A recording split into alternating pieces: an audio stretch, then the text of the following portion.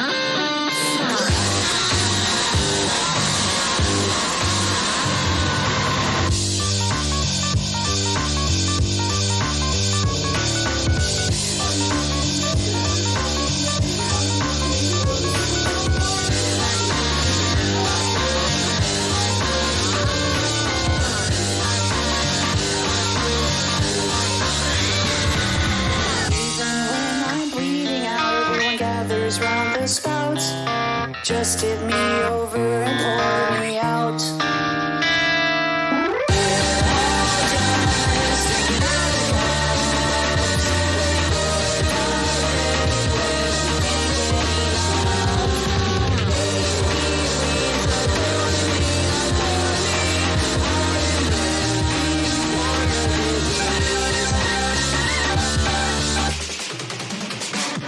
Drinking out of glass,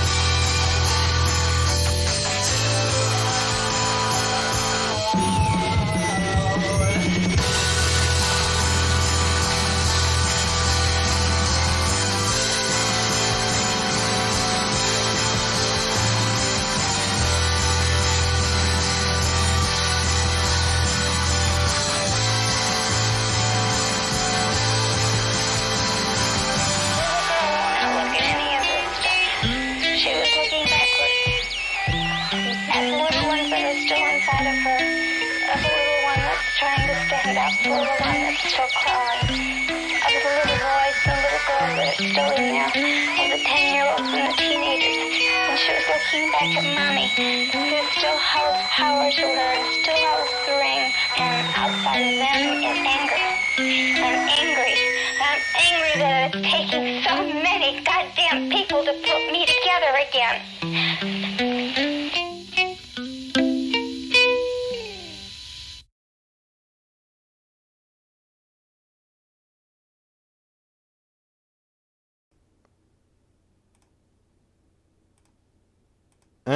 Okay. I was talking for a second there, but OBS wasn't right.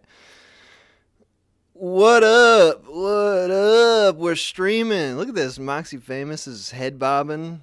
This is good. We're doing a stream today, call-in show.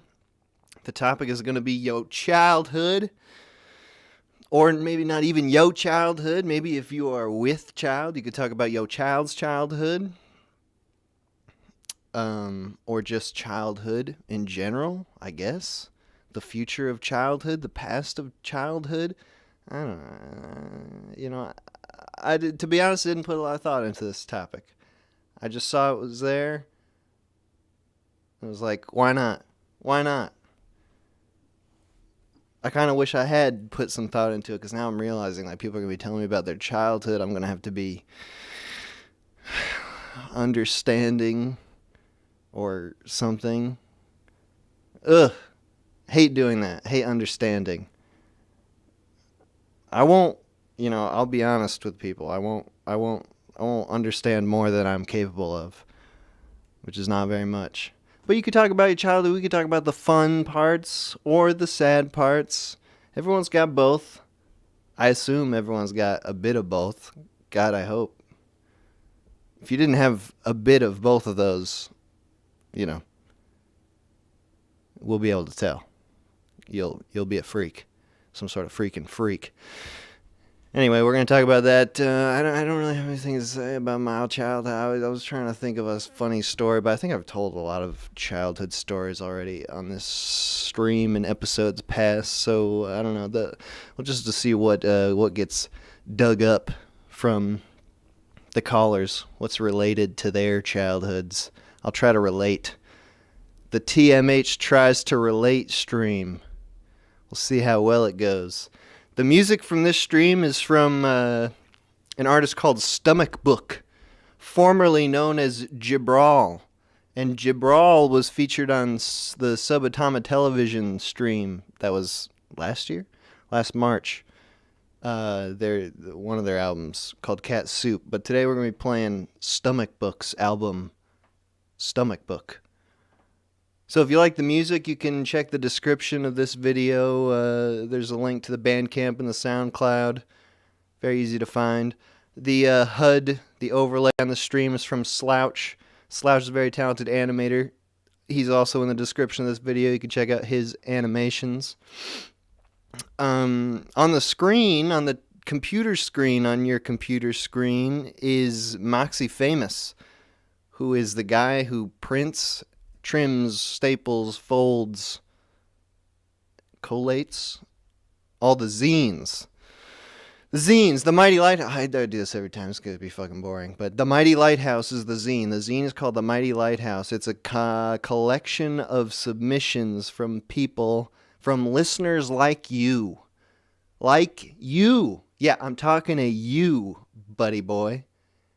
Anybody can submit to the zine, and in fact, it's usually we got this Discord server where a lot of the submissions happen.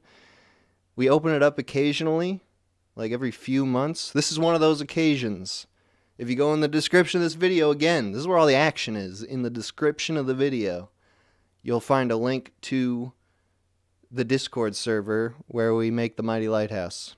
If you go to the Bullpen Zine or Bullpen Cigarette channels, you can submit writing and art to either of those projects, the zine and Signal Return. We just sent out 380 of Volume 3, Issue 9 of the zine There's still a handful left to send out. MoxieFamous printed 380 at first, and now he's working on getting the rest of them made, plus a few extras. You can still order this zine. That link, guess where it is? It's also in the video description. You can order a physical copy of this zine, and it looks very nice. MoxieFamous does a great job. You don't have to order it, though. It's not a requirement to read the zine. You can also go to theminutehour.com/zines, and you can read a PDF of any of the zines. All the past zines are up there. And this one will be up there. It'll be up at the end of the month. We like to get the physical versions out there first. And once everyone's got their physical edition, then we put the digital edition online. And that is, of course, totally free. And the physical copy is $5 plus shipping, which is like $1.20 or something for most people, and it's like $3 if you're way outside the country. If you're in Canada, it's not as much, but if you're way outside the country, if we got to cross an ocean to send the zine to you, it's gonna be like $2 more. Just not bad. It's all right. I don't set those prices. That's the USPS. Before we take calls, we're not taking calls at this moment, but we will be doing that very soon. I'm gonna see if I can contact MoxieFamous through this. Moxie, can you hear me? No. Oh wait, because he's not listening to this. Oh God. He'll hear me eventually. He's on a delay because he's listening to the stream. So we can watch him now. Moxie, you're saying something. I can't hear you. Who's Moxie talking to?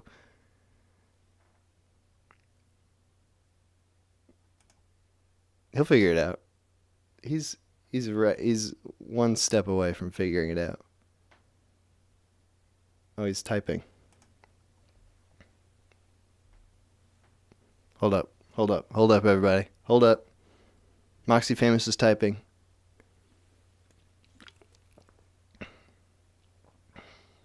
I'm gonna relay to you what he's typing right now in real time as soon as I see it. I'm in the boys' voice chat. So am I, bro. You're muted. I gotta type back. You're muted, bro. Double exclamation mark. Because this is urgent. Yeah. This is all going according to plan.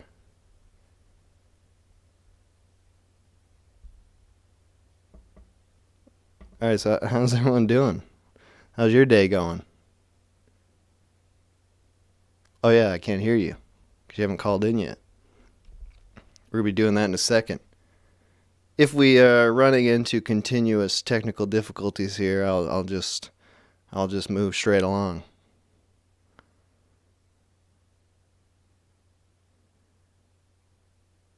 Moxie, you're still muted. Is it my fault? It's not my fault.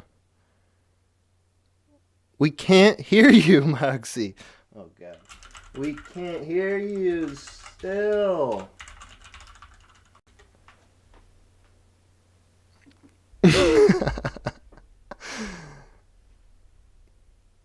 I'm loving this because it's usually my fault. Oh. But this is all Moxie's fault. Did I mute him? Oh, damn it. Did I mute him? Oh, muted by me. Oh, no, it was my fault. It was my fault. Okay, it was my fault. You were muted by me. I don't know. Actually, I don't know why that happened. I usually never mute you. All right, so that was my bad. I was just relishing that you screwed up a tech thing, and it was not true. It was me. I saw everything you were saying, but I could not hear it. So what do you got set up here, Moxie? What's this blue thing?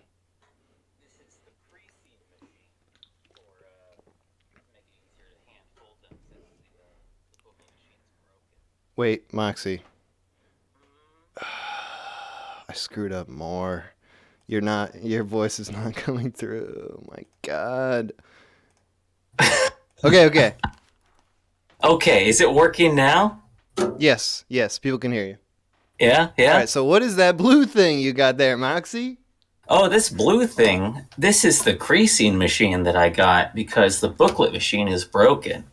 So now I can crease the pages so it's easier to hand fold them. We used to have a booklet machine? Yeah, we had a big fat hunk of shit. Actually, I wonder if I could roll it in. How old was that thing? I don't know how old that one was, but it's like a model from the 80s. They just never update anything. You know, like industrial machinery. But mine was probably at least 20-something years old. It was barely alive when I got it. And I had to drive over to like slightly north of Chicago to get it. Pick it up in person, bought on eBay. It was like 1,000-mile round trip. Jesus. My dad was visiting, so we just road tripped out there together. Left at Nice. 5 a.m. Got there in the afternoon and talked to the guy for a little bit, shot the shit, drove back home, got back at like 11 or 12 or what. It was a whole day-long endeavor. God. How many zines do we get out of that thing before it shit the bed? Oh, man. Well, let's see. I got it not too long after I moved here, I think. So, it lasts about 3 years. Yeah. And, Oh, that's not bad. you know, we got, probably 2,000 or 3,000 issues through it or something like that. So what does this creasing machine do in relation to the booklet machine? What did the booklet machine do? If the booklet machine was working all the time, which it didn't, you would put a stack of paper in there, it would staple it, and then it would go down to some rollers and come back up, which would fold it, and then it would go out. So it would just staple and fold it, basically. But then the stapler broke and I had to hand staple stuff anyways. So I was doing that, and then it's some other part of it stopped working, and I had to like open it up, and I was like clamping a paint stirring stick onto it to get the right balance to make this thing keep working because it was not working. And then now it's just, it'll do like 3 or 4 issues before like things start dying down. It won't kick out the zines. It's been on its last legs for the last couple of issues. So I thought need to find a different option. So I got this guy, and now every single sheet of paper gets put through, gets a crease down the middle, and then afterwards I collate everything, do the hand stapling like I used to do, and then it folds really nice by hand, really quick. And this thing also looks ancient. This looks like some sort of counting machine from the 50s. Yeah, it's just industrial shit. Always looks ancient. Mm-hmm. It's just metal. It's a motor turning a thing with some like wheels that are held on it. It's the simplest shit in the world. It's just got a really sturdy metal construction, so that can go through shit. And it went through shit getting here. It was broken when I bought it right out of the box. Had to fix it and do some upgrades, but hey, it's working. It was like $150. So now you've got 2 devices that do what the booklet machine used to do, because you also built like a little staple thing. Yeah. Where is that? Let me grab it. What do you call that? A jig? Oh, he's gone. Never mind. I knew the answer anyway. I was just saying, what do you call that? Give Moxie a chance to say something. Yeah, I've got a stapling jig I made. A jig? Jig.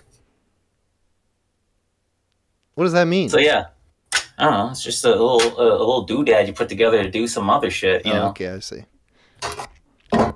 So it's got like a couple staplers. Like, is it glued or like how's it affixed to that wood? It's just in there in place. I can pull them out if I want, but it's like all the wood is like glued so that it really is just in place. Wow, that camera quality going through Jitsi is pretty choppy. It goes up and down. It's also comes and goes, huh? It's probably partially my terrible, terrible computer that can't handle running Discord and Ooh. OBS and the Is internet. another thing your fault here? Yeah. I mean, I didn't build the computer. I just bought it with my low amounts of money. Oh, yeah. Do you have a, Good what was job. your computer? Did you build a computer or did you, what's your deal? Yeah. Mine's like a Ryzen 7. I don't remember all the specs of it, but it's a decent one because I use it for like everything. You know, if you make a living from your computer, you better invest a little bit into it. That's good advice, but I don't make a living at all is the problem. I probably make less of a living than you do. Well, you're a hustler though. Like you sell stuff on eBay. Like Yeah. you would Blu-rays.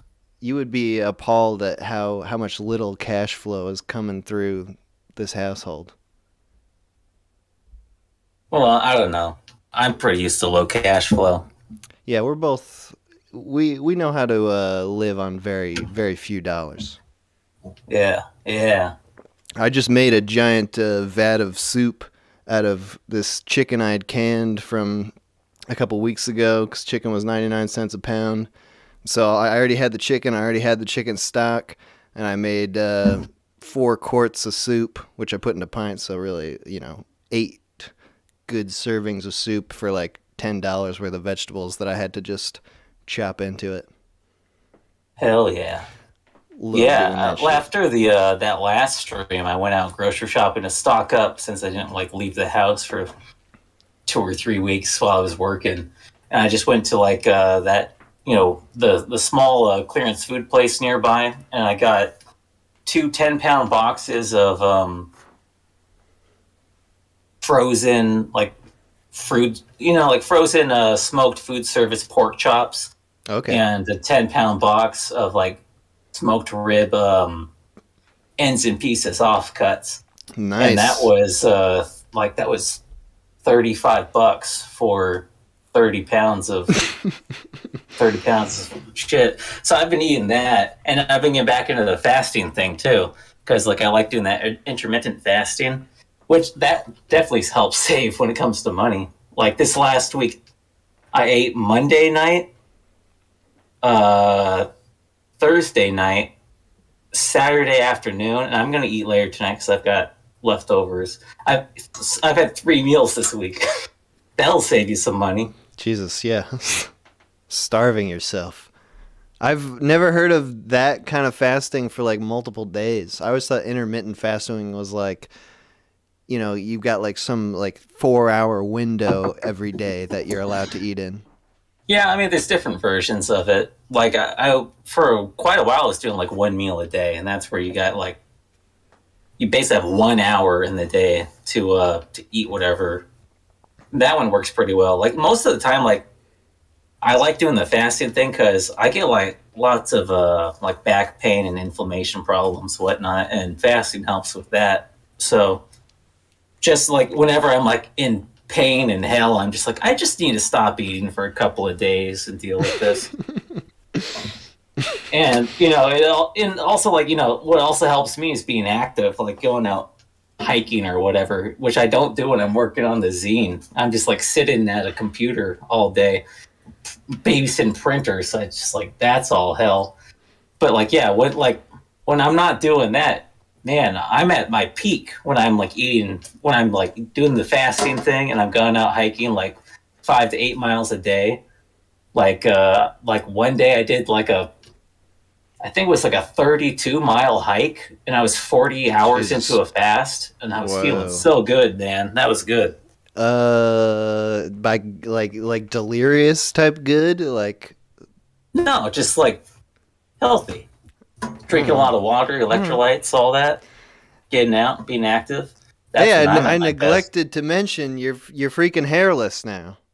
best. Oh yeah, I got rid of all that shit. The last I don't stream like you it. had a full beard and long flowing hair. Ah, yeah, that's true.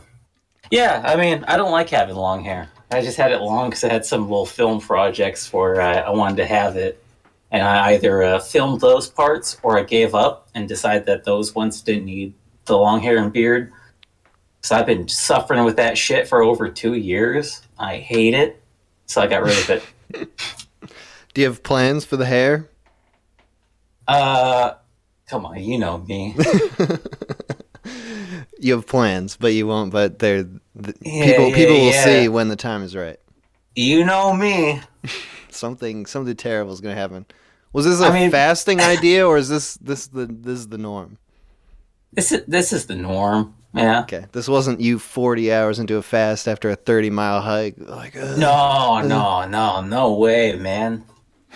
No way. I'm clear of mind in that when I'm in that state, man. All right, Moxie. We've been talking about food this whole time, but that was the topic of last stream. Oh yeah. The topic of this stream is childhood, which let's not get into yet. We'll do that with the boys. But what I wanted to talk with you about is you're going to be working on these extra zines of the last issue. We just sent out like pretty much everybody's zine last week. Most people in the U.S. should have it by now. But you're doing like some extras, some overflow, and also so people can order a few more. Yeah, we're aiming for 500, but I was only limited supplies, so I was only able to get like 375 out last time. Right. This time,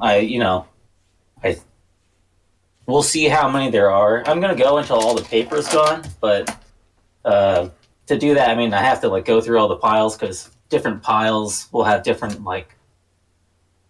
You can't really know anything until you actually put all the zines together because some piles. Like that page has way more jams or more misprints and just there's shit's like all over the place. So it's like you get it down enough and then you know how much to aim for and then you just finish it all off.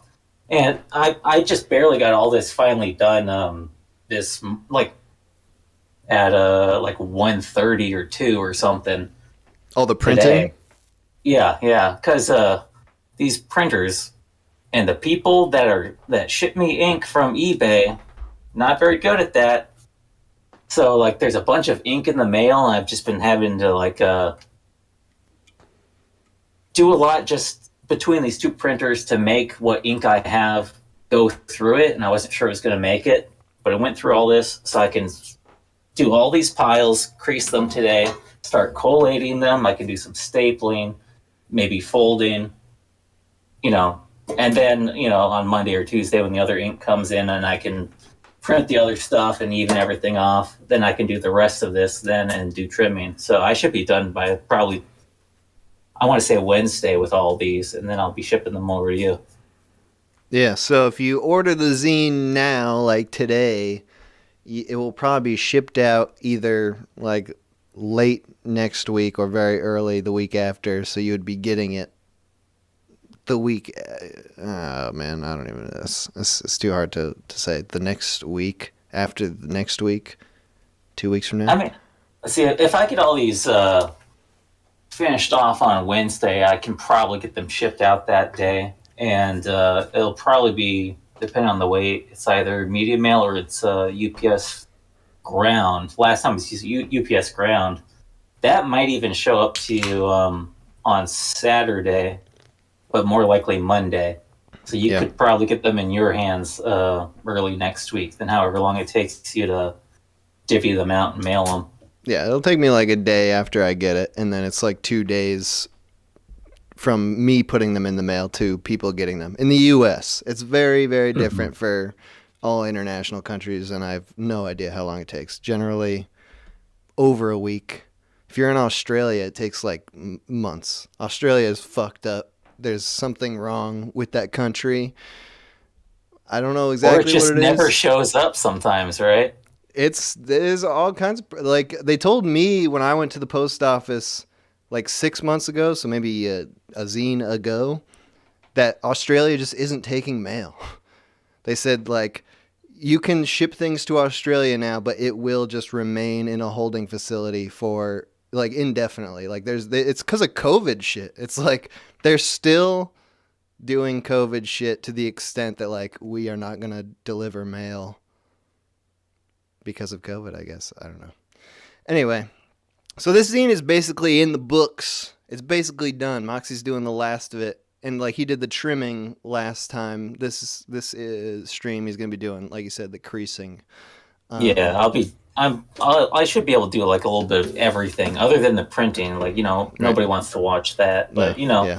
last time when I was doing the big fat stacks, those took like 40 minutes a stack to do the creasing on. These are probably half. So, 20 minutes a piece. I'll be through all this and I'll be hand collating and probably get to some stapling and some folding. You can see everything. And I'll probably change the camera angle once all that's going on so it's more visible.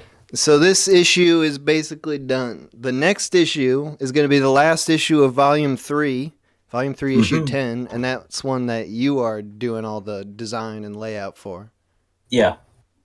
We've got an open Discord invite now to the Discord server where the majority of submissions come through. Did you want to give your prompt now? Yeah. I'm thinking on, just so people know, I'm thinking the theme on this final issue is going to be pro-smoking, pro-tobacco. And I suppose you could submit stuff about other vices as well, but, that's going to be my main focus, is making it very tobacco-friendly. And in the past, there have been themed issues of the zine, but we kind of figure it out after the submissions. This would be, I think this is the first time we're prompting. No, I think on the technology special, there's been a few where we have said beforehand, but most of the time it's figured out afterwards. But it's nice when you know what the theme's going to be to like focus and get ideas. So yeah, it's going to be pro tobacco, pro smoking. Go for it. Anything related to that, it's general enough to prompt that you could do a lot of things with that. Yeah, I think so. All right, cool, Moxie. I'm gonna start taking calls now, and then I'll come back to the boys after the first break. So I'll be talking to you then. Okay, yeah, I'm gonna grab another beer and then get going on this shit. All right, sounds good. Talk to you later. All right. Okay. I fucked up all that tech in the beginning. Good start. Okay. We're going to start the calls now. Let me go, man. Where's all the shit? Okay. I just turned off Do Not Disturb mode on the number. The number is 518-288-7938. Excuse me. You can call in and talk to me about childhood. We haven't even mentioned childhood. Okay, wait. We got a call. Call from East Sweezy. East Sweezy. Hey, it's Mr. The Minute Hour. What do you know? What's going on, brother? Oh, hi shit. Sorry, what? High as shit. Oh, you're high as shit. You're smoking? Yeah, on that good marijuana. Oh my God. Where are you? What's your location? What's your coordinates? I've got Washington, D.C. All right. That's not specific enough. I was going to forward it to the FBI. Oh, I can visit them. I can just walk to the White House. I can go say hi to Biden. Bro, you ever smoke a big bowl and go up to the White House and have a good think? I think I might get tackled by Secret Service if I do that.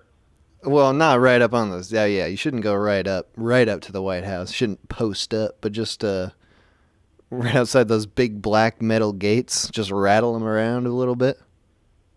You can't let me in. I'm just going to smoke a joint out here. All right, East Sweezy. The topic today is childhood. What was your childhood like? Oh, same as today. Very, very stoned. I was high since I was a young lad. How young?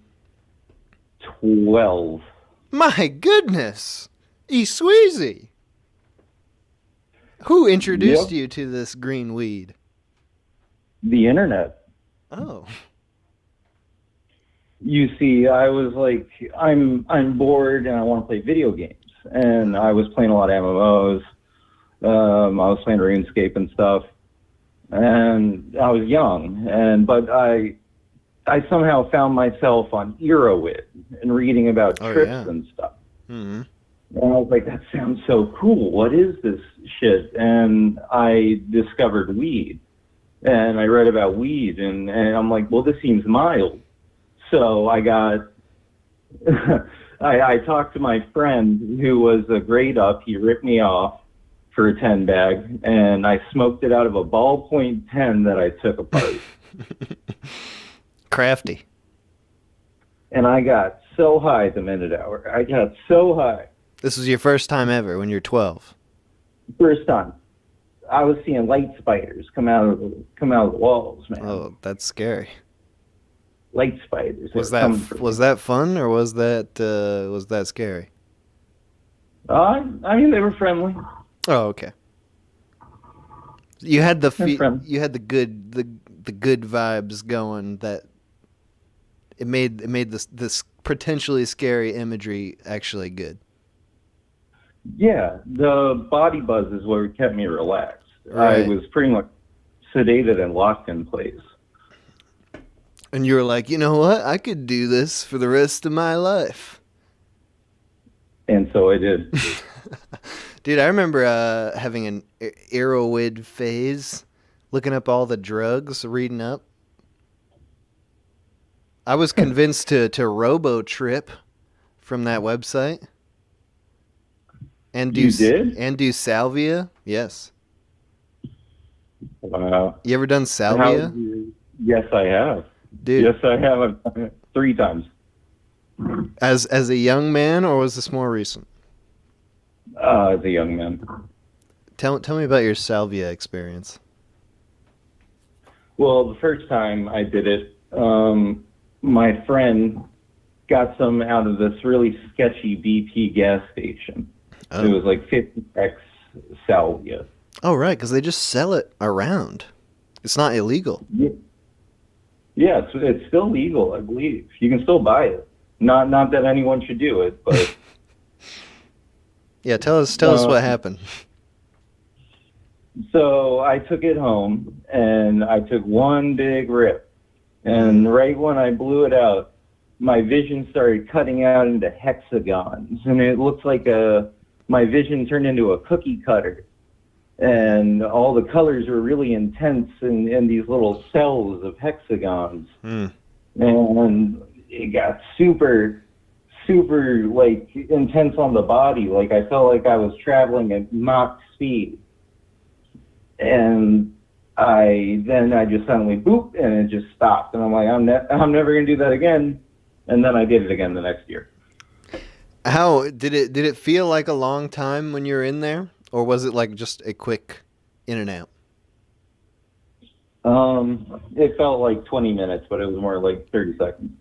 Oh, yeah. It's my theory that, and this is based on the educational information at Erowid.net or whatever the hell it was. I haven't been on there in a while. Is that salvia doesn't have the euphoria side effect. Really, an important side effect when taking any drugs is that it comes with some prepackaged euphoria, because that's like what makes it all okay. Is like, I'm seeing crazy shit, but I feel really great, and it's like, oh, cool, light spiders coming out of the walls. That's pretty cool. But salvia is just gives you the most crazy visual hallucinations imaginable with no euphoria. And it's just terrifying. It's like you've gone straight to hell and you're going to be doomed to be there for the rest of your life. It's like an intense psychedelic trip, something like shrooms, but times 6,000 and shortened into like a 30-second window. Yeah, it's too much. You get up there too quick. The reason it's legal is because, yeah, it can do like crazy mental harm, but like it's not going to do anything to you physically. You're not going to get addicted to it, like heroin or meth or something. But you watch those videos of people taking salvia on YouTube. Those are allowed still. And, they get up and start, like, sprinting somewhere. That can't be safe. You ever see Miley Cyrus do it? No. I think it was Miley Cyrus that took a big old bong rip of it. And start freaking out? She just started, like, laughing, and I think she, like, rolled on the floor or something.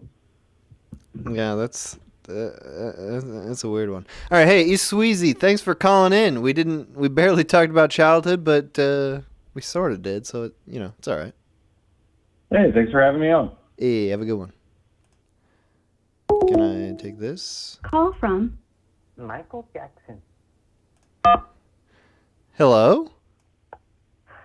Hey, what you doing? I'm sorry, what? Hey, what you doing talking about childhood? Some people don't have childhood. What do you mean? Was this Michael Jackson? Is that the name that came through? Yes. This is the ghost of Michael Jackson? No, I'm not a ghost. I faked my death. You what? I faked my death. Oh, you faked your death. Why? To escape the media? Because people were saying I was, like, molesting children, but really I was just, like, thinking about it.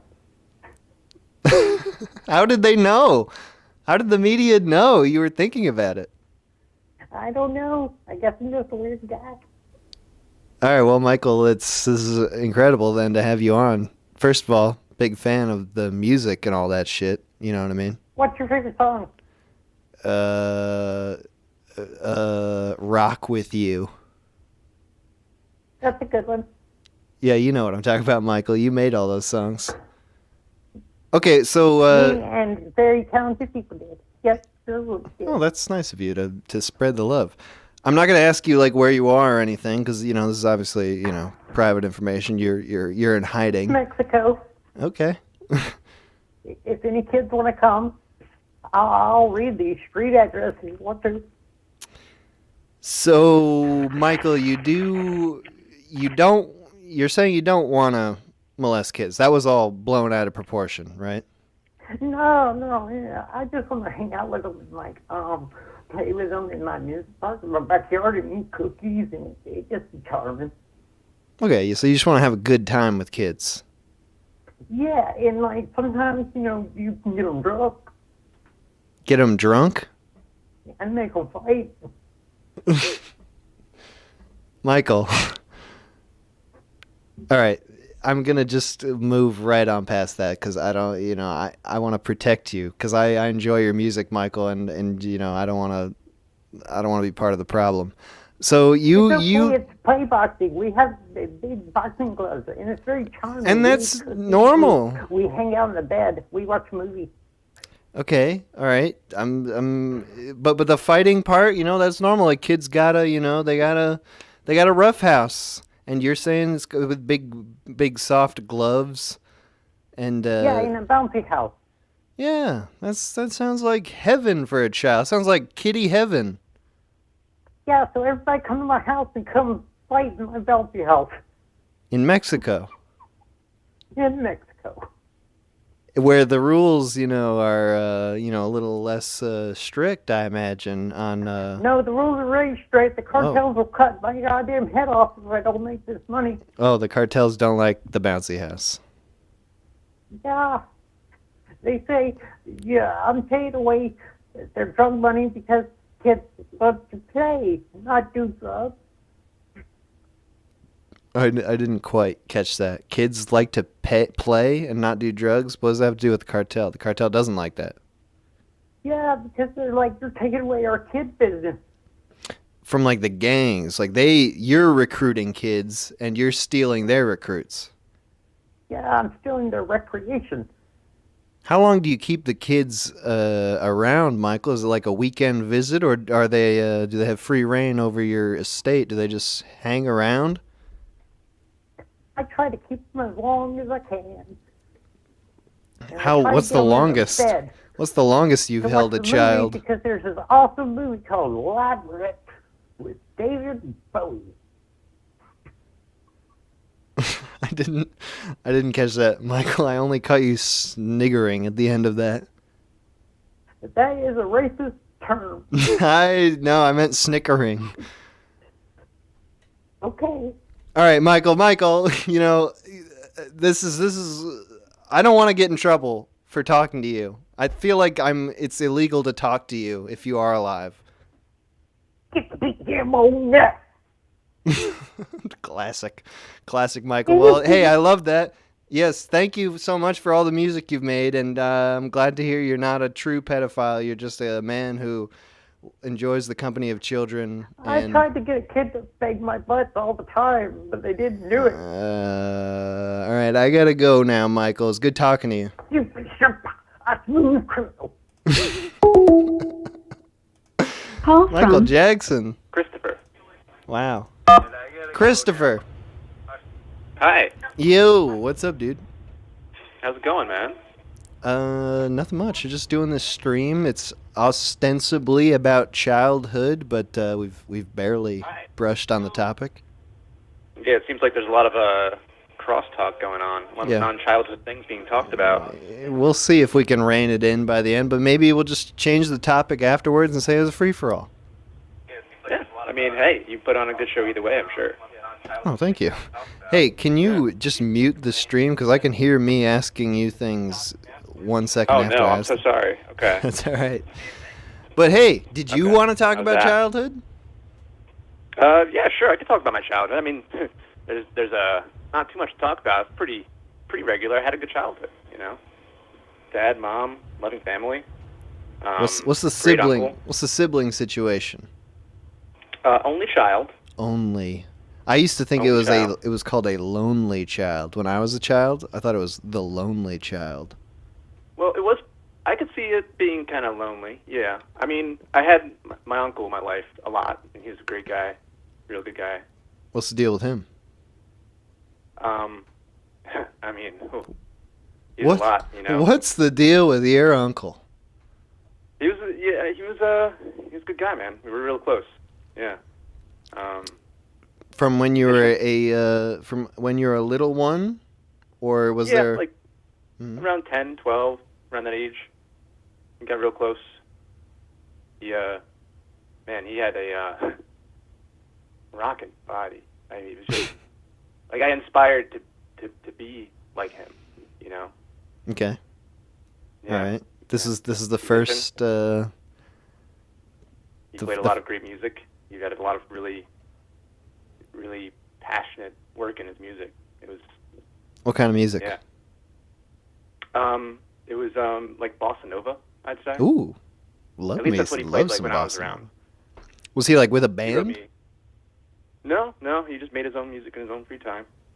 Wrote me some songs. That was nice of him. That's pretty cool. Yeah. You know, I'm an uncle now. I'm an uncle to like something like 8 or 9 nieces and nephews. Different children? Yeah, all kinds of children. What are your siblings getting up to, man? Dude, they're boning like They're crazy. Real rocking the bed, yeah, damn. It's wild. It's wild. It's a wild and crazy ride. I think they're all mostly done. Do you ever think about that? Like, not in a weird way, but like... My siblings having sex with their spouses? Yeah. But like, not in a weird way, you know, like... I've thought about it once or twice. Yeah, you know, like, it's kind of like weird to think about, you know? And it's like, hey, what are they doing? Oh yeah, I can picture that. You know, you just wonder. You just you wonder what is their sex like? How do they do it? I thought about it a few times, my uncle, and I didn't. You thought about your uncle having sex with people?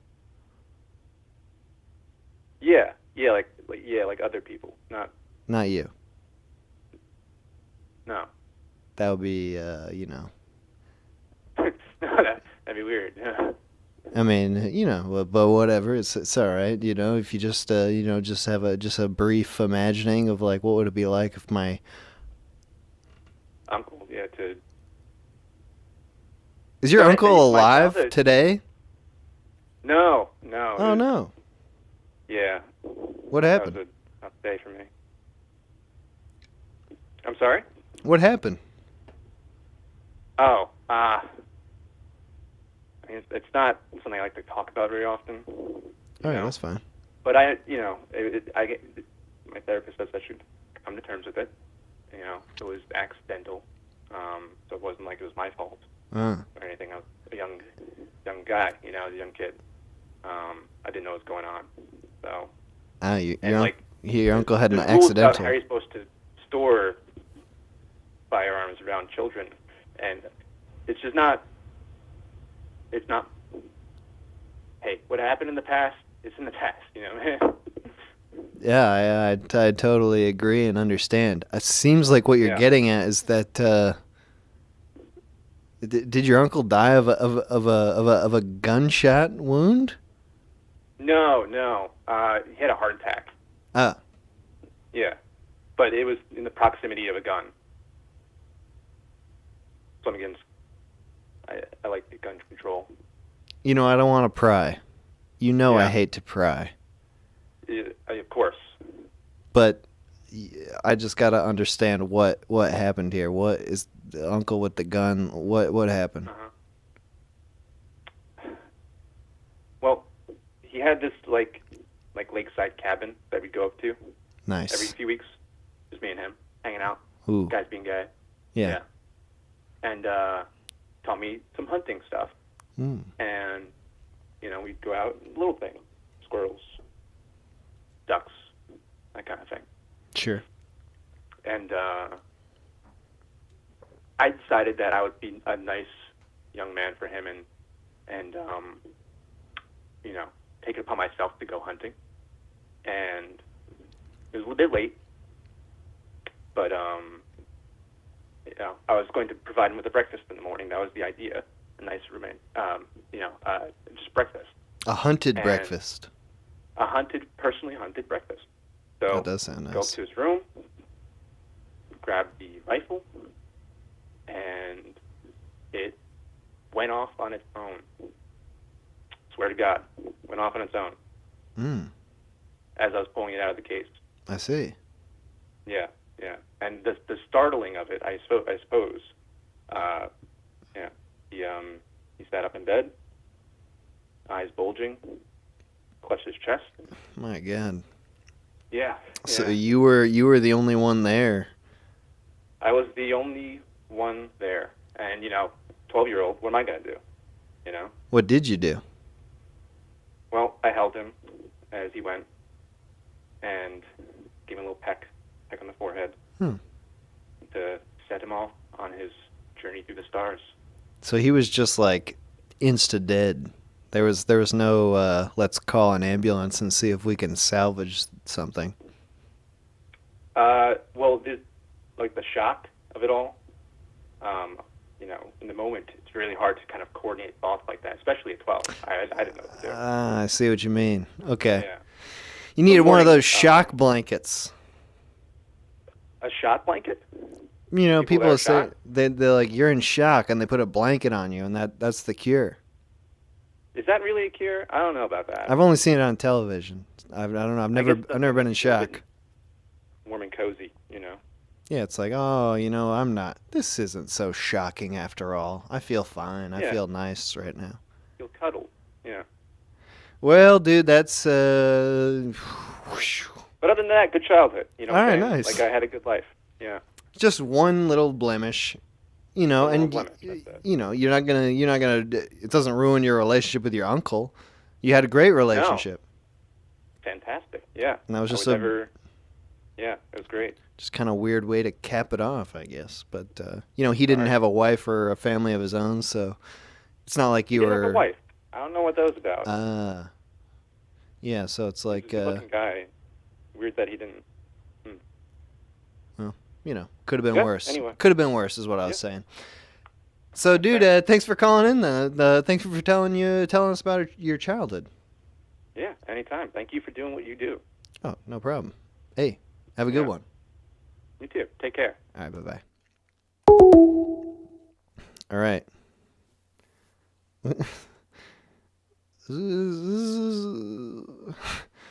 2 out of 3 of these call-ins, I'm calling it, they're jokers. Just jokers having a good time. You know, I thought for a second that was the real Michael Jackson, but I think, you know, I don't... Call from Michael. Uh-oh. Different Michael. Michael! Yo, what's up? How you doing, bro? Oh, I'm doing good. How about you? I'm great. We're supposed to be doing a call-in show about childhood today. What do you think about that? I got a lot of stuff in my childhood I'd like to talk about. Oh, yeah? Let's start with one thing. Okay. Whatever one you want. Anything that I want? Yeah. I mean, I don't know where to start. Okay, so from a really young age, my parents wanted me to be in like they're kind of like, you know, footsteps. They wanted me to be an anthropologist. Your parents are both really? Anthropologists. Yes, they're both anthropologists. They work at the San Diego University. It's kind of fucking crazy, like state university there. Could you quickly tell me what that means? What is that? What is anthropology? What does an anthropologist do? Is it like an archaeologist? Yeah, kind of like that. I've been with them. They took me on their fucking like trips down to South America and shit, like tons of times, like fucking down to like Peru and like in the Yucatan and shit. It was pretty weird. Yeah. So you're traveling a lot when you were a kid. Yeah, dude, it was fucking crazy. You should have seen like the amount of bills we racked up. I don't even know how they paid for it.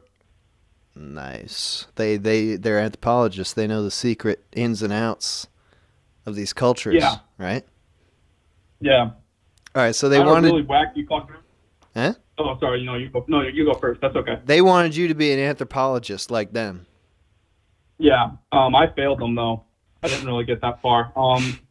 We were at a dig site. I think, I don't know, they told me it was fucking Tikal or some shit. I was like, I don't know, maybe like 5 miles out. And I was with them and I fucking broke some shit. And some anthropology shit? Yeah, it was like a fucking Mayan mural or something. They told me to hold on to it. I was 16 at the time. Oh, God. And from what I understand now as a 25-year-old man is that those murals aren't very common. So when I broke that, I kind of ruined everything between me and my parents. What happened? What happened with the mural that broke it? Can I tell you the truth? I was pretty high. I was, you know, how stupid fucking kids are. I was baked out of my fucking mind, and they told me to hold it, and I was trying to like hold it up to the sun. I couldn't see because of all the fucking trees that were covering it, and I fucking dropped it on a rock, and it fucking split in two. Oh, mama. Dude, the university was pissed. They fired my dad. Oh, my God. Over it. Yeah, I know. It's pretty fucked up. Wow. After that, he started drinking, kicked me out of the house, told me he was working there for about like 20 years, and he got fired over that. I felt pretty, I don't know, my mom fucking hated me for it, man. Wow. I'm living in fucking Wyoming now. I'm nowhere near that shit. So you keep me away from fucking Smithsonian. I'll probably break a fucking statue or something. So your parents wanted you to be an anthropologist, then you destroyed their careers. Yeah, I you should see my mom now. She's a fucking wreck. Oh my God. Because of this one incident? Yeah. Wow. They okay, so because I was like, you know, being young, I was a stupid fucking kid. I was like dealing drugs out of the house. The police raided the house. That didn't really look good at the university. My mom lost her job too because of that. Oh my God. Dude. Yeah, I ruined everything, dude. They still pay for shit for me though. They still feel bad, so. Well, that's pretty good. You know, I don't work. I live in a trailer. You don't work? So, no, you should. Man, I got a ton of their shit in my trailer. That's what I furnish it. People come over to the people who I work with in this fucking like cement paving company. They don't know shit about this. I show them this fucking like headstone, like head sculpture thing, and they're like, "What the fuck is that?" I just took it from my parents' house. And they're both alive now. Are they just? Yeah, they're both alive. What are they doing now? think my dad's working as like a truck driver in Michigan or some shit. My mom's, I think she's like tutoring at like a college in Washington or some shit.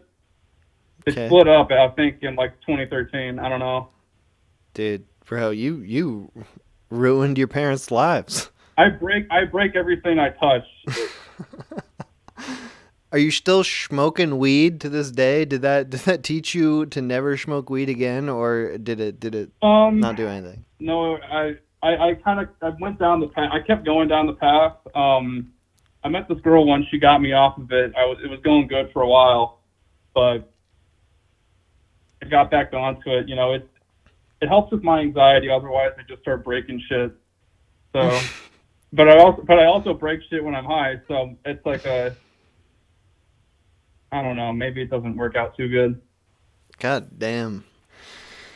You know, usually, yeah, when people talk about like their childhood, they talk about like things that their family did to them and how it fucked them up. So I appreciate. Well, no, I did a lot of shit to them.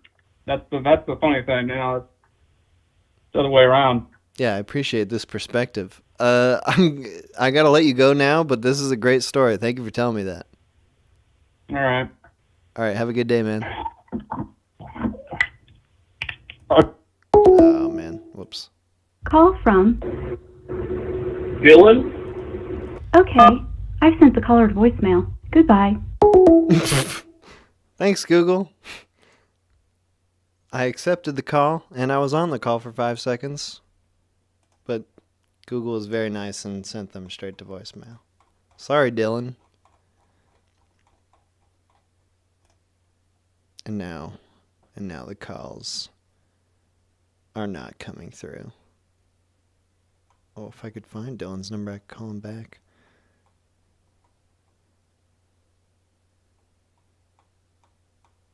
Oh, god damn it. Is this guy? Is this Dylan? No, it's the guy I called earlier. Alright, let's just call someone from this list. How about this guy?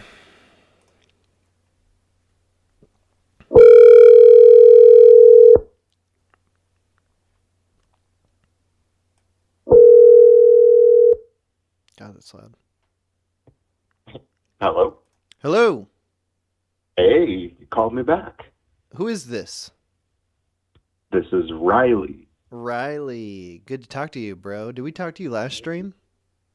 Yes, you did. And let me even quickly check if I'm calling you. Eh? I think it's all good, yeah. Yeah. How's it going, Riley? It is going good, yeah. How are you this fine day? Good. We're talking about childhoods today. Yes. We've gotten a couple of strange stories so far, and one real one. Would you like to tell us a real story or a fake story about your childhood?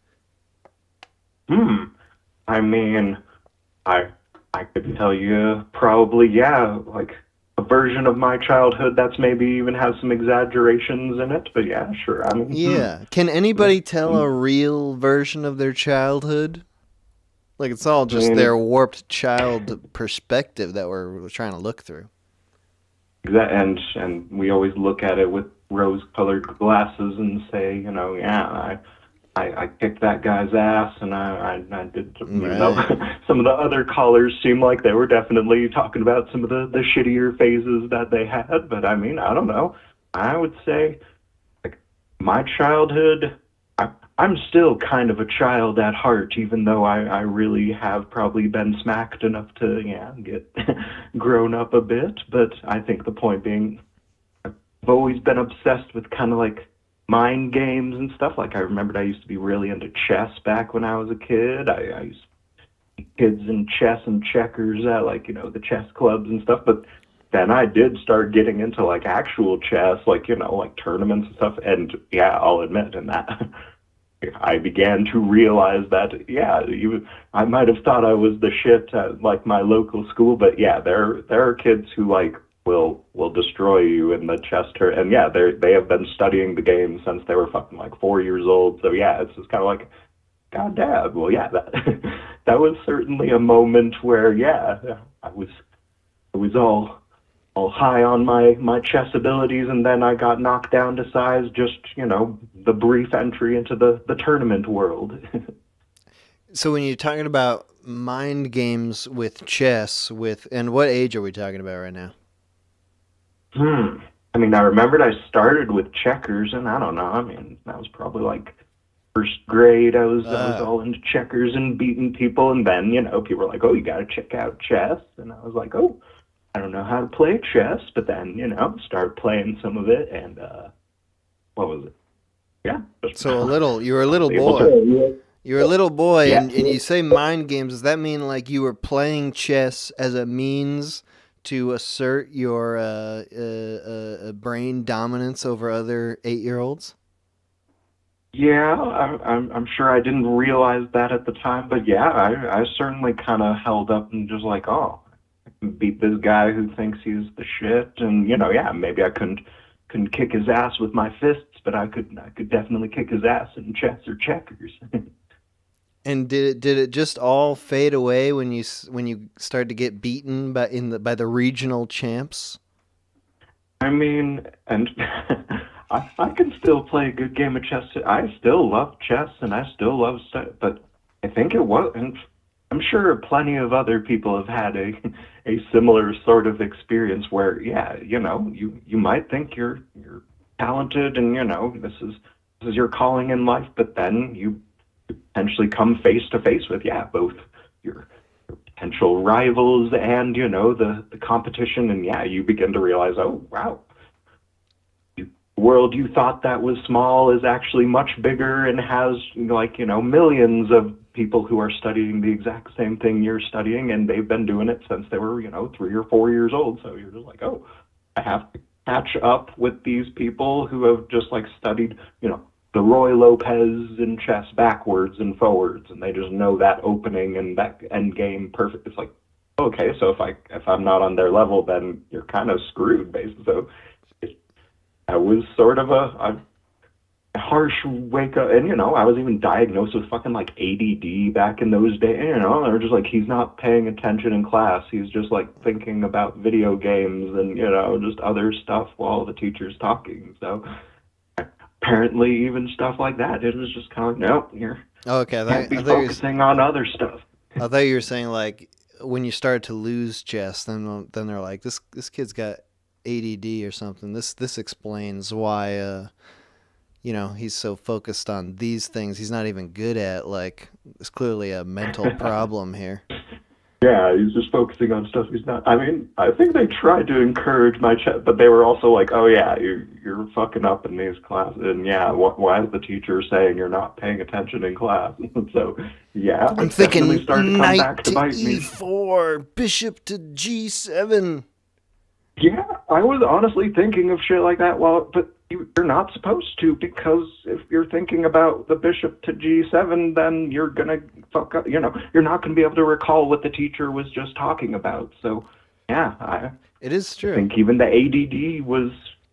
I almost don't even I'll just be weird and say I don't see ADD as a problem if you're actually I was fucking up in some of these classes, but I mean the point being is, as long as you're focused on the things you're passionate about, I would say, ADD shouldn't even be viewed as the colossal shit that it is in our society. I don't know. It's just, I don't see it as a problem. I mean, it's it seems like the normal reaction for a child who's had 4 or 5 years of freedom, where they're just allowed to play and stuff, and then all of a sudden they have to go to school for 8 hours a day and just sit in a room and learn boring shit that they don't care anything about. The normal reaction is for a kid to be like, I hate this. I would rather be doing the things I want to do. But exactly. And there were people, my age who were like, oh, they're in this fancy chess club and they tour, they go around the world playing chess and shit. And I was like, that's fucking awesome. Sounds pretty fucking good to me. Yeah. Sorry, I didn't catch what you said. I said no. I was just, that sounds pretty freaking good for a kid who loves chess. I could just travel the world and play chess. I wouldn't have to go to school. Yeah. And probably get paid to do it and get, fancy sponsors, yeah, I was hearing all that in one ear, and then also kind of like, oh, you need to shut up and focus and not dream so much, basically. Yeah. They need school. They need school for sorry. Just they need school for like the dumbest kids. I always noticed that the dumbest kids I ever knew were really good at school. Because, like, it's just like, this person's telling me exactly what to do. And then I don't even have to think about it. I just have to do what they say. And I get 100. And as long as I do it every single day. So it's like, they need school for those people. Because those people got nothing going for them. But for people who actually have interests, they need something else. I mean, there were even, I'll use a funny anecdote of what you were kind of just saying, that there were definitely kids I knew who got, like straight A or, did really good in school, but, they were like good at drawing outside school, but they never did shit with their drawing, or they never, like, they're just like, yeah, I'm good at drawing, I'm get good grades in school, but they did not get careers doing anything creative, or they're now like probably real estate agents, and, I'm sure there's some creativity in that, but like, why is it that these people who even I saw at like a young age, like, oh yeah, these guys are pretty good at drawing, like they were even drawing their own kind of zines and, comics and shit, but no, they didn't do anything with that. So I was kind of like, maybe they should have been dreaming more and not focusing in class if they wanted to develop that into the zines that you make and stuff like that. Exactly. That's what we are promoting on the stream. Don't do school. Don't listen to anybody. Just do whatever thing you want, except video games. You're saying don't do video games? Yeah, because people just every single person who plays video games has some sort of dream of like, I could be a streamer because I'm so good at video games, but like we don't need more of that. We've got plenty I would of that. definitely say the stuff today. I would tell them to stay with. But yeah, the old school video game. There was a time when I would say exactly. All right, good. Hey man, thank you for calling in. It's good talking to you. Yeah, very good talking to you. Yeah, see you. All right, bye. Okay, I'm gonna do one more here, and then I must go to the bathroom. This is how the show works. Got to go to the bathroom very often. I'm drinking a lot of liquids. That's all there is to it. I'm sorry, okay? Remember in school when you had to ask to go to the bathroom? God, I hated being a kid so much. There are good things about childhood, obviously, but having no control over your life is not that great, really. Especially when you have to ask to go to the bathroom. Can I go to the bathroom? Excuse me? Can I go to the bathroom? I have to pee. Wait, no. The answer is no. You have to take this test first. But I have to pee. All right, anyway. The calls aren't coming through, so I'm going to keep calling people.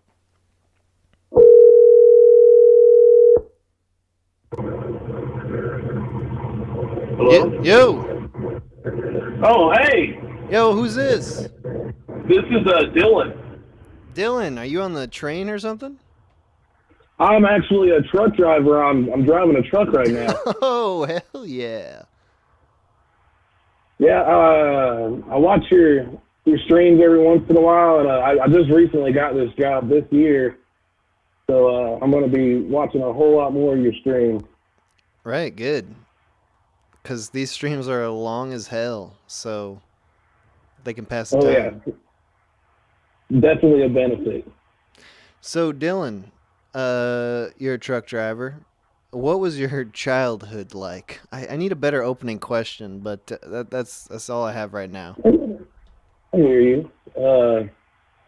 My childhood, I grew up with a loving father, a loving mother, but there was obviously stuff that I didn't realize when I was a kid happening that caused them to split up.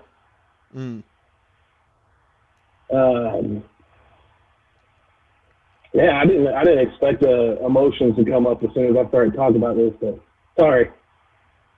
Hey, let me lighten it a bit by making a joke at your expense. No, but when I was a kid, there was this group in school called the Banana Splits. Do you ever have anything like that at your school? Oh man. So one of my friends growing up, he ended up being my friend around middle school. His name was Colby. He's still one of my best friends. Helped me out through the becoming of age kind of deal, out of the childhood phase into the adult phase. Yeah. He had a gang called the Leather Belt. What was it? The Leather Belt Gang. That's what they were called. The Leather Boat Gang? The Leather Belt. Oh, Leather Belt. Okay, that makes more sense. I have no clue. It shows a leather belt, but one of them ended up getting a tattoo on his leg. LBG right on his leg. I thought that was pretty silly. I had no idea why they had it, and every time they brought it up, all they could do was just laugh. Just a little inter-school skater kind of gang thing. So you were brought up adjacent to a gang with your friends. It was in Lower Alabama. I don't know if you know where Foley is in Alabama. It's right next to Mobile, the capital. Okay. So really weird intertangle of suburban and country kids. Say that again. Bourbon and what? Suburban and country kids. Okay. So being a skateboarder punk was kind of this offshoot in my school. Really didn't have that many people into it. So what was that? What was that like? What did the Leather Belt Boys do? Were they just a play gang, or did they patrol the streets?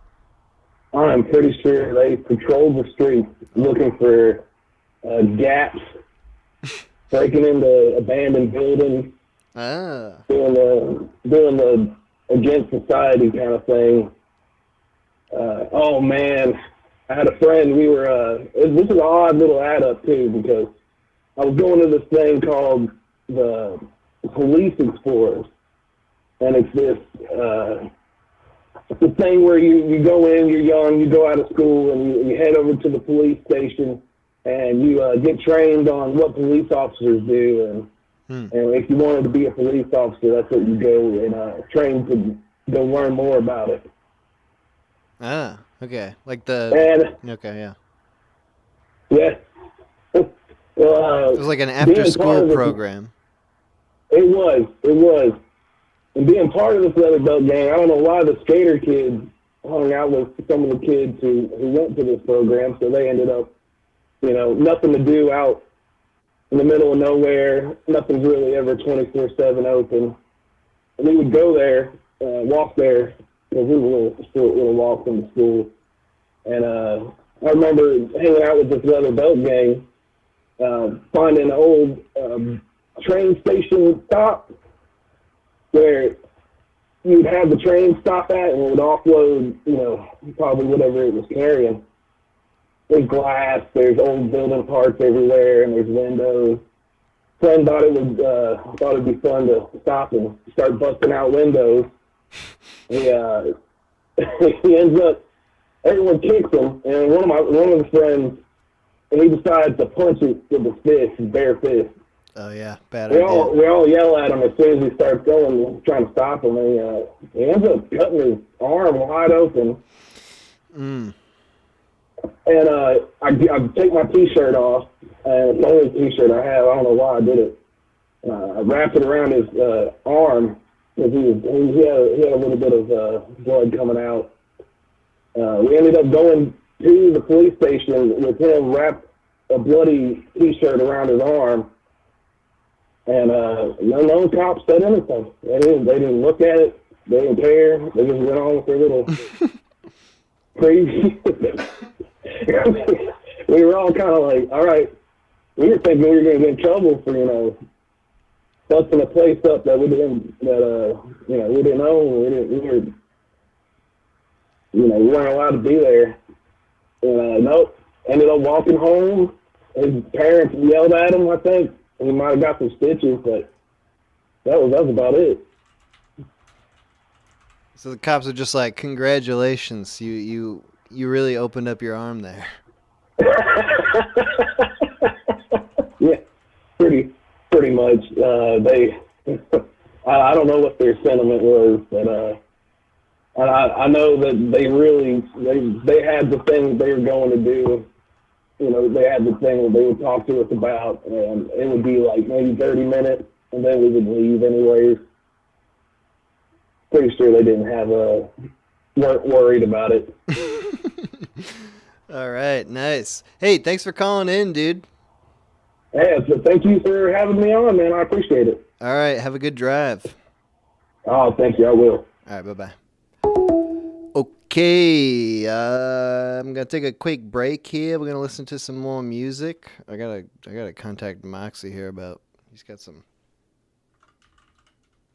He's streaming off one of his like 13 Blackberries, so there's some sort of issue.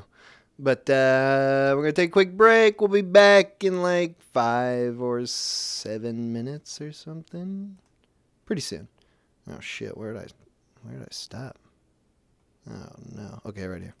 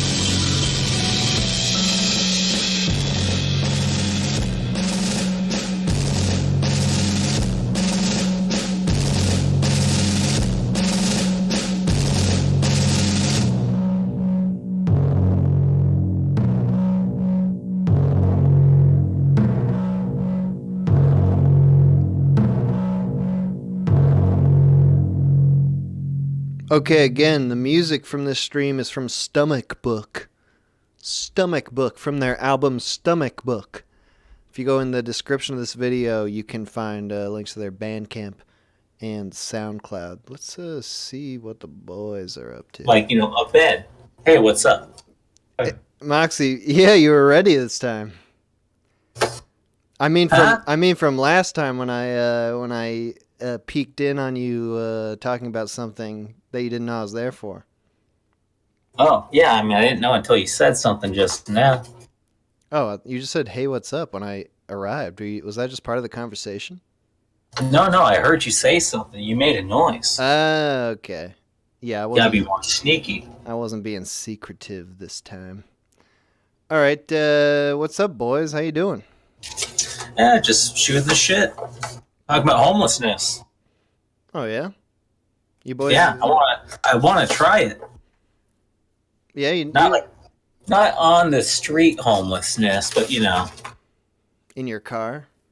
Yeah, because I was saying, like when this house here that I'm in gets sold in like April or whatever, where am I gonna go? I've got options, but I was thinking, hey, I should just rent an office space where I can put all this shit, and just somewhere near to like a rest area, and I can just drive for like 10 minutes to a rest area every night and sleep in my car.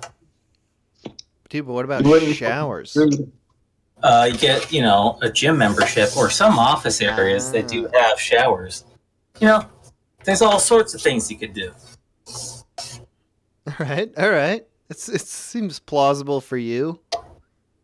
Yeah, not for most people. I could do it.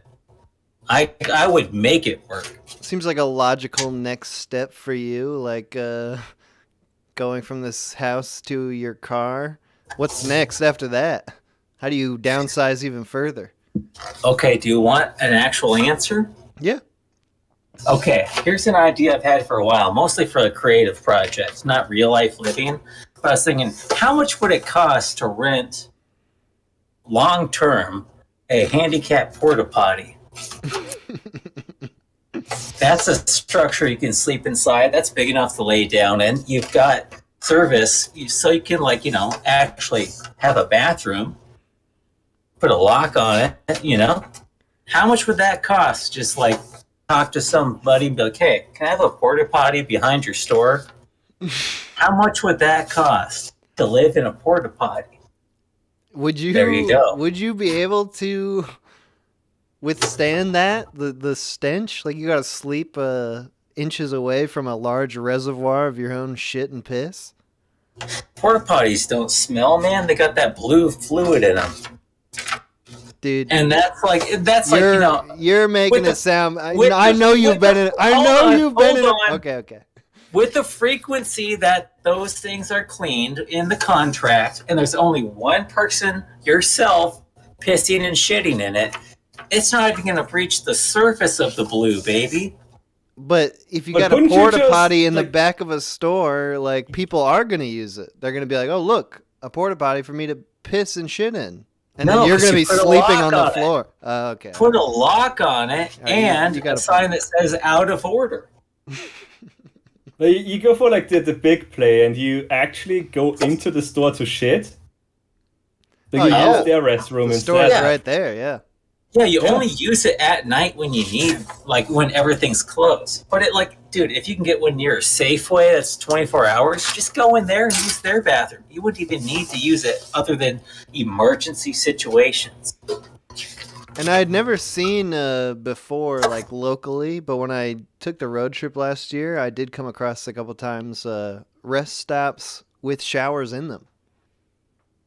Really? There were a couple around where you are, actually. When I was getting more into the Midwest, I slept outside in my car in a gas station, and when I went in there in the morning, I noticed that there was a dark back hallway that you could pay $1 or something and get a shower. Hey, hot damn. Nice. Yeah, so you just gotta scout out the right location, and this is totally plausible. Yeah, it's so cheap to be homeless, oddly enough. That must be why they're doing it, those homeless. Yeah, it's probably a really good life decision at the moment. This is where we're at, Moxie. But if you're okay, wait. So you'll have an office space to print the zine in.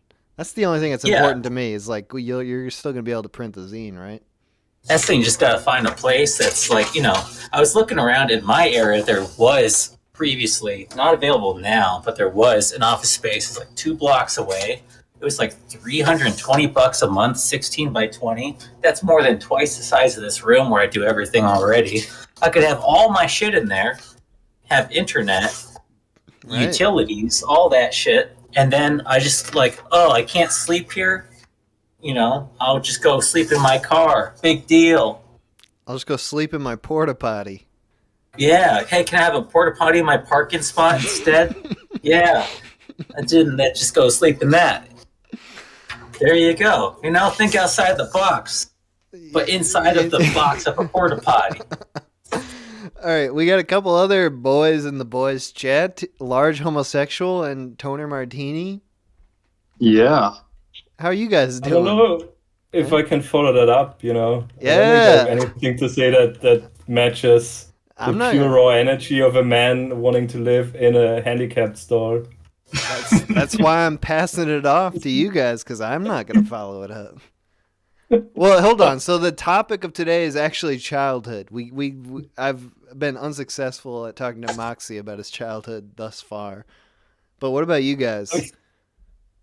I actually want to know about Moxie's childhood to find out what happened to this man. You ask him a question then. Okay. How did you end up with wanting to live in tiny cramped spaces?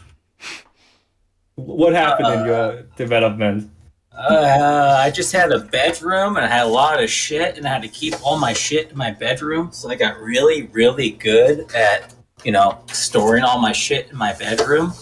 I had shelves and stuff you couldn't even see my walls. It was covered in shelves and cabinets and stuff. And I got used to that. Also, when I was a kid, I was on the top bunk of a bunk bed without any railings on it, and I rolled off a couple of times and it hit my head on a rock I had on my desk. So I learned not to roll in my sleep. So now that's with my loft bed. That's why it's so narrow, because I don't roll over in my sleep. I don't fall off. I don't need it. So the lesson of that story is you learn not to fall off your bed. It's not that you got a traumatic brain injury that causes you to crave living in small spaces like a porta potty.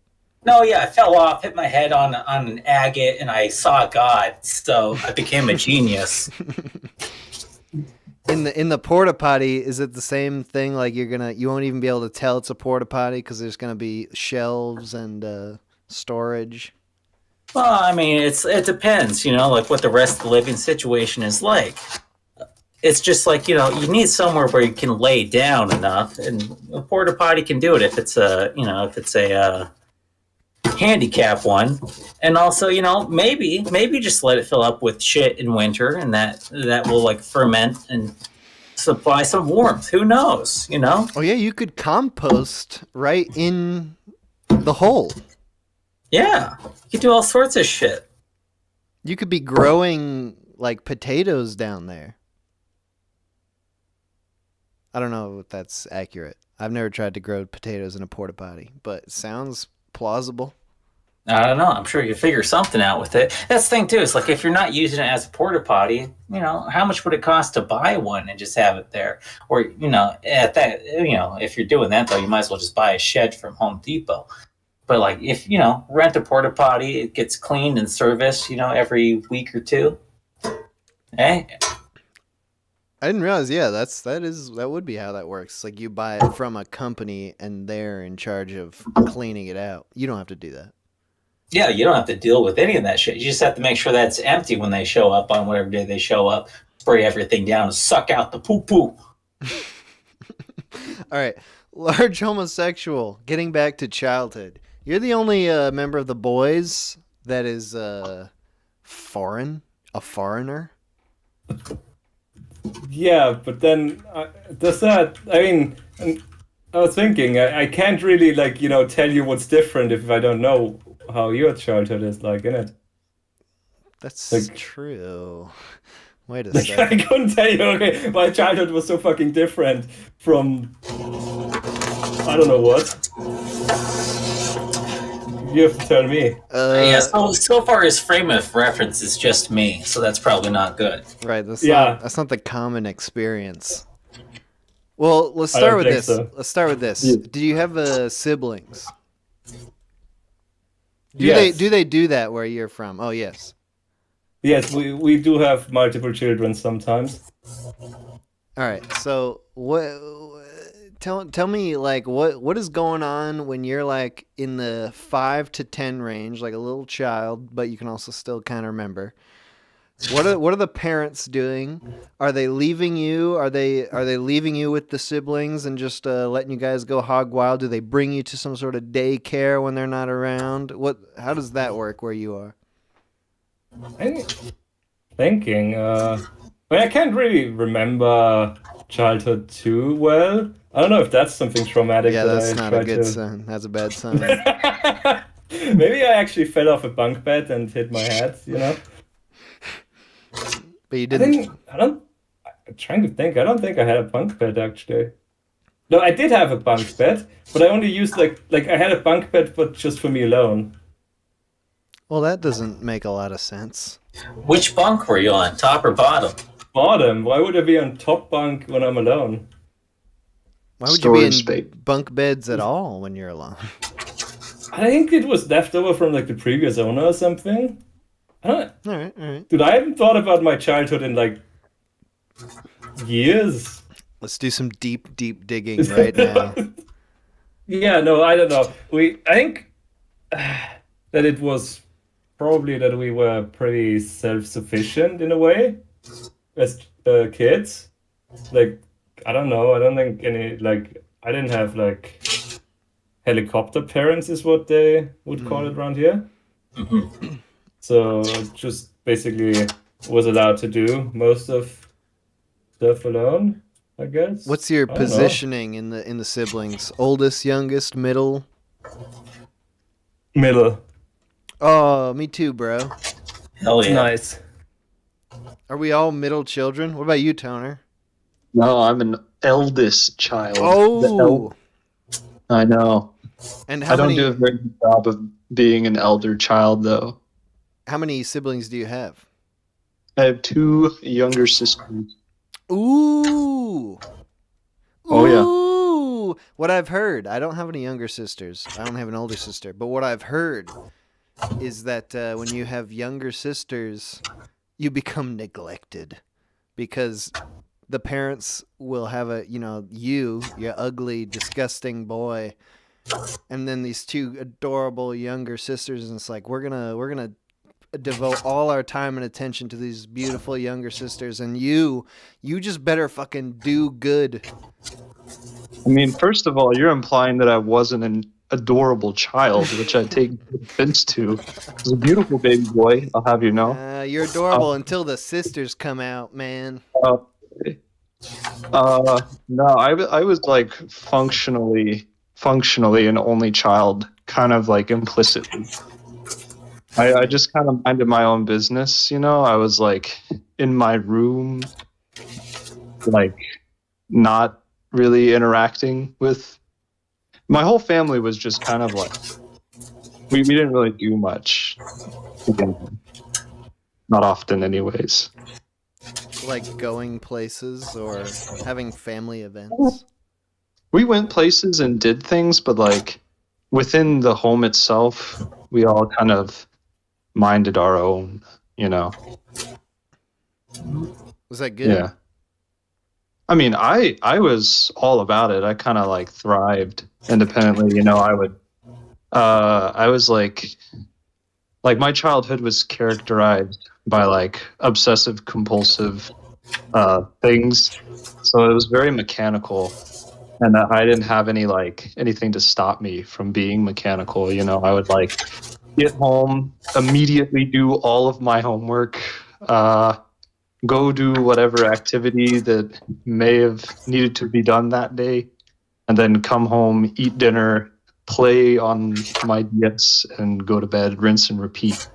It's kind of the general layout of my childhood, but it is flavored with a little bit more, I guess, heartwarming things. I think there have been like a lot of callers that have like brought up childhood trauma, and I could like talk about like Catholic guilt and stuff, but I want to like paint a picture of a beautiful, picturesque, semi-urban Kentuckian childhood. Does that sound like a good experience? Do you like that? Yeah, so you grew up in Kentucky. You said you had a Catholic upbringing. I do. Did it was, you? Yeah, go on. I was gonna say German Catholic. Did you guys? And this is for all you boys, but starting with Toner, did you meet up with your extended family a lot, or is it a lot of just your main unit? Oh yeah, I met up with my extended family a good bit.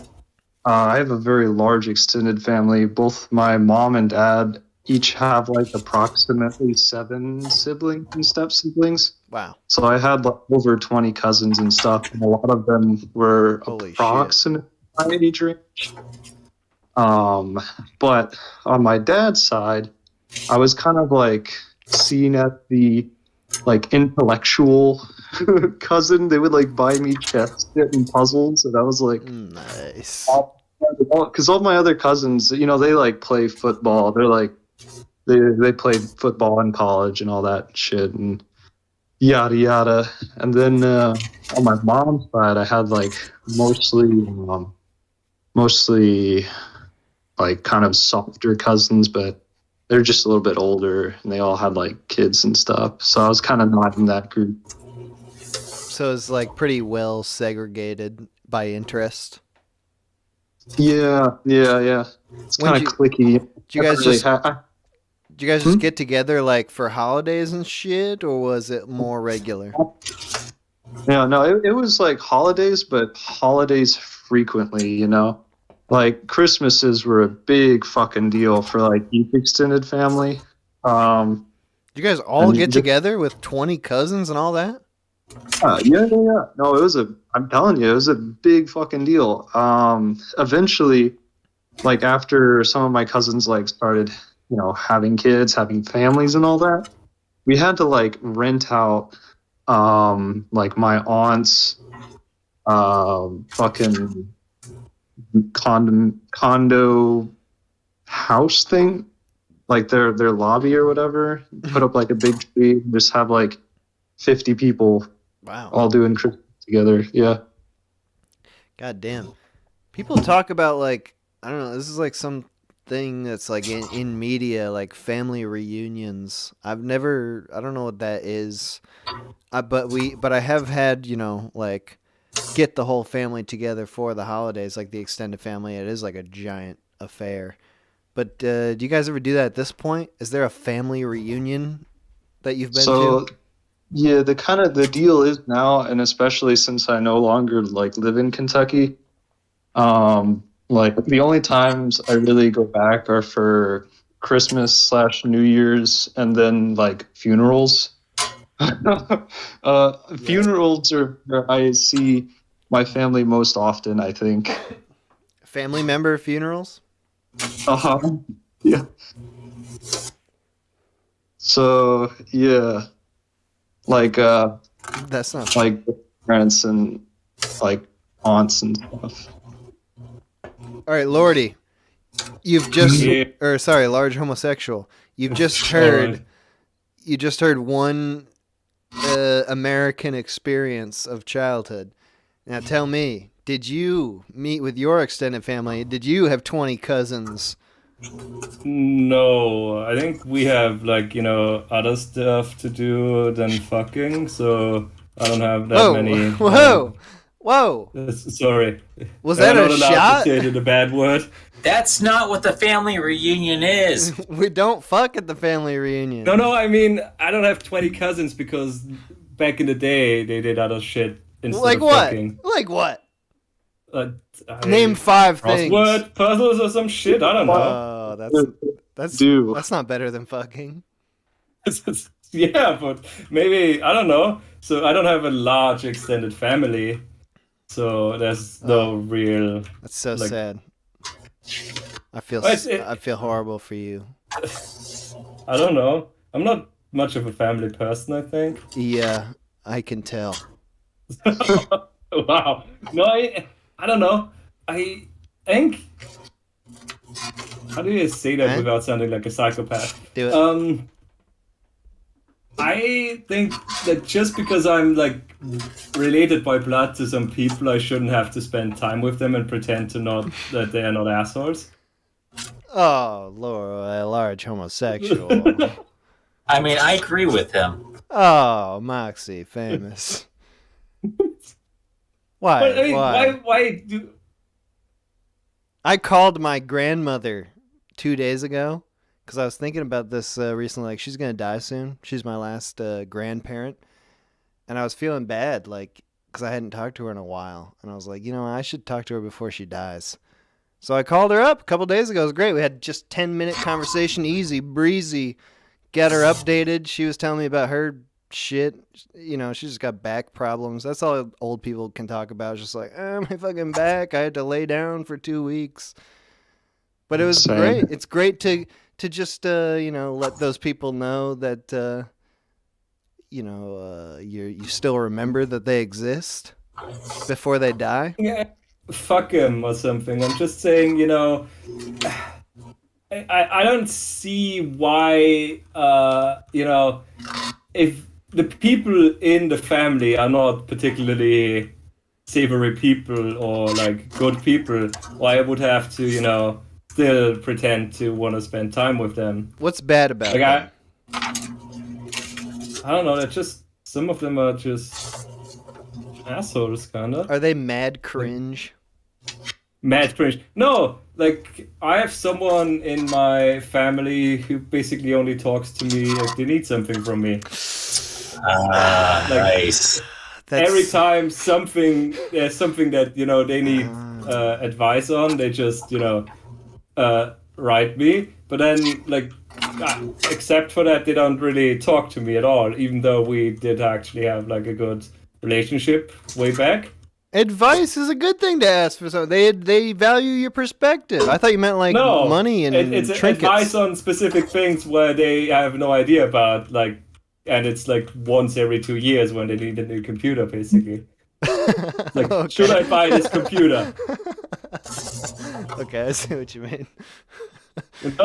Not like, oh, I'm taking this life decision. What do you think about it? It's more like, should I invest is it okay to buy this? And I'm like, no. And they're like, I'm gonna do it anyway. Dude, and you're at fault anyway. I'm gonna become an additional person like that for you in your life when I'm getting my next computer. Yeah. That's all right, because you don't only write me when you need shit. Oh, mostly. Yeah? Okay. We talk sometimes. Yeah. About my childhood and shit. I don't remember. Nah. I think it's just, I don't, like, growing up was easier because when you're young, you don't really think about how the people you interact with are. Like, true.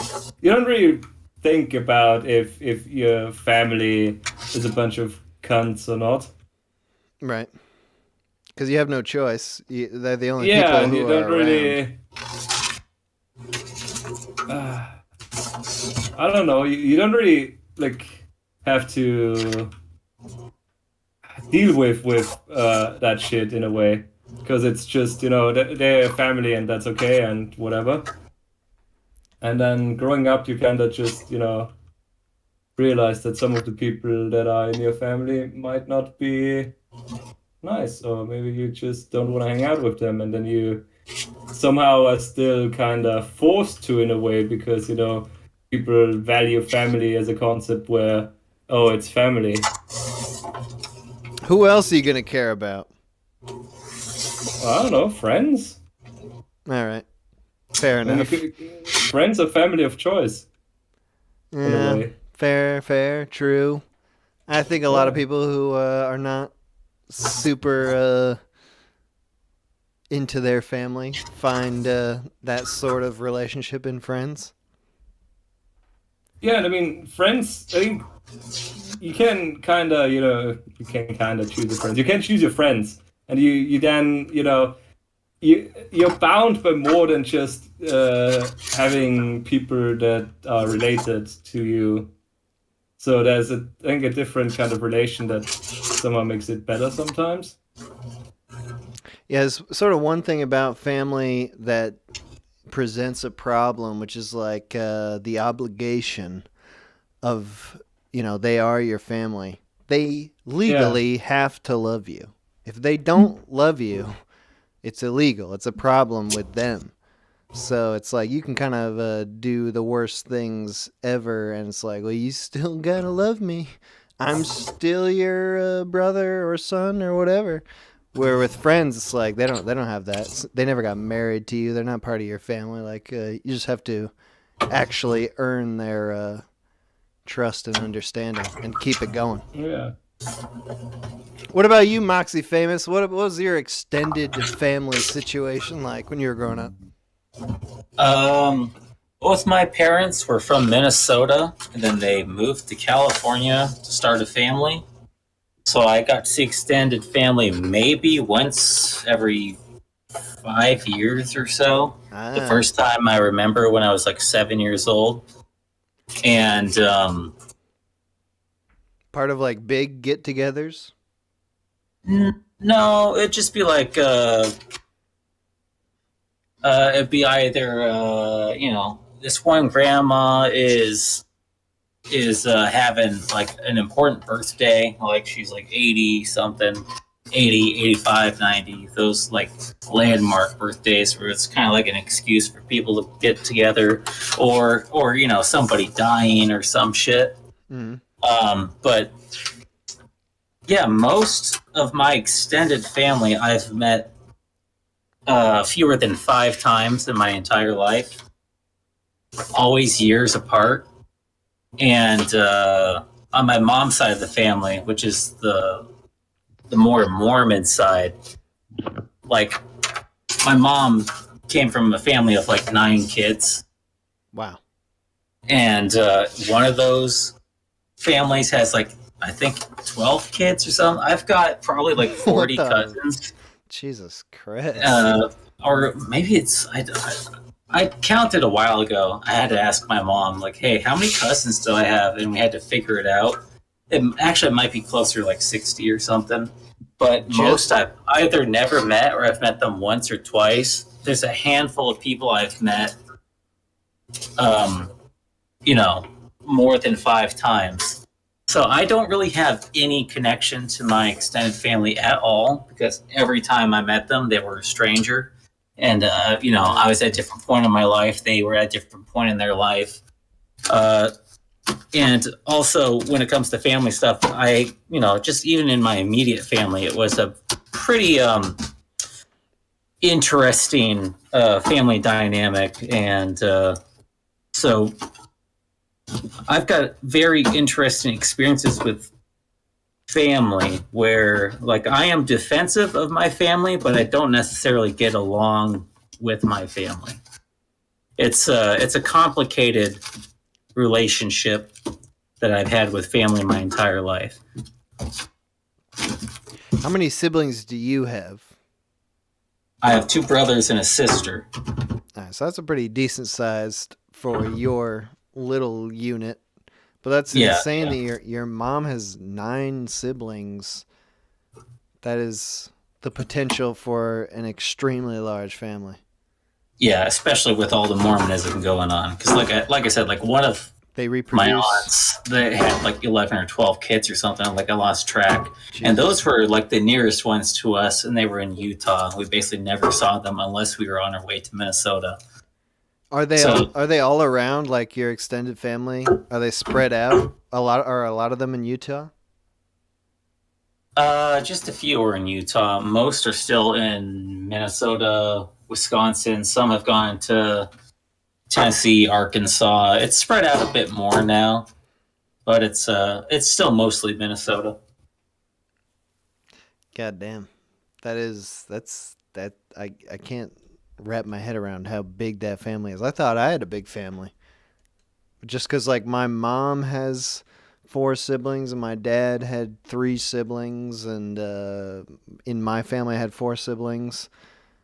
So I have like a lot of nieces and nephews now, but I don't really keep up with my cousins anymore. Like, we used to get together every year for Christmas, and maybe once or twice beyond that.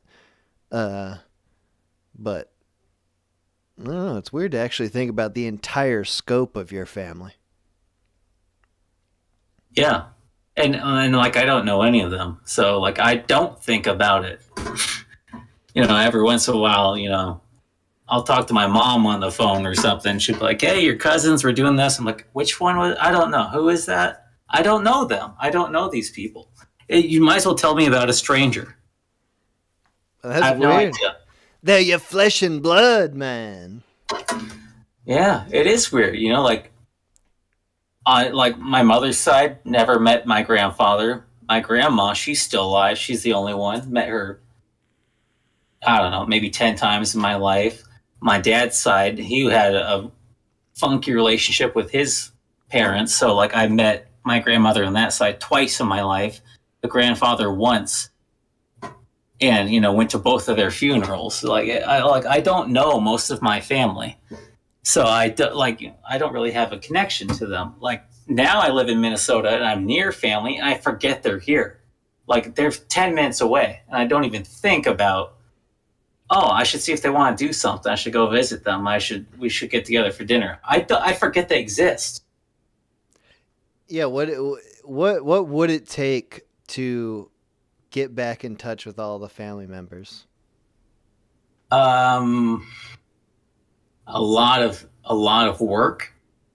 Also, they're like, on my dad's side, which is the non-Mormon side, they're pretty much dead or distant. Don't know them very well. On my mom's side, it's a lot of Mormonism, so I don't really mesh with them. Just like different states being and lifestyles, and the ones that are around that are convenient are like that. The ones that are more distant are distant. I don't know them, so I'm not gonna be like, hey, I'm gonna go travel like 1,000 miles to meet my cousin and aunt who I met once when I was 11 years old, and I don't remember them. Right. I was thinking about, like, I'll meet up with all my family again in 10 years when I'm massively successful and I could just be a big shot chomping on a big cigar, and I'll do a tour of the whole family. Be like, yeah, everything's going great for me. Like, what? Oh, I haven't seen you in 20 years. What are you doing? That's what it would take for me. Yeah. To actually. That sounds pretty nice. Yeah, it could be a nice tour 10 years from now. You're dreaming about doing that. I'm going, man, I want to live in a porta potty. All right, boys, it's good talking to you. I'm going to come back in like an hour and a half or so. All right, yeah, sounds good. Have fun. All right, bye, boys. Okay. All right. Just turned off Do Not Disturb mode. Whoops, wrong thing. You can call in 518-288-7938. Talk to me about your family, your childhood. I'm going to see if I can run to the Oh, damn. That's hard to call. Damn it. Call from. Senor Jimenez. To accept, press 1. What? To send. Hello? Hello. Hello. What's up, dude? Hey, not much, man. Just enjoying this beautiful day. Oh, nice. What was your name again? I didn't catch it. Junior. Junior, we're talking today about childhood and family. Oh, man. That's cool. Good topic. Childhood. Does that strike a chord with you? A little bit, my childhood was pretty regular as they go, I had a little brother, when I was pretty young, that was kind of cool.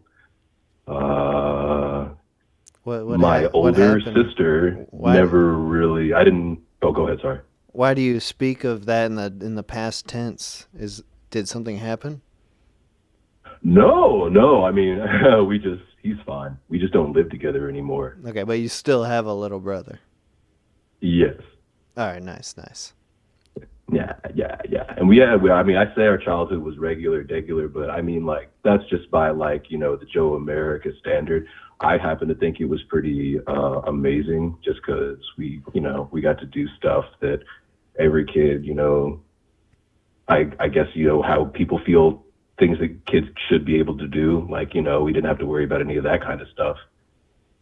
Like what? And, I mean, like, we didn't, like, go to the state fair and, like, do cotton candy because of the age that we were in. But, like, we had friends, we had scooters, we got to go play outside. We got to, if we wanted to, we could go and do swimming at the pool or karate at the, it was just, it was nice and textbook. My parents worked pretty hard for that, I guess. And, like I said, I thought it was pretty dope looking back. But you don't know when you're a kid. You're just like, is mommy and daddy okay? Then I'm good. So you weren't too surveilled, like you were able to go out and have your own fun? Oh yeah, absolutely, man. And that's why I never like I wasn't like one of those wild kids, like I was always like, oh yes, mommy and whatever. Cause like whenever I tried to go and do like, oh yeah, I'm going to be like, I'm a rebel, I'm an agent, I'm a, do some sneak out of my room, whatever type stuff. Whenever I would try to do stuff like that, it just ended up so poorly. So, like what? Hey, you got a childhood story of you fucking up tremendously? Yo, okay, let me see. What's like the big? Oh man, what did I do like that was like really stupid? They're like. Nah. I mean, no, that's a bad story. You ever break anything? You ever need to go to the you ever need to be rushed to the hospital because of some poor decision you made? Yo, okay, I got a great one. So where we grew up, there was like hills and like forest and crap like behind the houses and stuff. So whenever we could just go out, if we didn't like the backyard or whatever, we just go roam around. So I had this, my friend, he came over. We were hanging out one afternoon. I think he was over for dinner. And I was like, yo, man, come check out this spot in the woods. My other neighborhood friends, we found it. I want to show it to you. It's dope. I thought it was dope, So we're out there, and there's this, like, machete, like an old rusty machete, and it's, like, just sticking out of a piece of wood. And we're like, oh, damn. We're, like I think, like, 11. By the way, yeah, that's like a so we're like, oh treasure. Damn, we got a machete, let's play with this machete, and we're swinging it, we're like busting up wood and stuff like that, and it gets stuck one time, and I try to pull it out and I can't, and my buddy reaches over and he tries to pull it out and he gets it out and it whacks him like right in the face, and he's bleeding, dude, like Tarantino style. So, like, running full speed, we are still like 10 minutes from my house. So I'm freaking out. This kid's about to bleed out and die. Like, my mom's going to kill me. Like, no. Yeah, so we were, so it was a blur after that, obviously. I'm just like, oh, the adrenaline's going. And we got him back to my house, and my mom was like, oh, he's okay. He went home after that. He survived the trip back to the house. Absolutely. I was just like, oh my God. Yeah, the whole time just like running full speed, just like, oh my God, let's get this man. Well, not man. We were kids, but this boy. God damn. So that was yeah. So are you at the age now where you're thinking of having kids, or have you already had kids, or what's your deal there? Oh my God. Yeah, so it's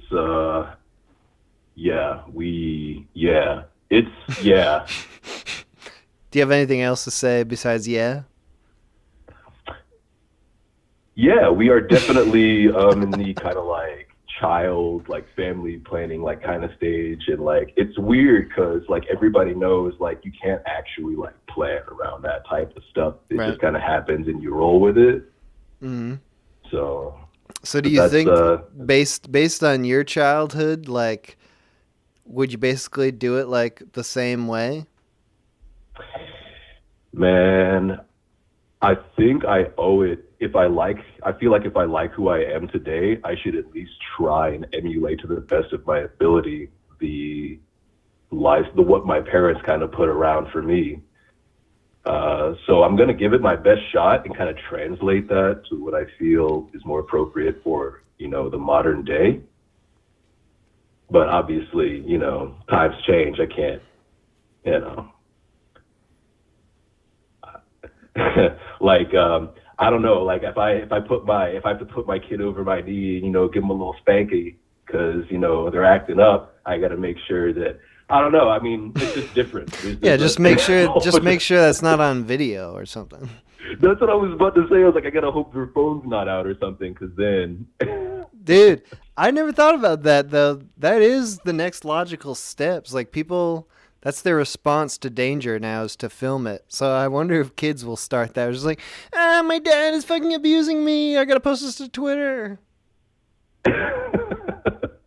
Right, then the dad's got to get more followers. Like, exactly. No. He's got to, like, yo, my son just posted this. Fucking tell that kid what's up. Yeah.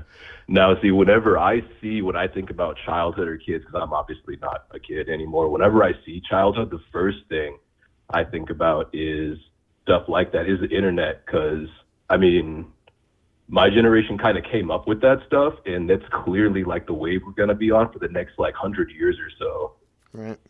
Like, I mean, at least that's kind of how I see it. Like, I mean, as far as like, connection and being able to, share things with each other, data, whether it's like videos and images or whatever. But, if it's going to go in any one direction, I mean, like we're kind of at cruising altitude, I think. We're in a weird spot now. It's like when I was growing up, the internet was just starting. And so my parents didn't understand it at all. And I was sort of growing up with it. So I was like, had my own idea of it, but they were not part of it at all. Like they were scared of it, but that was the extent of it. And even like the generation following me, like people growing up and like people were born like 2000, 2010, like even their parents, like not totally aware of the internet. But we're getting to the point now where it's like our generation is having kids and we grew up with the internet. So this is like a weird new dynamic where it's like the parents are aware and the kids are just like hyper aware. What's going to happen? Yeah, like what's the forecast? Cuz it's weird, like we're in this weird space where it's like, are we supposed to just pass it on? Or it reminds me of, I hate to even do this, but it reminds me of this bit I heard. This comedian was talking about, we're going to look back on it and be like how we are with like cigarettes. How they're like, motherfuckers are like, oh yeah, no, we used to live, you can smoke in a hospital. And like now we're like, that's insane. Like maybe in the future we're going to be like, oh Jesus, children were on the internet? Yeah. I don't know. Obviously, I'm not a comedian. It is a weird thing, though. It's like, because I loved being on the internet when I was a kid, because it was a crazy, wild, and wacky place, and the parents weren't there. Like they just weren't a part of it, because they were like they were just scared of it. They're like, oh, like just don't be on the internet too long. That's all I know. But now parents are so aware of all the wackiness on the internet. And they're changing it. The parents are changing the internet because they're aware and they're like, the kids are on the internet. We have to make this a safer place. That seems to just be the thing in general. Is like parents want the world to be a safer place for children. And that seems to be getting more and more as we go on. It's like it seems like in the 50s or whatever, nobody gave a shit about safety for children. Like they're just like, yeah, just go play with your friends for 12 hours. Like I assume you'll be fine. So what do you think with your kids? Like, do you wanna have like the GPS locator? Like, do you want to know where they are, or do you want to? Is the peace of mind from not knowing? Man, I mean, for me, it's kind of a when in Rome type situation. I mean, everything is, we all got, GPS on us at least one device or whatever. So what kind of parent would I be if I don't track my child in some way, shape, or form? Negotiating with them is going to be logistics, I imagine, or with, my co-parent if that's the case. But yeah, I'll probably make sure I can track their every position. All right, good. That's what we like to hear. All right, thanks for calling in, man. Good to hear from you. Good to hear from you as well. All right, have a good day, man. Yeah, bye. Oh, tracking the children. What are those children up to today? Call from Kane. to accept. Hello? Hello? Hey, how's it going? Yo, what's up, dude? How you doing? Pretty good. Am I on the stream right now? Yeah, dude. Oh, no fucking You're way. on the live air. Man, I love your stuff, dude. Thanks, man. So you're talking about childhood, huh? Sure are. I kind of feel bad for kids that are dealing with the whole COVID thing, Yeah. That made me that was one of my first thoughts whenever COVID was happening was damn, imagine being kids that missed their proms and stuff, just because of COVID. Right. And the constant the masks shit. Oh yeah. I found that aggravating as an adult, and all I do is go to the grocery store, and that's once a week. But imagine you're at school and you're just always wrong as a kid. You're never allowed to be right. You're never allowed to win an argument with an authority figure. They automatically win. So imagine being a kid and it's if your mask is slightly off, people are gonna yell at you, and if you don't get it right, you're gonna be sent to the principal's office and you're gonna be reprimanded. Yeah, definitely. It was just another thing for him, It's and the same thing with it's okay, now did they have to wear masks at recess? Do you know? I'm not sure. I don't know, but I will say yes. Just to make it a little more inflammatory. Yes, they had to wear masks during recess, which is crazy. It's I know it's we got to do these things because of a disease and everything. But I think you got to think about it. I think they actually stopped recess. This is not being inflammatory. I think that was the dirty deal that was struck. It's just no more recess, no more playtime. Just sit in the cafeteria for an extra 20 minutes and be silent by yourself. That's so dystopian, dude. I feel so bad for this.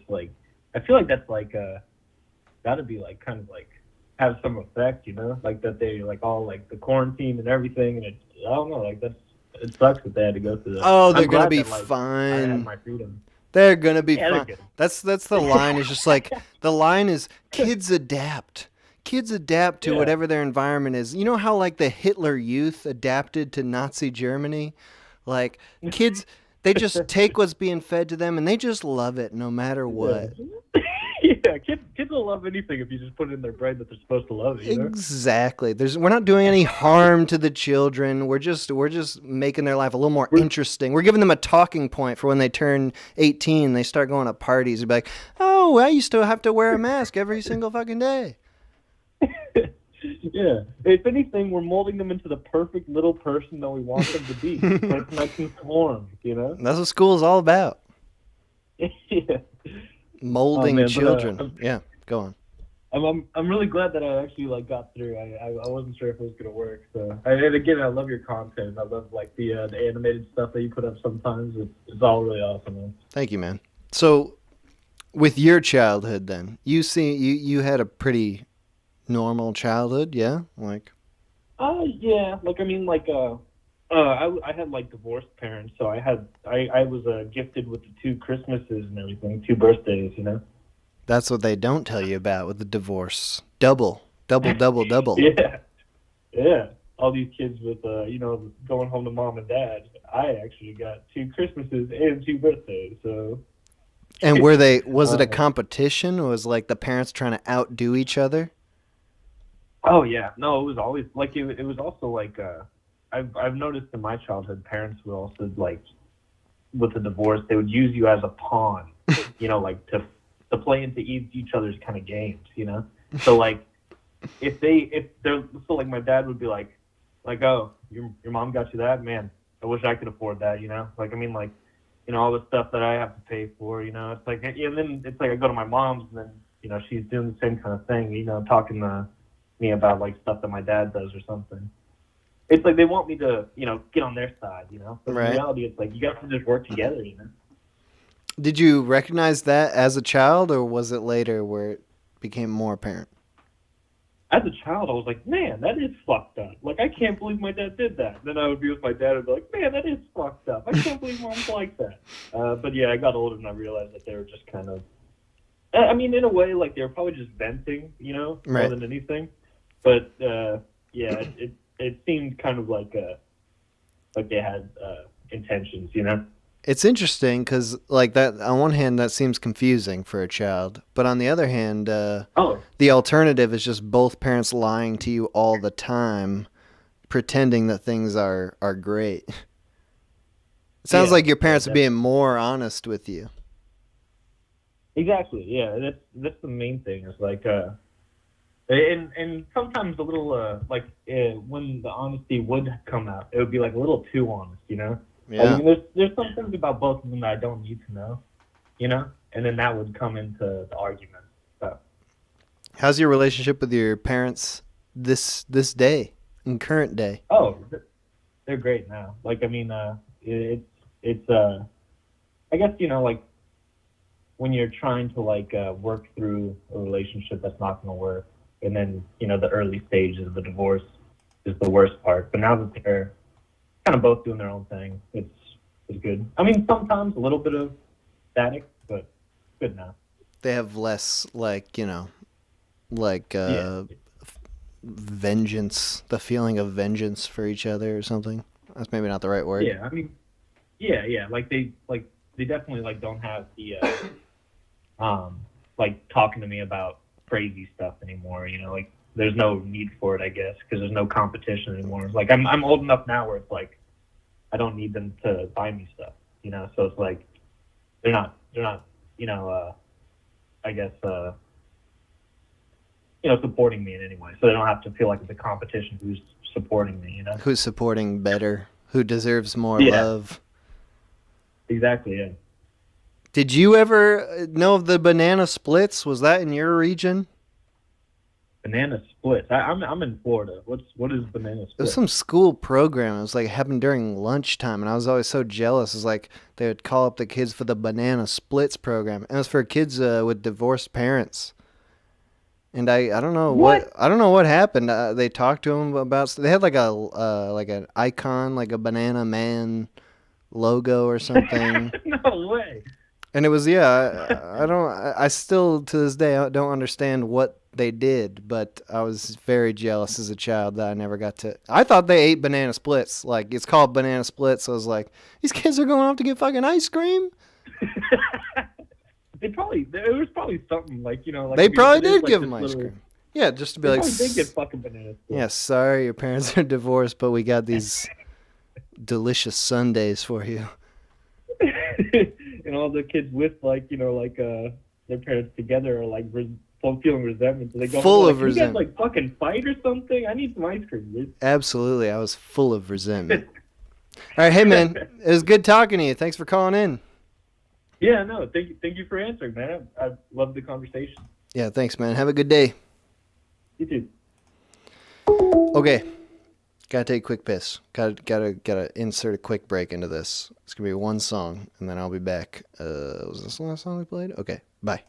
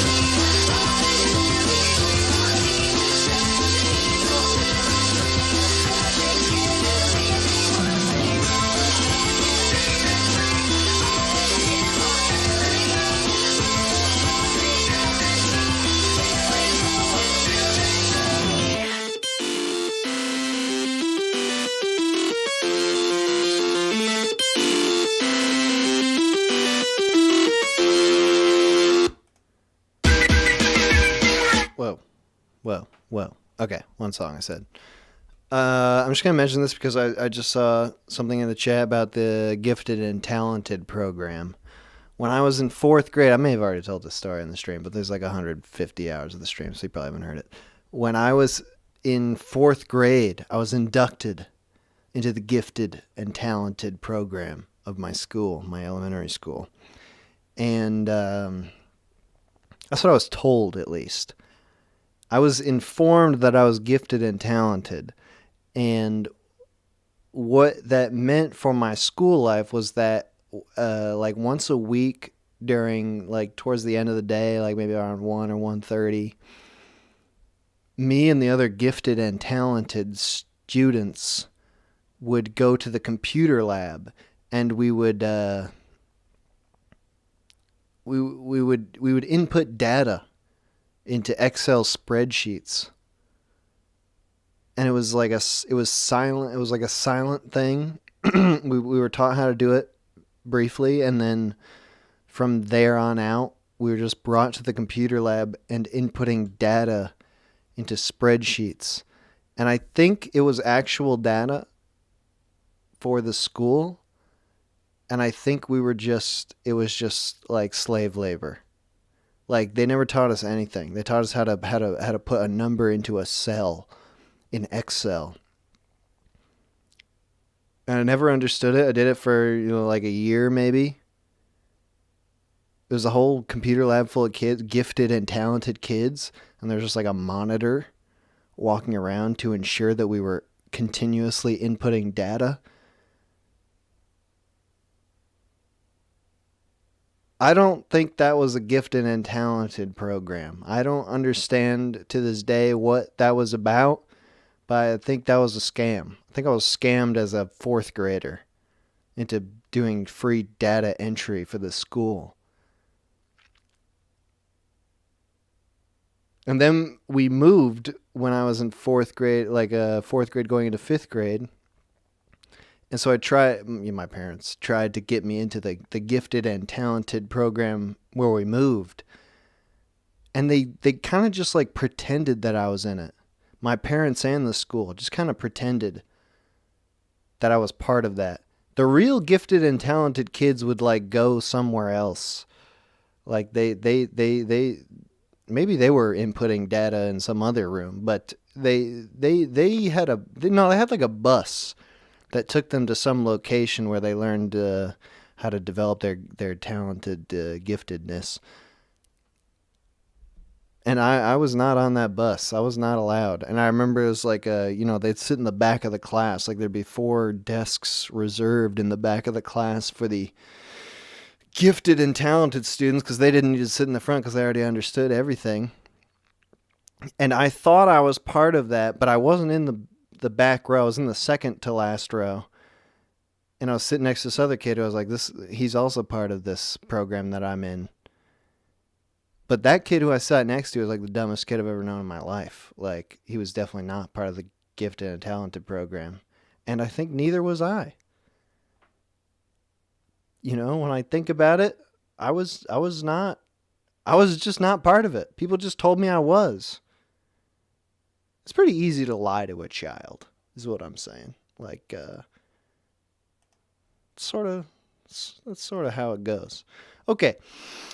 I just ended Do Not Disturb mode. You can call now, 518-288-7938.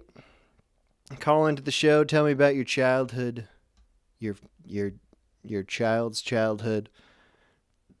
I still haven't thought of what's a good opening question for childhood. You can't just ask, what was your childhood like? It's too broad. Maybe I could ask, I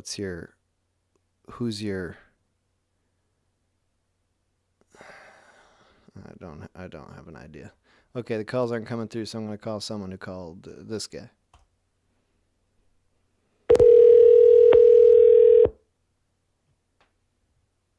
Hello? Hey.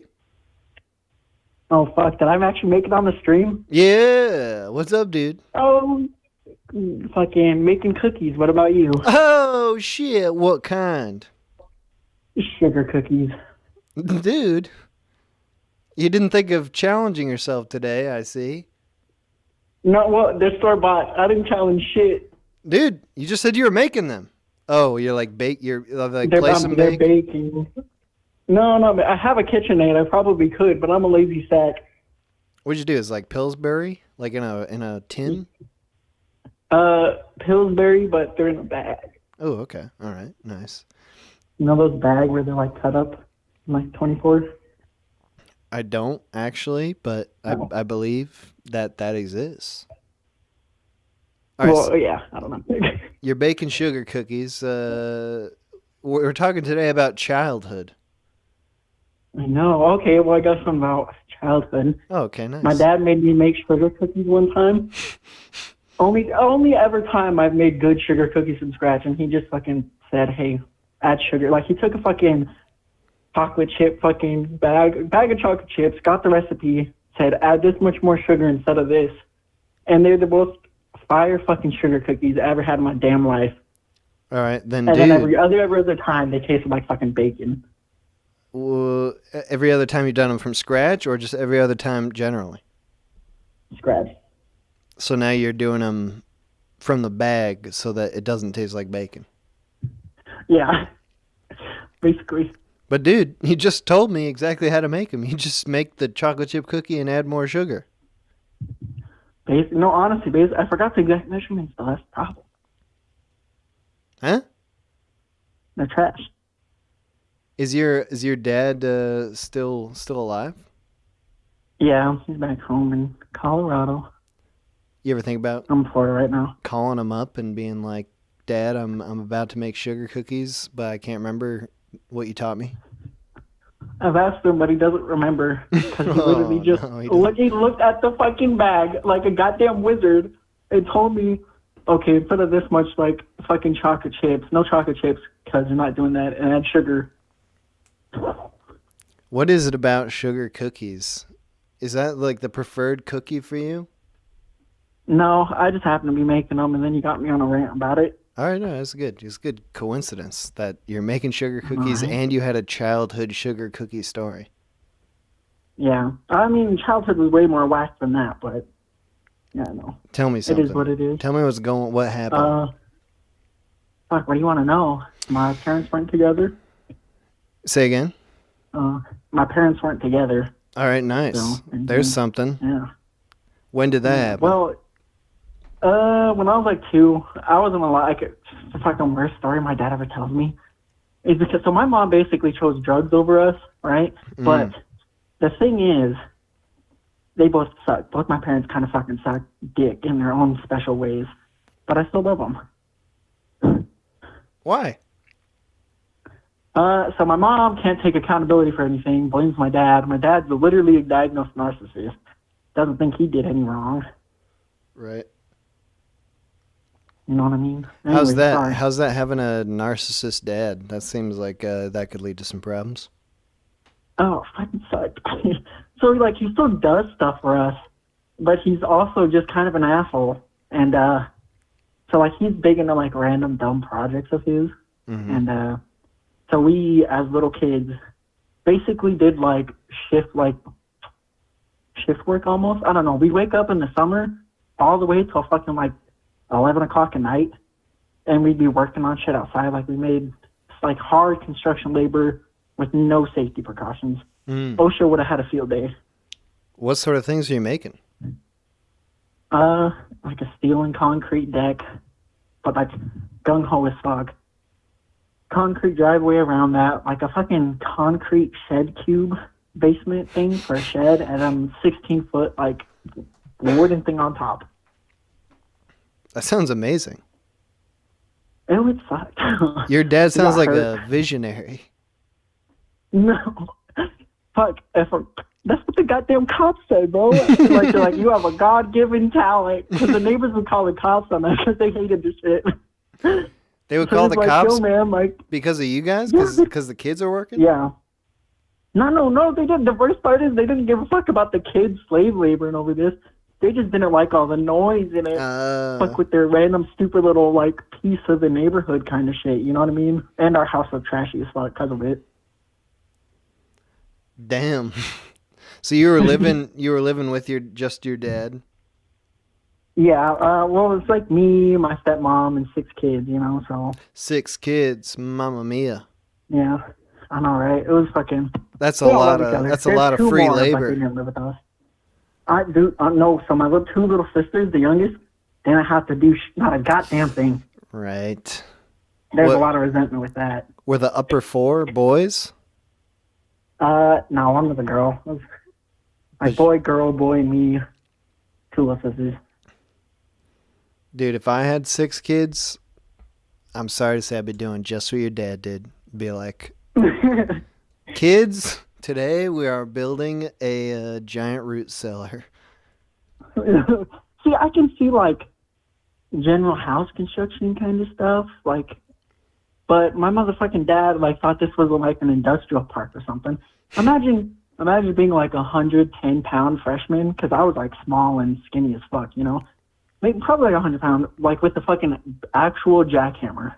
Oh wow! Like doing shit. Yeah, you're right. That doesn't sound that safe. Yeah. I mean, it could have been. The fucked thing is, like, now I'm like, oh, we have it pretty good. And I tell people this kind of shit, and they're like, bro, what the fuck? And I'm like, was my childhood that bad? Dude, but it sounds like the pleasure of a father when the mother is not around. Just be like, all right, great. That means that I can just be a fucking slave driver and no one's gonna complain. So part of us, me and my sister thought this thought, because like my dad and his narcissistic ways, it was almost like he was getting at our mom by running us into the ground. Like, how do you think? We can't explain it per se, but we like it just makes complete sense to each other, because he still says shit of like how my man was the love of his life and blah blah blah. Even though he's like married to my stepmom now, it's kind of he's a fucking womanizer. Let me tell you, he took all the game for a couple generations. Me and my brothers ain't got any. But sorry. Your dad sounds like a Chad, man. and like in a really god awful way, kind of. But at the same time, he's also like really caring and he loves us, and I know that.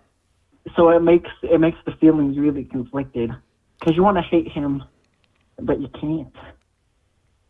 I mean, I don't want to hate him. I love him, but I didn't have to do slave labor or anything, so that makes it a lot easier. Yeah. But so you've had that experience as your childhood. You're sort of saying that like when you've told other people, like they've made you realize that it was less normal than you thought at the time. Yeah, and half of them, like I remember I told people in high school, they didn't believe me. And I had some friends over for a fucking birthday party one time. And they're like, bro, I thought you were fucking lying. What the fuck is this? And I'm like, why am I lying about this? What pleasure do I have? And what I get from lying about this, you know? So do you think you will want to have kids someday, or do you already have kids, or? Fuck, I'm only 23. I don't want kids right now. Okay. So maybe someday. And so if you had them, is it like you're going to use your childhood as a template for what to not do or what to do? What do you think?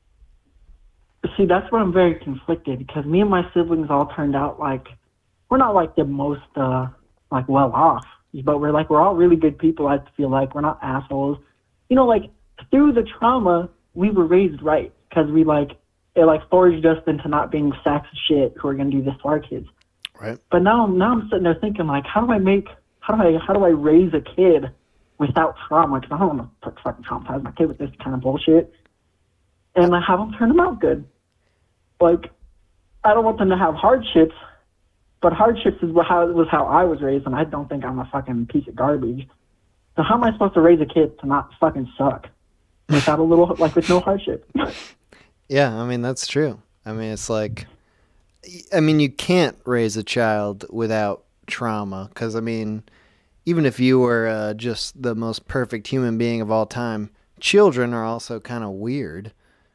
And so,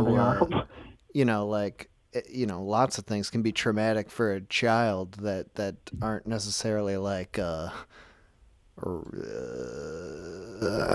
know what I'm saying here, but like, you know, it has to happen. Like, you're going to accidentally traumatize your children, no matter what, is my opinion. Yeah, I feel that. Oh, so, and another thing, fucking my friends who had it like so much like more well off than me in like comparison, like their parents would do like, hey man, you're like 17 now, go fucking wash your own clothes. And he's like, I don't know how to fucking do that. And I'm like, bro, I haven't washed my clothes since I was like 10. What the fuck you mean you don't know how to wash your clothes? Like, this fucking baffled me. I'll just never do it. That also helped me. Say what? We'll just never do it. Yeah, like just like the very simple shit that wasn't hard, they would like bitch about, and that helped me realize at a young age, like everyone has their own struggles, you know. So like you can't like, but everyone's like base threshold for a struggle is different. Like I dealt with my dad, so hearing this stuff, I'm like, bro, are you a fucking child? Like, right? Stop shitting your diaper and go fucking wash your laundry. There was a great, I'm just going to steal this from Norm Macdonald. On Norm Macdonald's Netflix show, he's talking with Billy Joe Shaver at one point, and he's talking about his dad. They didn't have a bathroom when he was a kid. They used to go in the outhouse, and, you know, like every few months they'd have to, you know, take the shit out of the outhouse, put it in a big trough, like in their truck, drive it out like on some country road and dump it in the woods. And it's obviously horrible. And the kids, you know, just be like fucking disgusted. And then the dad said, if this is the worst thing you ever do in your life, you'll be a happy man. And they said it was. That was the worst thing. And Those kids are pretty fucked, but... And it's good. It's like, that's true. It's like, you know, if you get over the worst of your life in your childhood, then you're kind of set for life. True. All right, hey man, it was good talking to you. Thanks for calling in. Thanks for actually fucking like so happy I actually got on the fucking show for once. Sorry if I sound nervous as fuck. Kind of am. Hell yeah, but, you sound fine. It was good talking to you, man. Have a great day. You too. You too. Whoops. Okay. I'll just tell Norm Macdonald stories like they're my stories. That's fine. He's gone now. It's okay. All right. Google's not taking these calls. Am I just going to have to call people this whole show? 5, 4, 3, 2, 1. Okay. Let's call someone.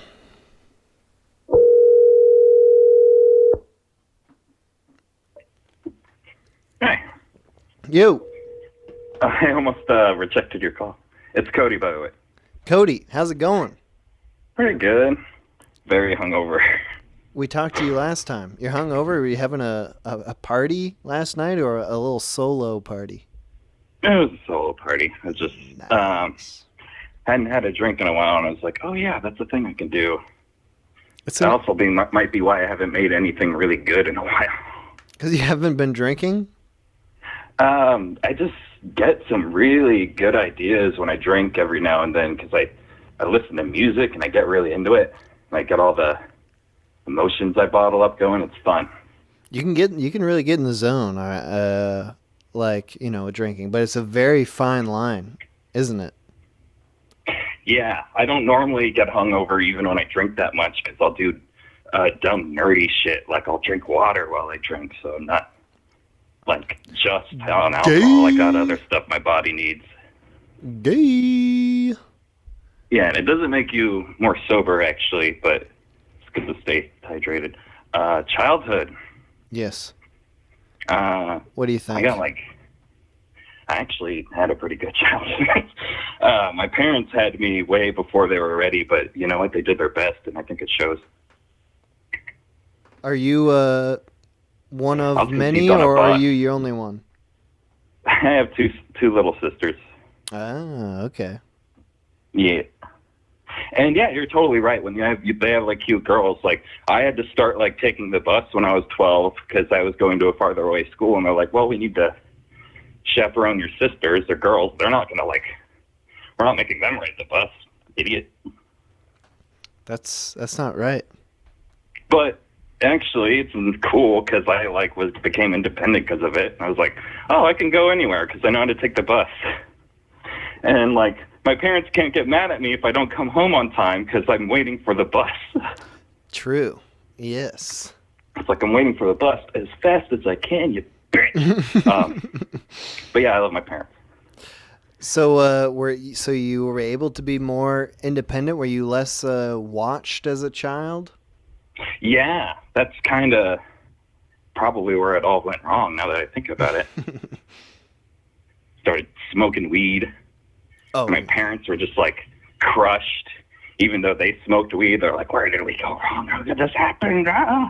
And which is funny because nowadays we're all adults, including my little sisters, and we all just smoke. So. Did you know your parents smoked weed when you were a kid? Yeah. When?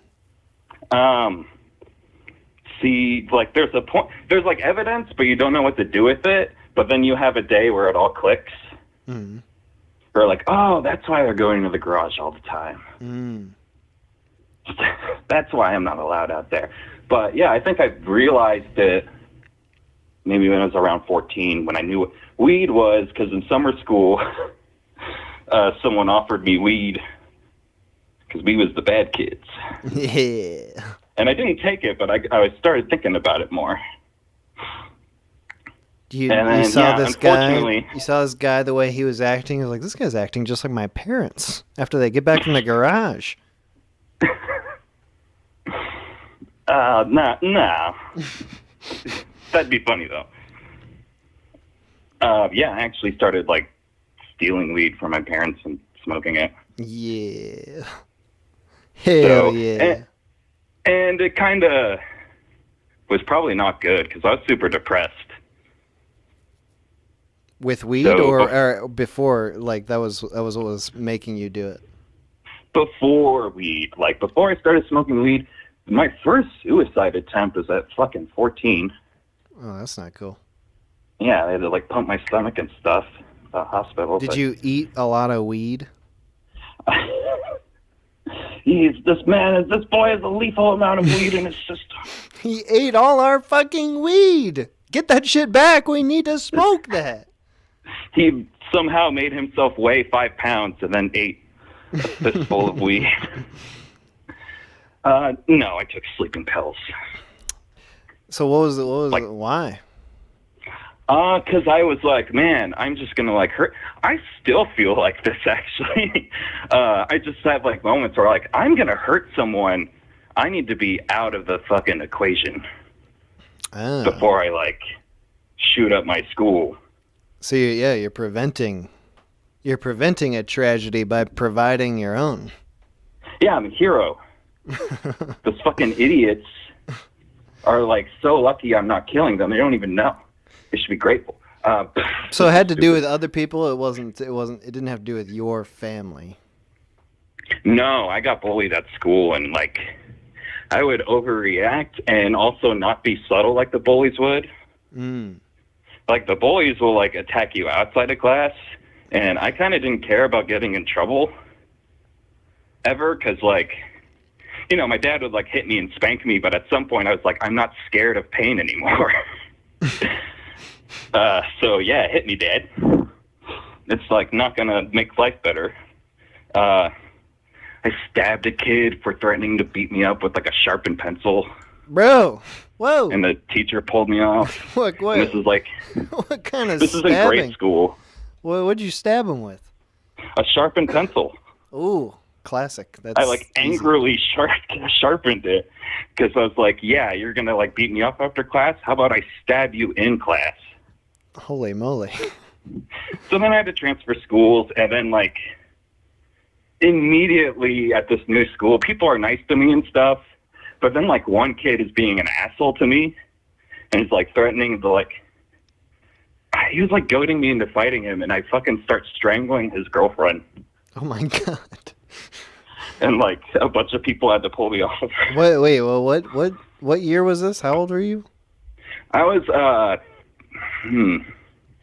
maybe 12. Oh, that's yeah, that's hardly a girlfriend then. It's 5th grade. Yeah, I mean you can strangle a girlfriend, like, you know, it's not like they're gonna get married or anything. Yeah, but the idea was that like, oh, you like want me to attack you because you think you're cool. I'm going to hurt your friend. That's smart. Now how cool are you? Well, That's yeah, some it's also classic, evil. classic villain psychology. Hurt the ones you love. That's what the Joker did to Batman. So, I think it speaks a lot of my parents raising me well. I feel like I've always just had like these fucking horrible tendencies and remorselessness, and I don't know what happened to me. I feel like I'm probably blocking out a bunch of stuff because people will like go like, "Hey, you remember when you saw that guy shoot himself before you went to your friend's birthday party?" I'm like, "No. Are you sure that was me?" Oh, brother. These are some intense experiences.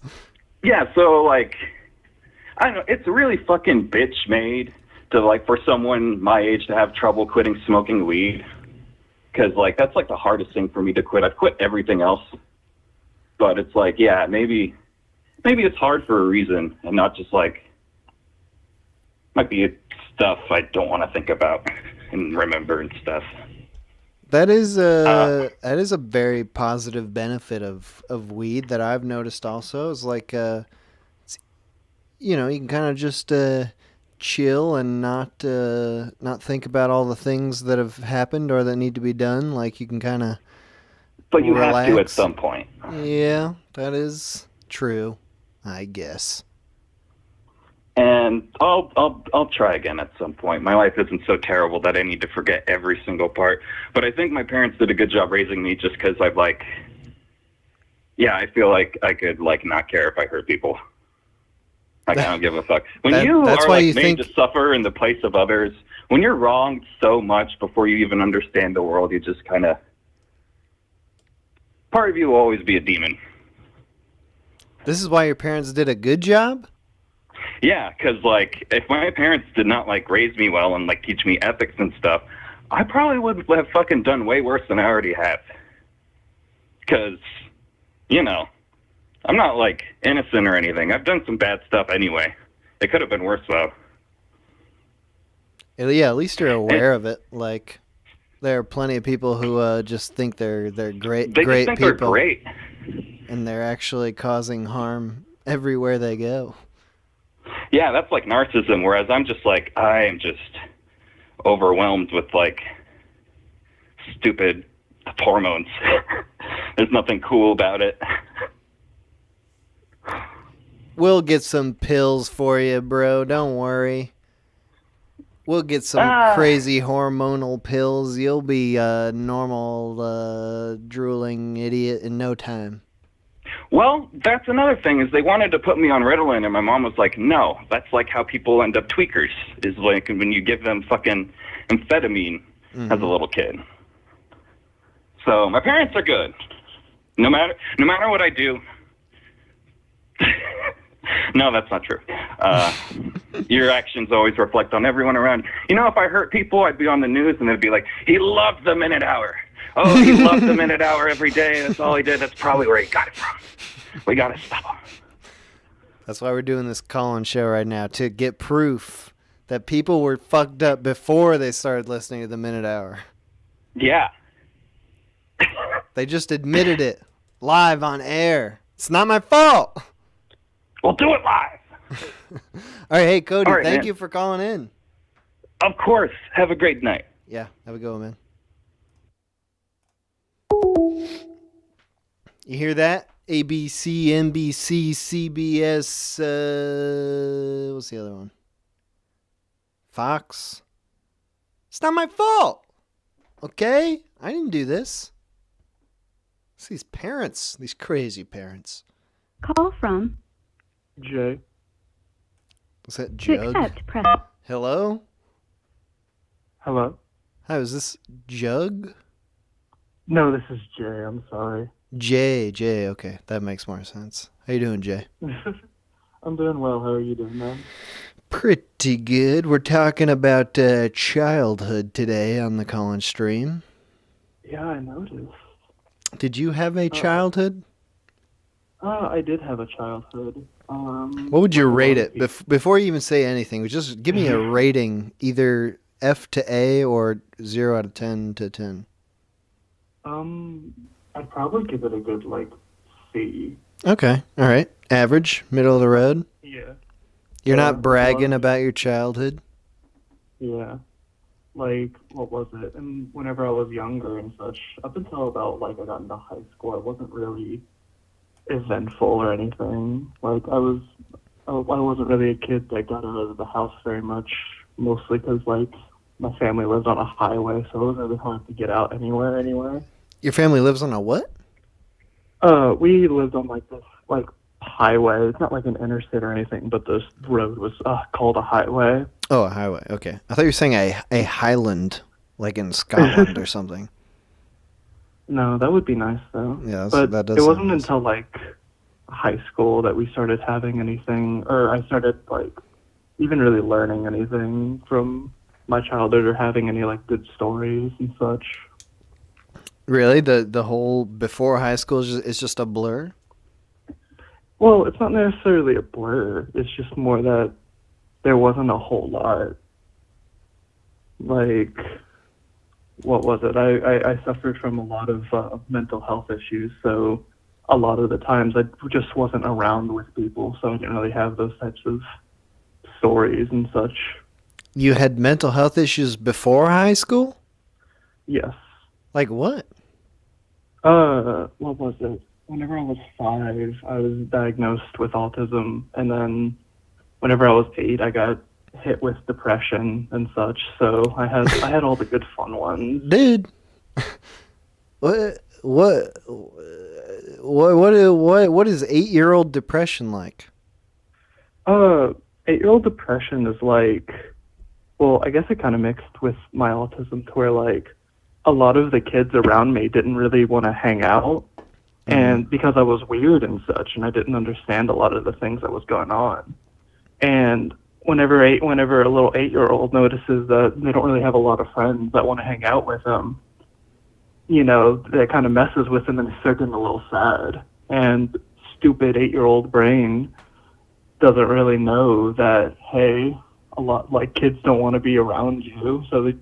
And whenever you try and tell people about it, because, you know, parents and adults ask how you're feeling and such, they're like, you know, an 8-year-old doesn't understand that. So they're like, oh, I don't have friends. And they're like, oh, okay. This guy must have, like, chemicals or something wrong. So what were the symptoms of that beyond, like, feeling bad? Like, was there something so significant that, like, it actually required intervention, or was it just people asking you and you said that you're sad and then they were like, all right, we gotta bring this kid to a doctor? My parents said that there was an event to where, like, I, like, made a comment about ending my life whenever I was really young. Oh my but God. Like, they say that, but I don't remember this, and I don't really think that's the case looking back on it, because I've never actually had those thoughts or felt that way. It's just, I may have just said that as, like, a bit of attention to try and get people to actually look at me. Right. Yeah, I mean, when I think of kids in general, I think all kids are mentally ill. I mean, like, because they're only, like, half-formed people, so, like, they're always saying crazy shit, like, and I just ignore it. I just ignore it. It's like, it's just some crazy kid. Is that, like, when you were a kid, do you think you would have benefited from people ignoring you, or was it better that there was an intervention? I think it was a little bit better that I had intervention. The only real effect that it had is that I had to go to a therapist and a psychiatrist a lot. And they gave As an me medicine. 8-year-old? Yes, as an 8-year-old. And they gave me medicine, which really didn't do anything. And it didn't really affect me in the sense. It was more that I think I was just may have been really, really lonely, and I didn't have any friends. And that didn't really change until, like, around high school and such. Do you, do you still consider yourself autistic today? Yes. Yeah, I do. Does that affect your current life? Like, not really. Not much anymore. whenever some people learn that I have autism, they don't they kind of get drawn back and they're like, oh, like I couldn't tell. But that's mostly because a lot of people only recognize like the people who like the low functioning to where like they need constant help and such. Right. I also think of like the people who like they'll corner you at a party and start talking about trains, and it's like you can't stop them. Like yeah. That's my main barometer for autism is trains. Well, I had there was one guy in my undergrad that was really into dinosaurs and such, and he knew a lot about dinosaurs, but he wasn't very well in other areas. But I also have some things like that, but it's not very major. The main way that it kind of affects me nowadays is like whenever I'm talking with people, like they'll say something, and like while we're talking, I kind of understand the point that they're making instead of really kind of listening to them. Oh, what is it? It reminds me kind of like at a church or something, like the preacher saying something, and like I can kind of push away the faith and the points about using like the Bible and such, and I can understand, okay, this is what you're trying to do. Dude, that's what I do. That's what I'm like on this show. I haven't been listening. I just heard autism. I heard, just a few keywords, and I'm like, all right, let's just talk about those things. Yeah, I think you might need to go see a doctor. No. This is how it works, bro. I can't listen to every single word that comes into my ears. That's crazy. No, but that's that's an interesting thing, like being diagnosed with things as a child. Because I always think that's weird as an adult. I never had to deal with that like when I was a kid, and I feel like it's more common as we go forward in time, because it's just like there's kind of larger apparatuses. I don't know what the plural of apparatus is. These I don't want to say industries, but just like it's more common now to diagnose young children with things such as autism or ADHD or ADD or anything. Whereas like when I was a kid, it was kind of just like kids are weird. Some are weirder than others. The really weird ones, they probably got to get a special program or something. But like there was not a lot of like diagnosing. Yeah. What was it? Looking back on it, I think a large part of it was kind of like I was born in 2000, so my parents like largely grew up in the late 80s, early 90s, and I feel like they kind of wanted to have some sense of reason as to why some of their kids were like that, and I think that's kind of survived into today. Like my girlfriend, she's working for a psychology degree. And she talks about a bunch of the, like neurodivergent and a lot of these things. Yeah. And, from my childhood, I don't really trust a lot of psychiatrists very much nowadays. And I question some of the validity of it. But I kind of notice that a lot of people want to know a reason why they are the way that they are, instead of like accepting kind of that they're just like this. What is it? Not to like draw back, but like the spectrum of a person.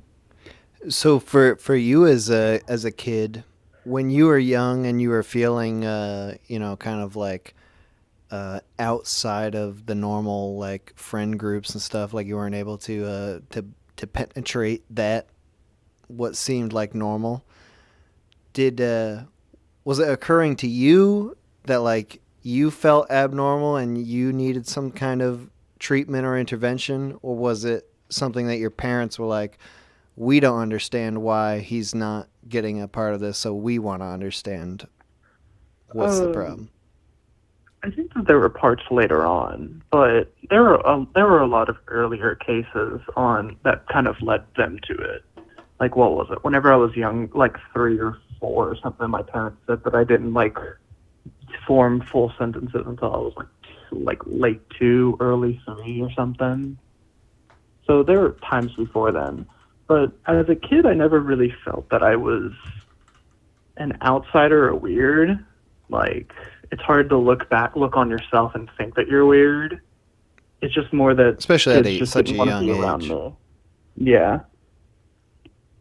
And honestly, I think that's kind of why a lot of people who have autism usually like hone in on these little things, because they're kind of ostracized from the kid groups. And you know, whenever you don't hang out with friends, you're like, well, what am I going to do with my time? So then they find something that interests them, and they're like, okay, I have an infinite amount of time for this, so I'm just going to bulldoze through this and learn everything. And it's kind of like a downward spiral to where now you know a bunch about dinosaurs and not a lot about anything else. And now people are going to think, oh, now the weird kid knows dinosaurs. That could be like your thing, yeah. Yeah. But, I mean, overall, I don't think it's been a negative impact on me. I don't like to think that my life has been determined by this diagnosis. Yeah. Well, so you said you have a girlfriend now, right? I do, yes. Hey. Autistic girlfriend, like yes, that's she, good. She also is, which is funny enough. Oh, dude, I didn't even mean that. But hell yeah. Nice. But so do you think I don't know if she's listening, if this is going to be some sort of problem, but do you think that you want to have kids at some point?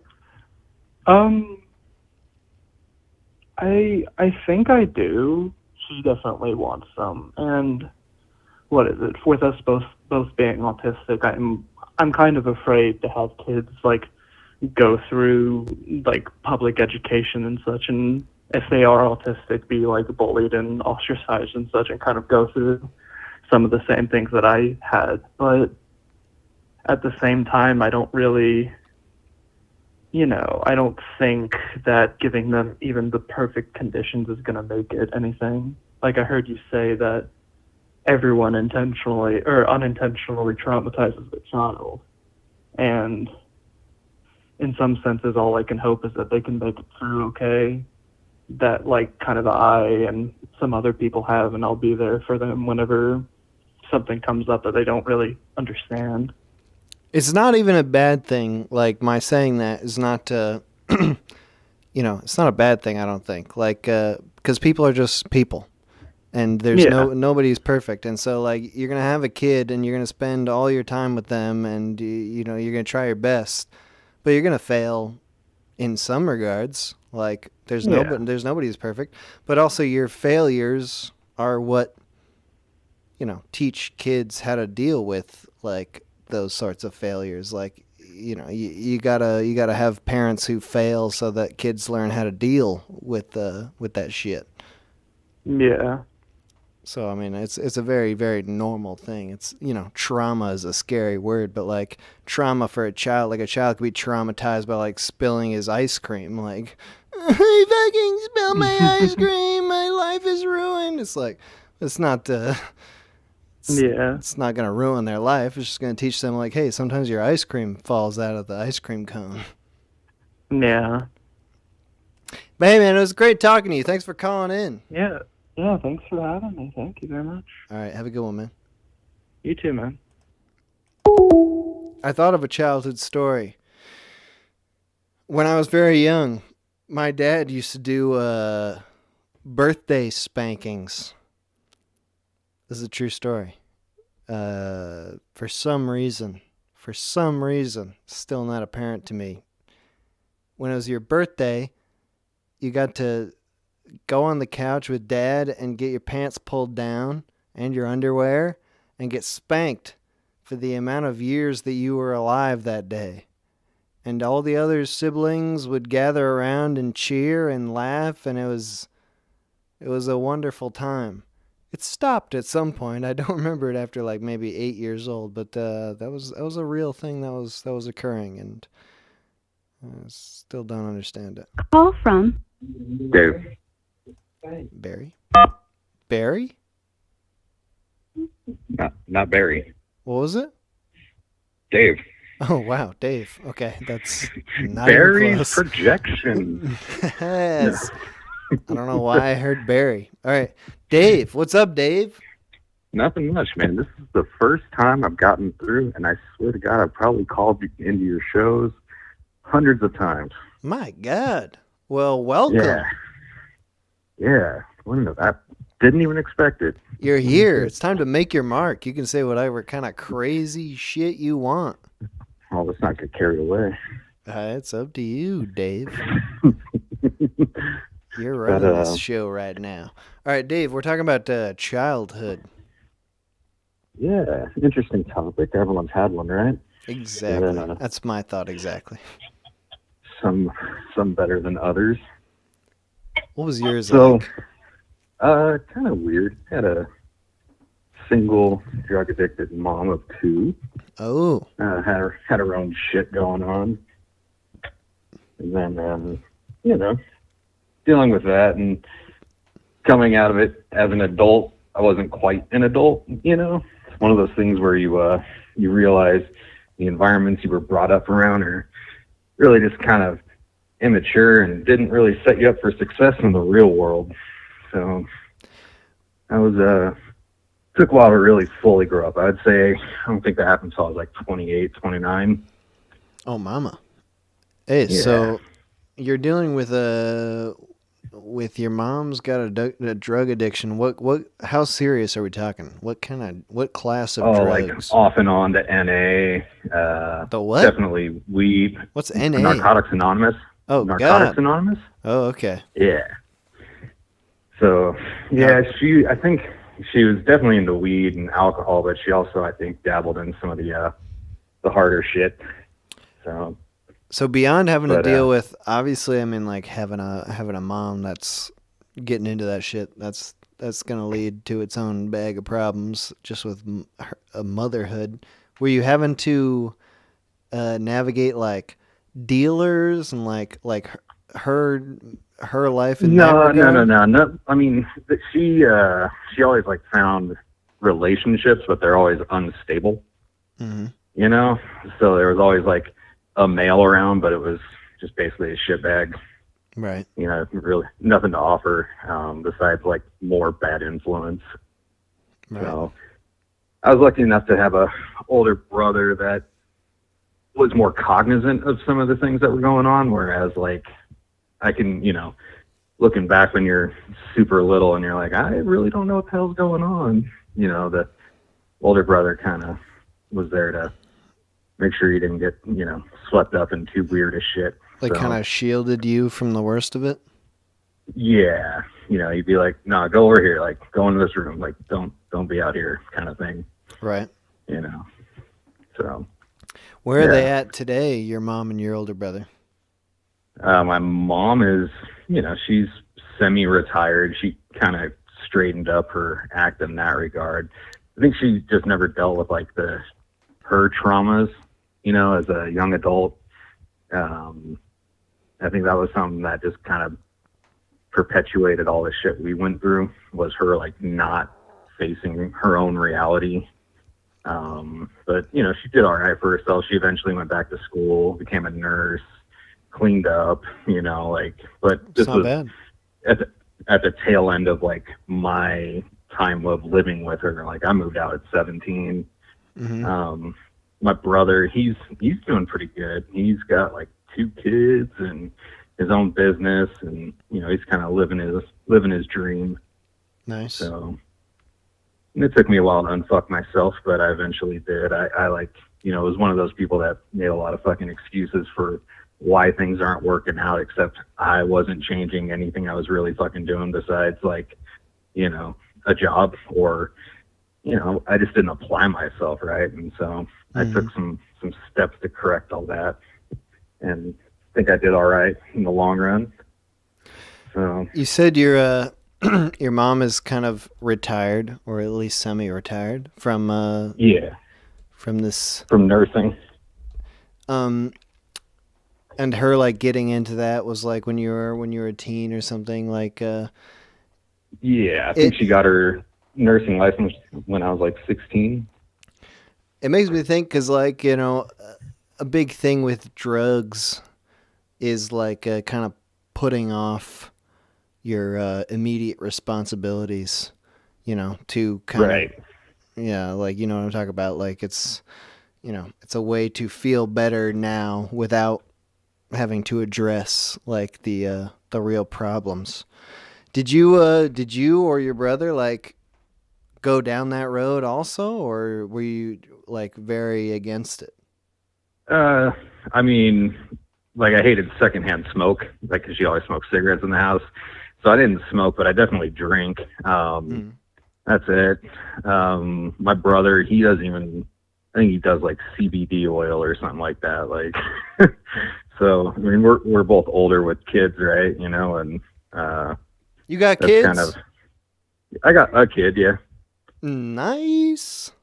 So he's 7. I think he has I think like a spoiled childhood, which is weird, right? Like I have a really warped sense of what a childhood should be from my own experience. And so I need like that I guess more objective input from my wife at times to be like, should I like be a little harder on him for this stuff? She's like, dude, no, relax. What you went through was not normal. You don't want that for him, so don't put that shit on him. Like, control yourself. So it's that's really great. Interesting dynamic. That's really great that you've got a wife who both recognizes that and like also you're able to like accept that. Yeah, she'll fuck with me too about it too, which is great. She'll she had both of her parents. My dad was nowhere in the picture. Whenever it comes up, she's like, "Oh man, my dad loved me," It's like, fuck you. But it's good times. After 17 years, you can do that with one another and not really get too hurt about it because it's coming from a good place. Dude, that's wonderful. I'm very glad to hear that you got a kid and like it's working out. Like, yeah, dude. Most people I knew like went through a lot of the same shit I did. Like one of my best friends, he's a fucking burnout, right? Like one of my best friends from like the peak of the stupidity that I was going through and what he went through. He's just like a total fucking burnout, like no memory, like just he was a smart kid like back in the day, but now you like, last I heard he was working at Walmart, just kind of not doing shit, and this was a kid that was accelerated, right, in math and science kind of stuff, and he just after years of dealing with his parents' shit as a kid, he's not really he didn't live up to his potential.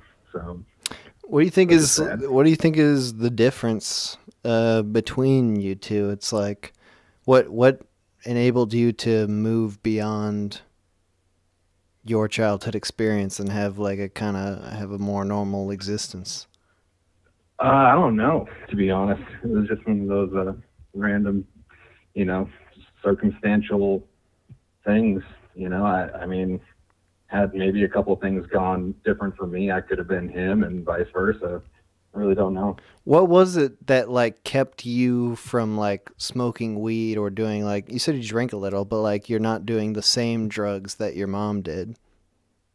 I just didn't, never really appealed, didn't really understand it.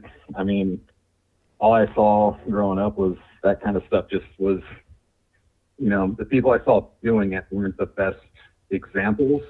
And it took me a while to find good examples or to, find like a way to, I don't know. That's my kid popping, I don't know, a little packaging material thing. Nice. Hey, dude, I'm on the phone. What do you mean? Sorry. Well, so you had like your older brother as like a good role model.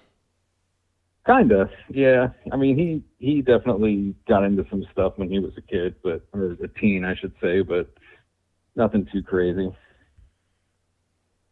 So he kind of steered me away from some of that stuff, knowing that what he went through and what we had been through. So, yeah. Hey, man. But, thank you for calling in. Appreciate you telling me about this. Glad to finally make it on. Hell yeah. Glad to have the streams back too. Yes, and they're back. They're back for business for good. So there'll be plenty more. Chill. All right. Have a good one. Have a go, man. Okay. Gonna take a slightly extended break here. We'll come back with the boys. We'll do a bunch more calls. And then we'll probably call it. I mean, the show's, we're going for like 4 hours. As opposed to the 8-hour stream we did freaking last time. I want to do a more normal thing. All right, be back in a few minutes.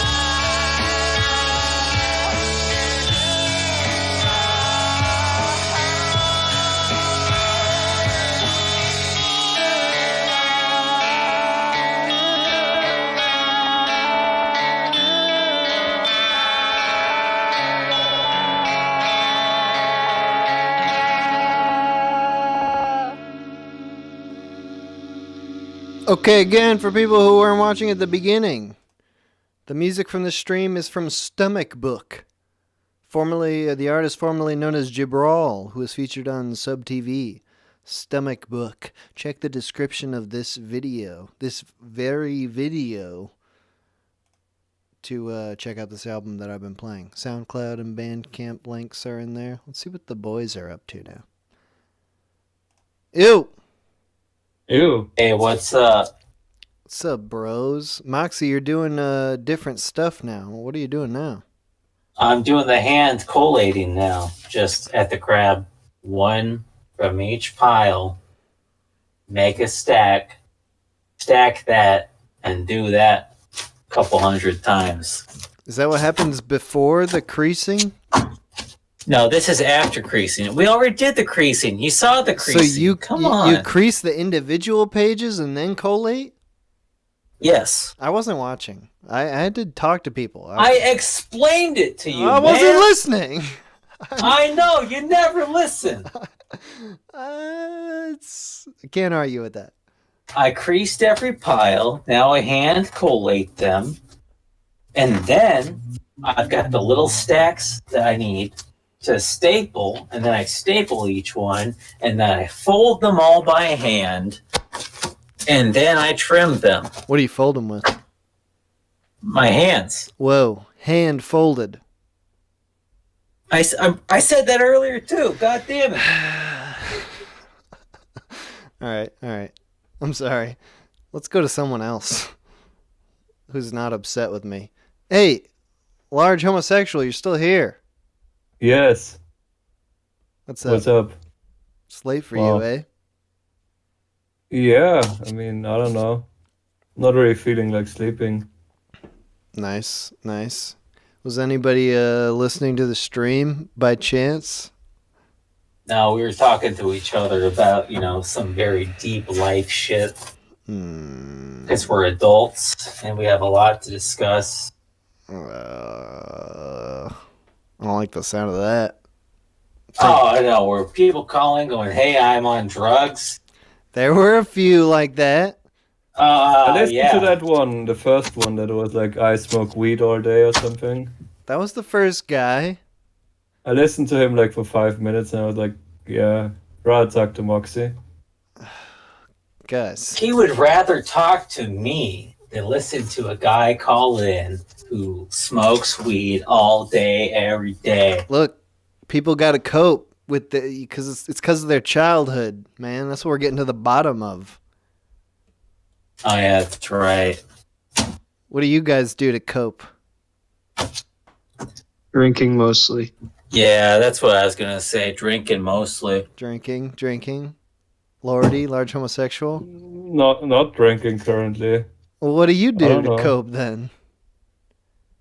I don't know. Honestly, go on living. Because I mean, what's the alternative? So you just don't cope at all? You cope by living? What? Yeah, I just cope by existing. What the fuck? I don't know. You think you're better than us? Yeah, I haven't had alcohol in 6 weeks, 7. Oh wow! Nice. Damn. All right. You are better than us. I am better than you. Oh man, you haven't been doing anything for 6 weeks? Any kind of mind-altering substances? No. I mean, wow. Teach us. I watched the Minions movie. Is that a mind altering? So that's how you've been. So that's how you've been coping. That's how I cope. I post you watch the memes of wacky Tic Tacs on Facebook. Tic Tacs. All right. Well, okay. That sounds like a good coping strategy. Watch the Minions movie. I'm a bloomer now. What does that mean? Do you know doomers? I've seen that word, but I don't understand it really. Well, if you think that life is shit and you just wanna you think everything is gonna turn to ass, that's basically being a doomer. You just think that everything is gonna turn to shit in the future. Okay. But if you think about the opposite way. You can be a bloomer. You think that life is going to be great and shit. That's what you Right? think? I mean, maybe. Why would it be shit? I mean, life is already so fucking shit. Do you think it can get worse?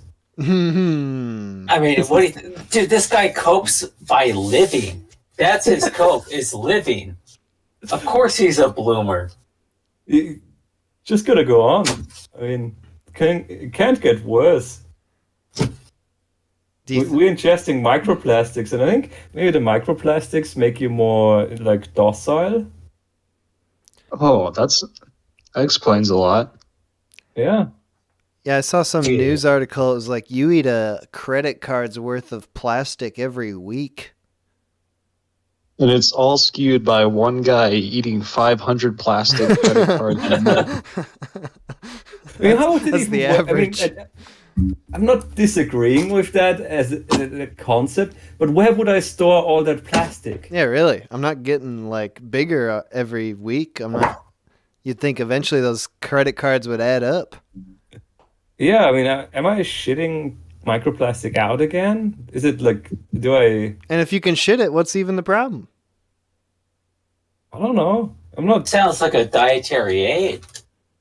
Yeah, like roughage to keep everything moving.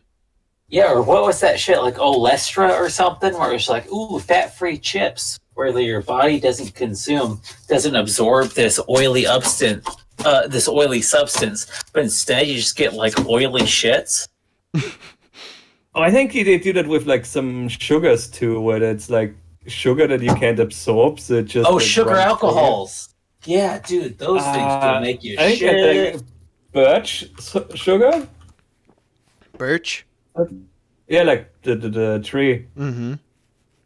I think you can make sugar out of that somehow. Oh yeah. And then you I don't know. You can't digest it. It just sits in you forever. I assume you it shit just, it out. It just goes right okay. through the system. That's like the sugar alcohols, like, maltitol and xylitol and all that stuff. Like a lot of the sugar-free candies, they use that, and then they have warnings on it, like, hey, if you eat more like 4 pieces, you're gonna get like an upset stomach and you're gonna shit mud.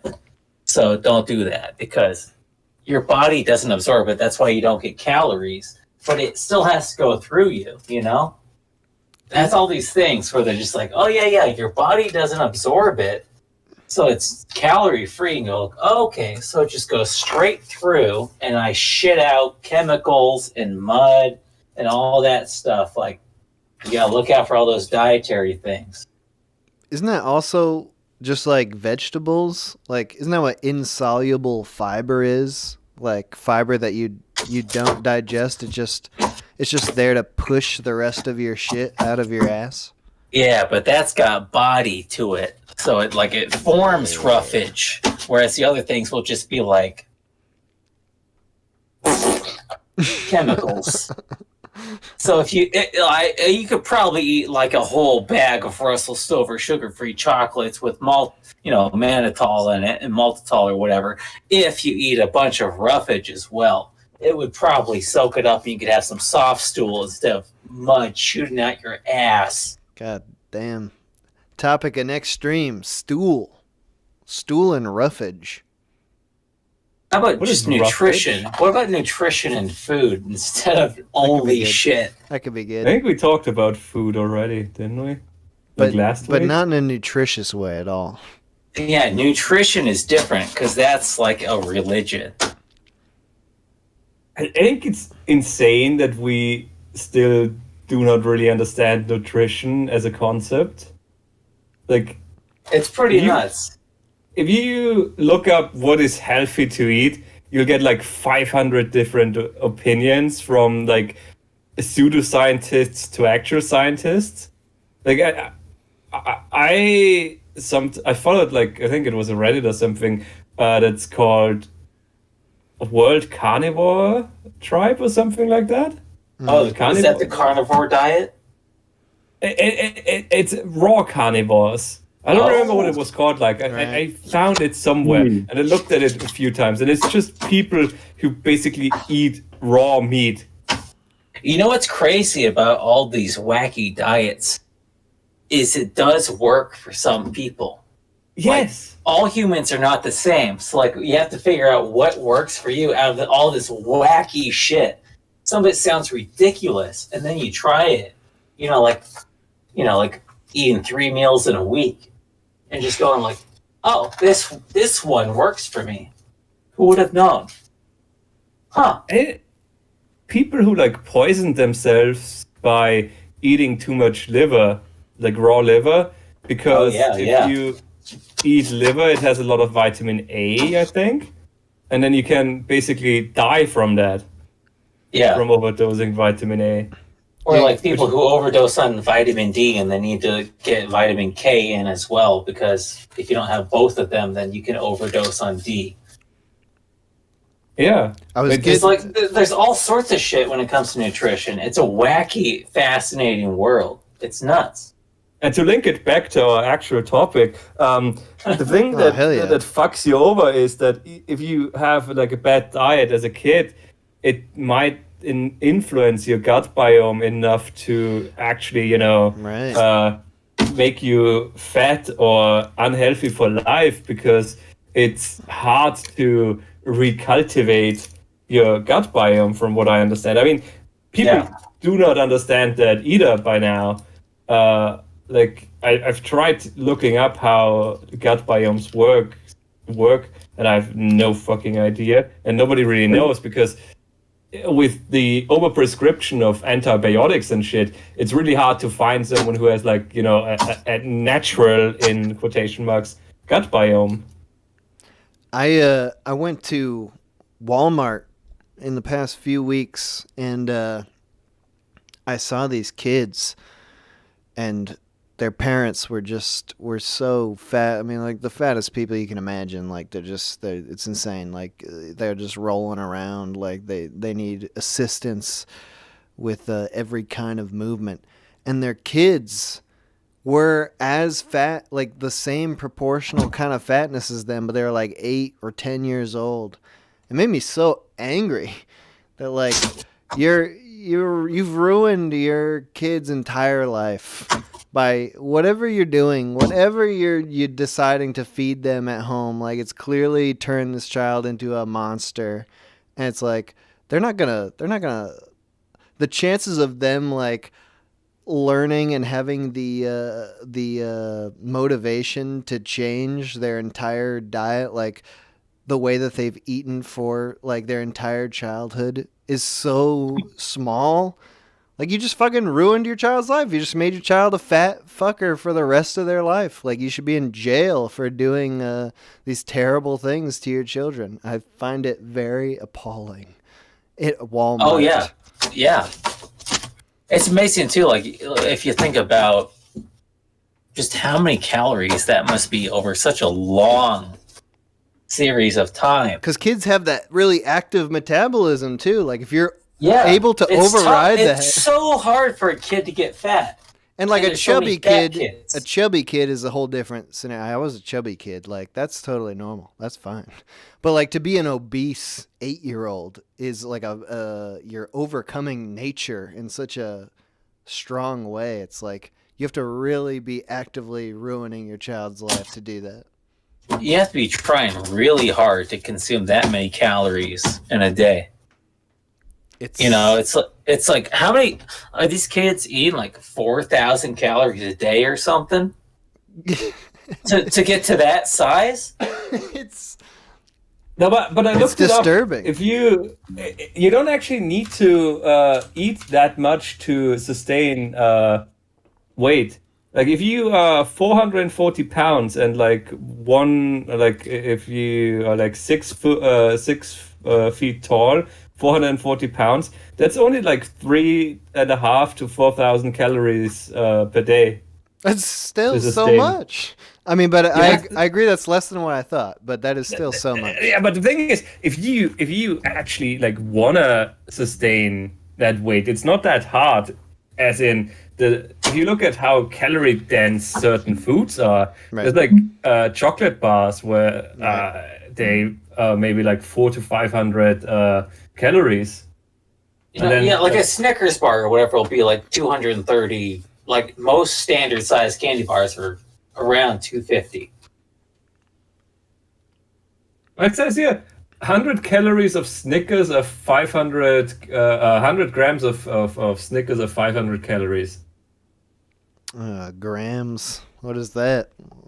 Is that? I think the average bar. Grams here. What is that? I think the average One bar is serving 40 something grams, right? Oh, okay. I don't know what it is now. Yeah, it says one serving is 50 grams, so it's 230 per Snickers bar.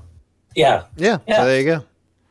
So you got to eat like 30 Snickers bars a day or something.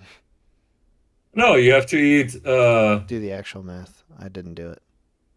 If you're a fat, 20. yeah, Yeah, 20 Snickers bars in a day is a lot. But I mean, you do eat something besides Snickers bars, I assume. But yeah, I mean, of course, if you're that size and you're like maintaining weight, you're a fat ass and you eat a bunch of. I mean, really, the thing is like sugary drinks, you know, because like people will drink like a 2 liter of Coca-Cola, which is like 700 calories or whatever the shit it is. And that's big with the gamers. It's actually too. 750 if you drink 2 liters. Okay, 750. I'm getting close on these calorie numbers. It's a big gamer thing, because that's the other thing. Like the gamers, like those are the kids. They're gaming all day. They don't get any kind of exercise, and they're also drinking like soda all day. Like soda is what kills you. Soda's the worst. Absolutely insane. 2 liters of cola has 190 grams of sugar. Oh yeah. I want to see that in a pile. I want to see that in a pile on the table, and just start lapping it up. I do have a good related story about that. I have 2 friends. You met them. The 2 Molkman guys, when they made sweet tea as a kids, they would know they added enough sugar when all like possible sugar had dissolved into the tea, and it started to like accumulate at the bottom of the vessel. When the liquid was totally fully soluble. saturated. Yeah, yeah, that's how they knew it was done. We used to do that when I was a kid. My brother used to tell me we used to have like the Lipton dried iced tea powder, and he would make me a drink called Australian beer. That's what he called it, Australian beer. And it was the same thing. It was like you just put so much Lipton tea powder into water that like it cannot take any more, and then you have to chug it as fast as you can. But I wasn't like that was just a fun event, you know. I wasn't drinking that every day. And then I eventually realized like, oh wait, this is actually not something anybody should have. I wonder if stuff got more calorie dense in like the last 15-20 years. Like I assume it did, because if you think about the obesity epidemic in a way, I don't think people actively try to get fatter in a way, but somehow food must have gotten worse.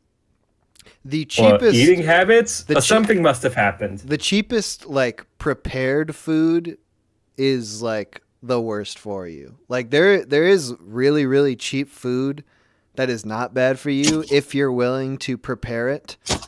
But like if you want something that is just done and you can eat it, like that is the worst stuff available for you. Yeah, dude, if you're living off of ramen and Tina's burritos, like you're gonna die. And then you're like, oh, this salty, horrible shit. I need to wash it down with some Mountain Dew. God damn, you're gonna die. But if you just like would devote an hour like every day to like preparing your own food, you could eat cheaper than that and also just be like, you know, incredibly more healthy. Yeah, I mean, you know, it doesn't even take that much time. You just have to, you know, you can be lazy and be healthy at the same time. You know? Just don't eat seed oils. Don't drink sugary drinks. You're not using rapeseed? No. I use your pork fat, your chicken fat, your butter, all that natural shit. You know, like you can get you go to Walmart and get a bag of frozen steaming bag, like Brussels sprouts, green beans, whatever. That shit's under $1. That's and the way whole easy. bag, you just put it in the microwave, put it on high for however long they tell you to do it, pull it out, put a pat of butter on it, salt and pepper, and then, throw some other stuff with it. That's like 300 calories, including that butter, Butter's most of it right there. But you do need fat to survive. Your body needs fat. It's not hard to eat healthy. It's just, if you don't want to, you're not going to do it. You don't See, have the to issue be. is, Yeah. if you remember, I don't know if this is something that happened when you grew up, but basically, sugar was promoted as being not that bad as fat. So everybody tried to have like low fat, but a lot of the low fat products have like way more sugar to balance out the flavor, I guess. Yeah, sugar that is was a way pretty 90s thing, yeah. Sugar is Yeah, way but worse then than now fat. we found out that all of these studies were being funded by the sugar lobby, basically. So Sugar we've been babies. lied to in a way. But I think maybe that's also something that happened. That there's a certain generation that is born around like 10 years ago or something that's still living in this candy paradise in a way where they get like so much sugary shit and like everything has so much sugar in it still nowadays because we're still not over the putting sugar into everything just to make it taste good and slightly or rather more addictive, and maybe that's why people like kids are still getting so fat or getting more fat than they used to in a way. I think a lot of it really is just that there's more, there's less cooking and more just eating packaged goods and eating out. People don't cook as much as they used to. And, it's just like, but at the same time, it depends on what you're eating. Like if you're eating like a bag of Cheetos and a liter of Coke every day, that's a lot of calories.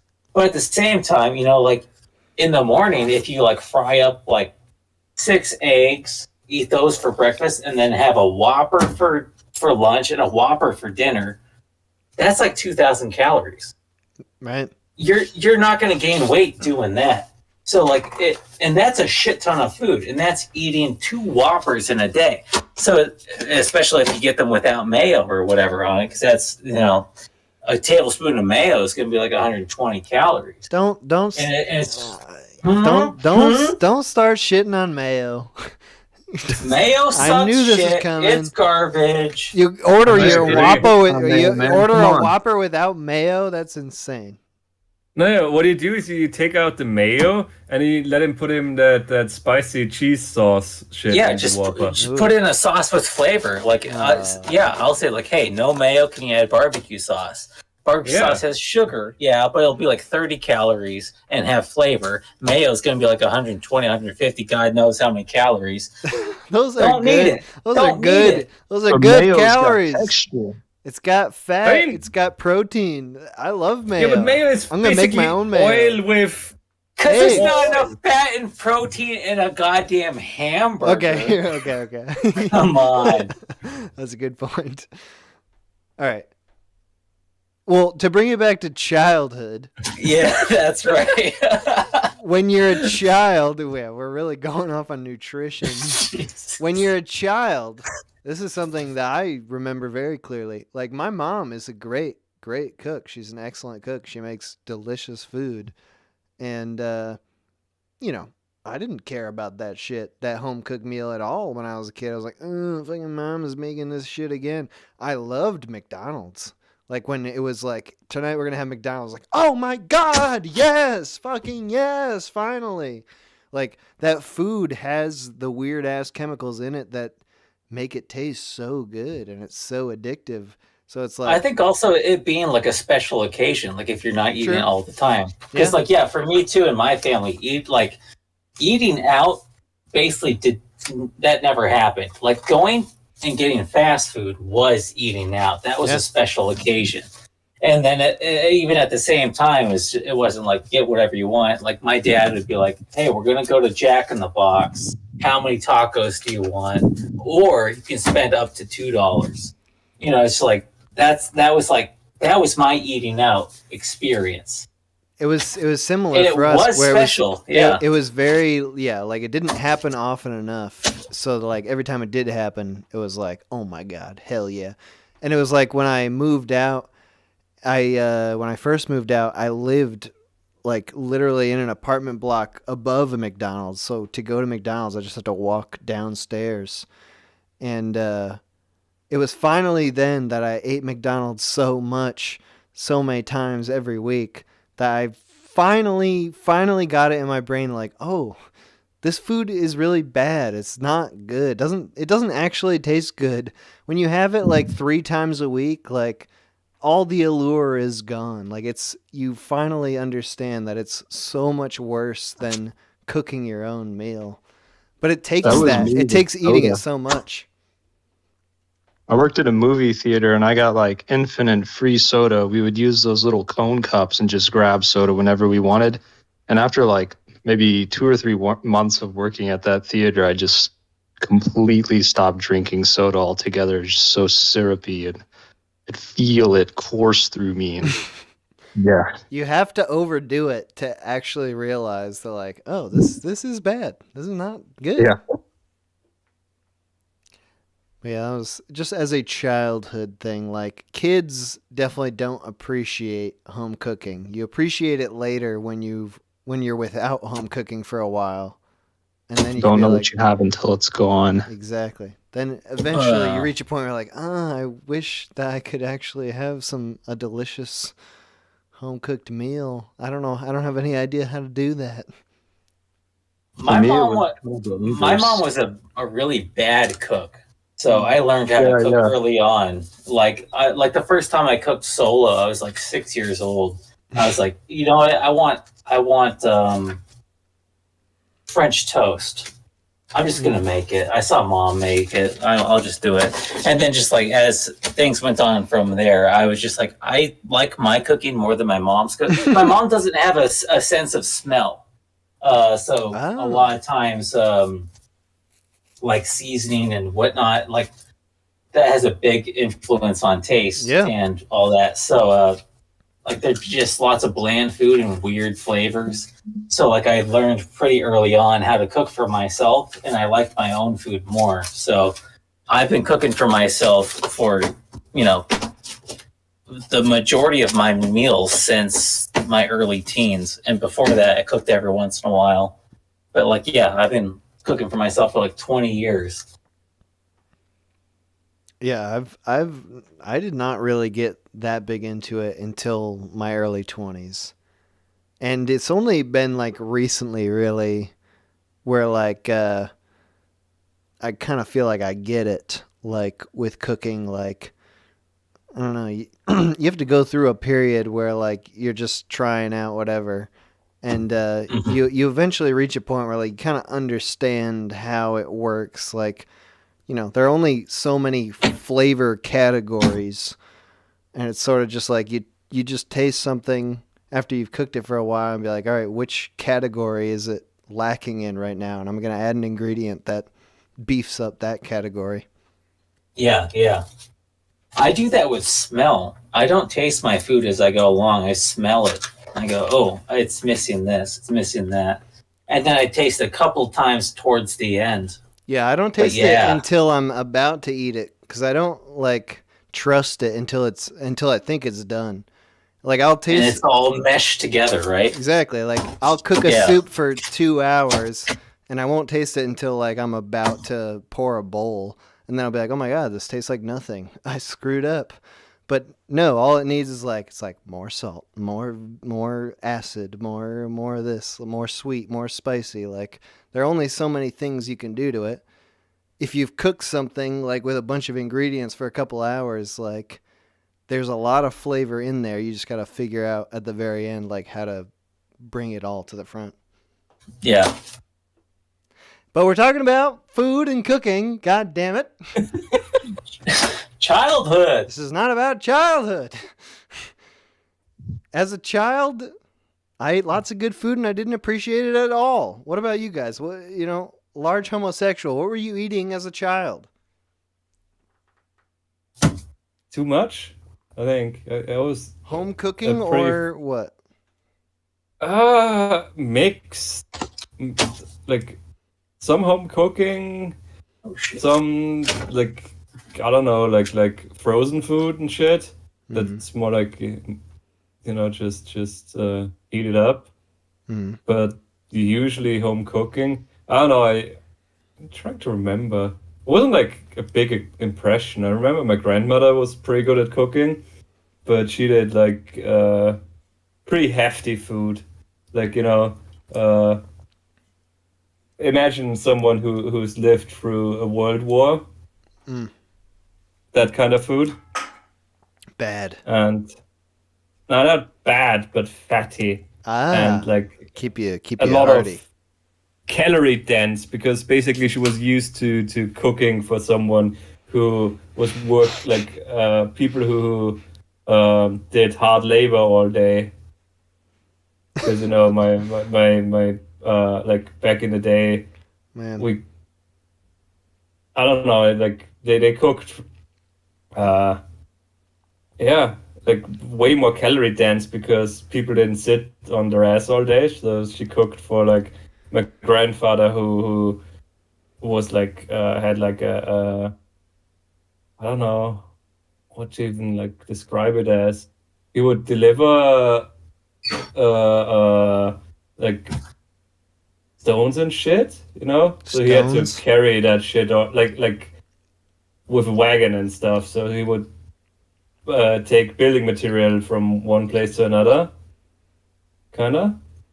Is it like giant buildings that were rubble from the Nazi bombers?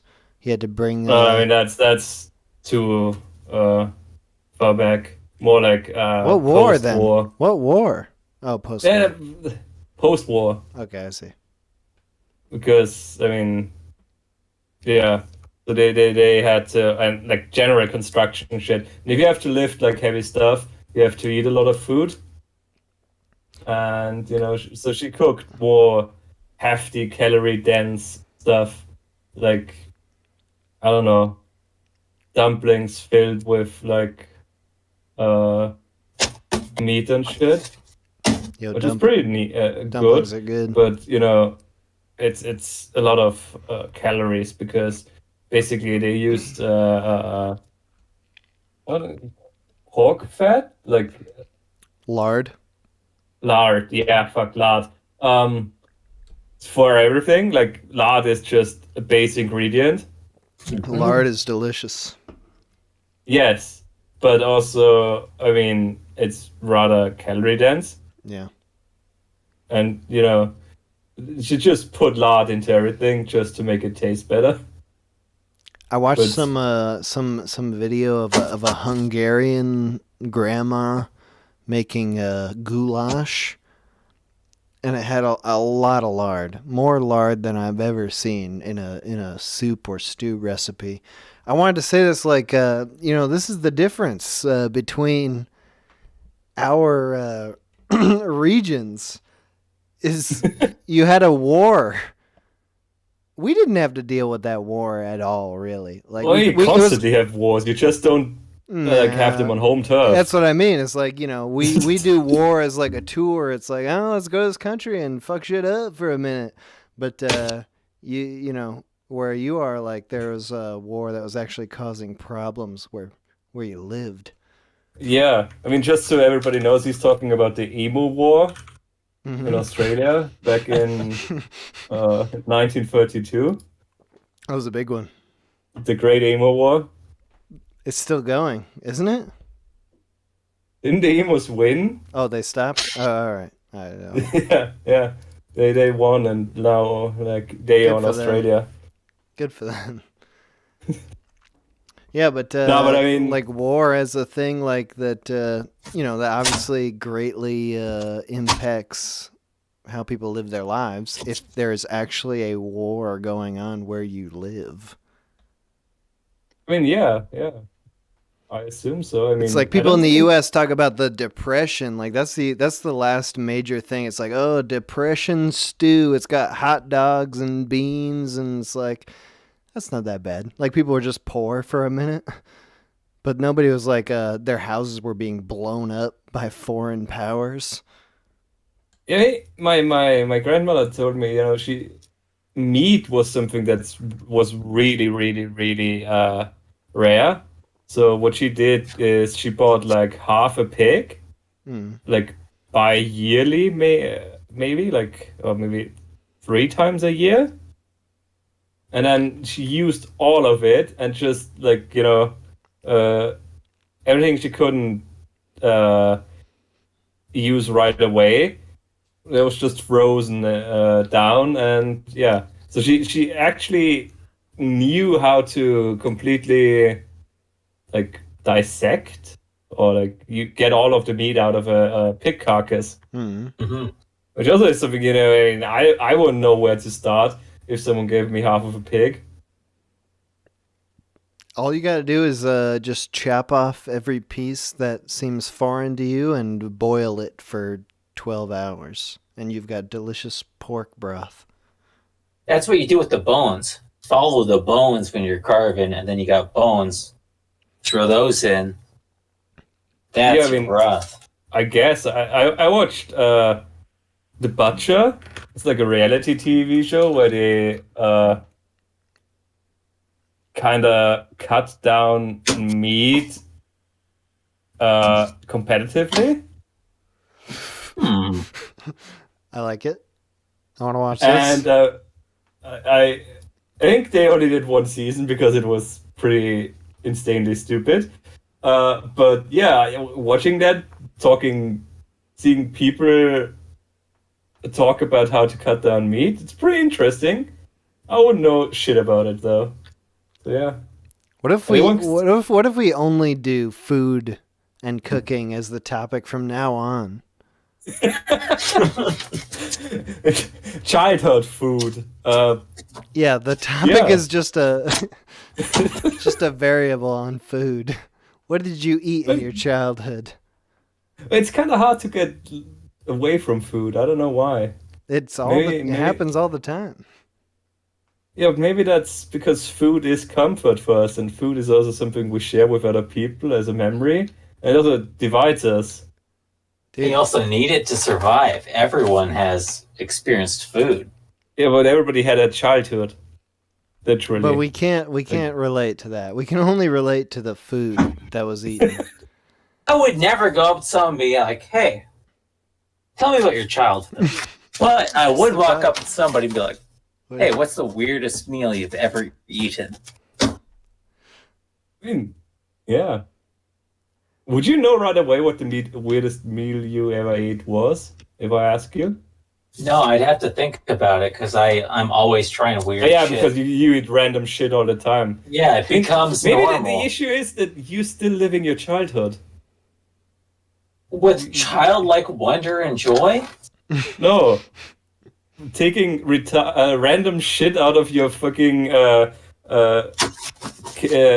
cupboard and throwing it together and then be like, that's food. Like, I didn't do that!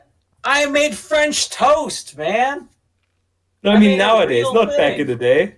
No, back in the day, the first thing I ever cooked was French toast. I made real food, damn it. I don't know. I do more weird shit now. Yes. Well, yeah. No, well. It's not good. Isn't that just literally like toast with eggs on it? Huh? No, that's it's eggs in a bread basket. That you put in beaten eggs and sugar and milk. Eggs and milk and and then you soak the bread in and you fry it up so it's all custardy and whatnot. Yeah, I mean it's a simple meal. It's a meal that a child can make, which I did in childhood. Childhood. The theme of tonight.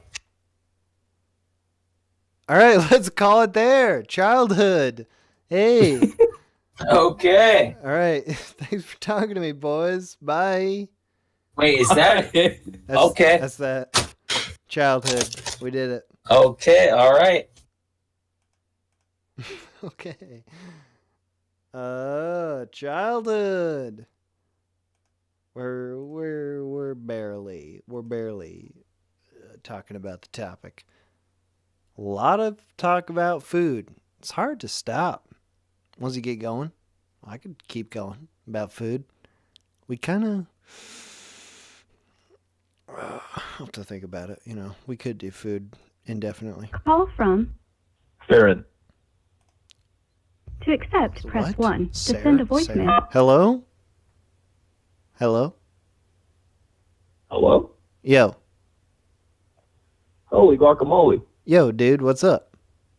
Hey, oh my gosh, wow, I got in right at the end of the stream. That's crazy. Yeah, like that other guy, I've probably called into the stream, a couple hundred times. Something ridiculous. Something probably mentally, not all there. But nice. Well, you're on. Yeah. It's happening. Wow, this is great. What do you think? I thought I'd be a lot more nervous.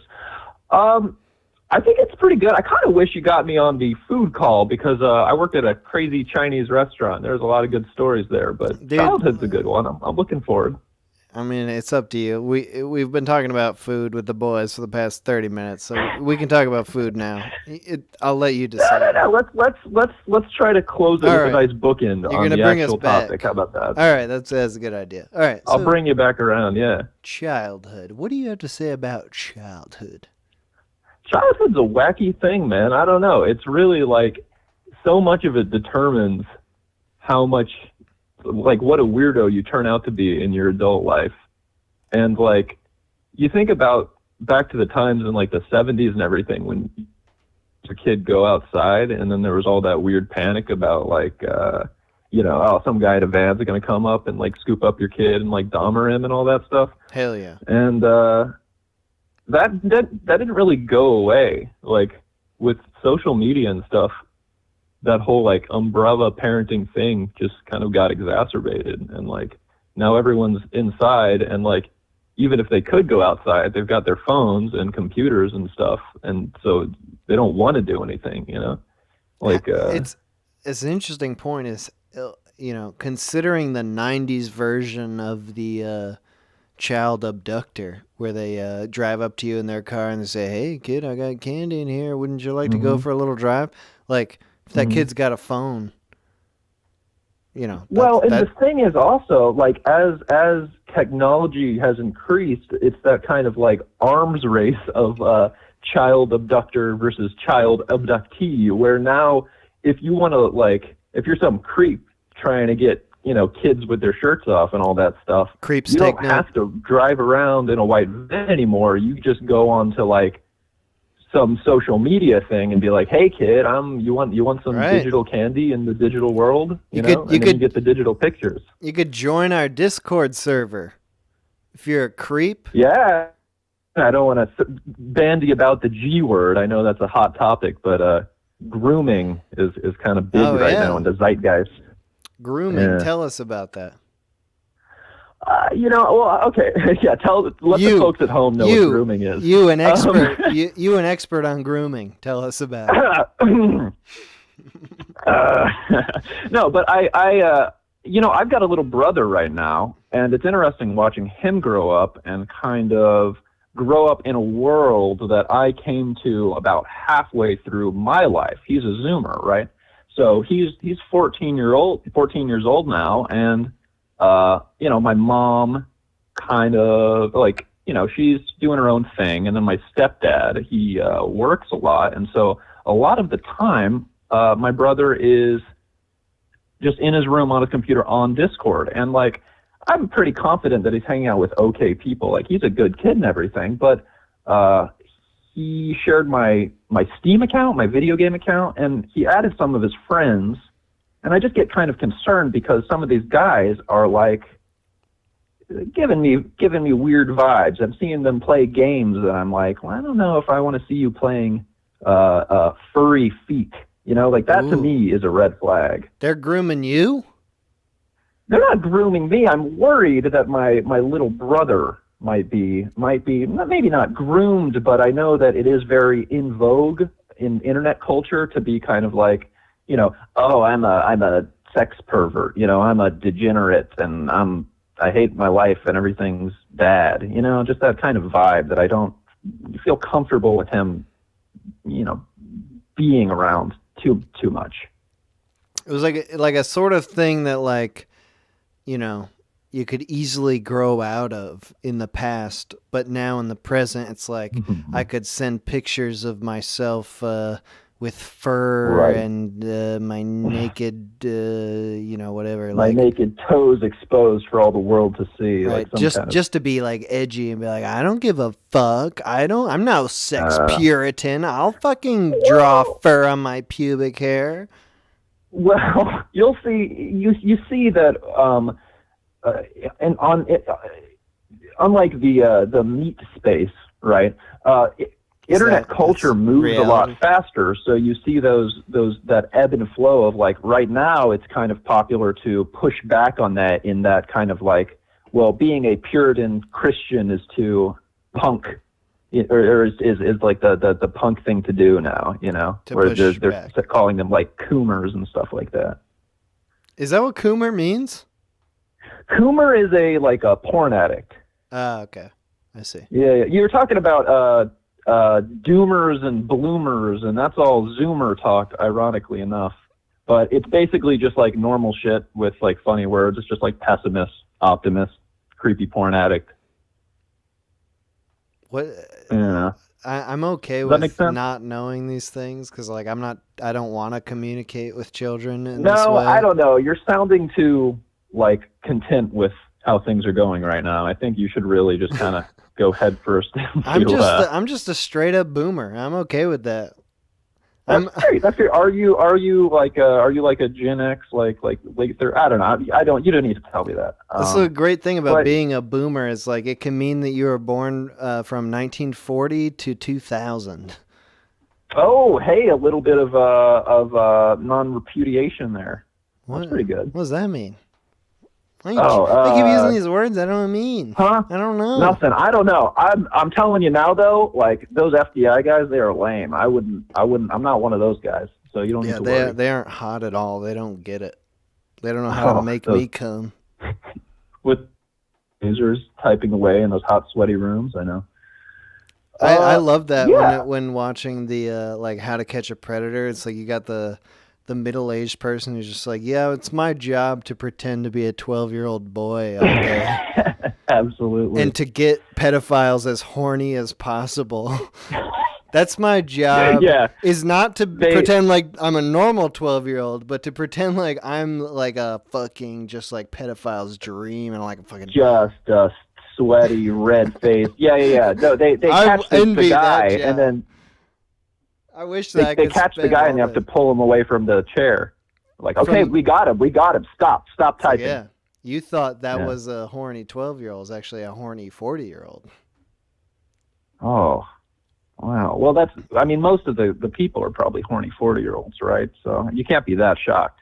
I don't know, but that's, you can't be that not surprised. They're like, oh, it's always the same excuse. They're like, I knew they were 40. Yeah, I just came over to make sure that they were okay. Yeah, okay.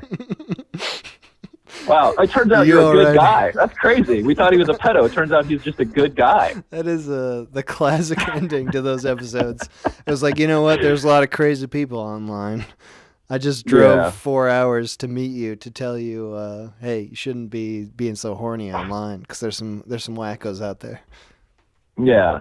Anyway, I don't know how we got on. How do we even get on this topic? We're talking about pedophilia. Oh, okay. So, well, I'll maybe, if you don't mind, I can redirect back to my childhood, just because your childhood. Some key points. Okay, so I grew up. I spent a portion of my life with a traveling circus. I know that seems kind of weird. But it is true. And it's not a glamorous kind. It's like a gross, grungy, weirdo carny kind, so that wasn't awesome. How much? Let me see. I went... How long? How much of my life? Yeah, how long were you involved in that?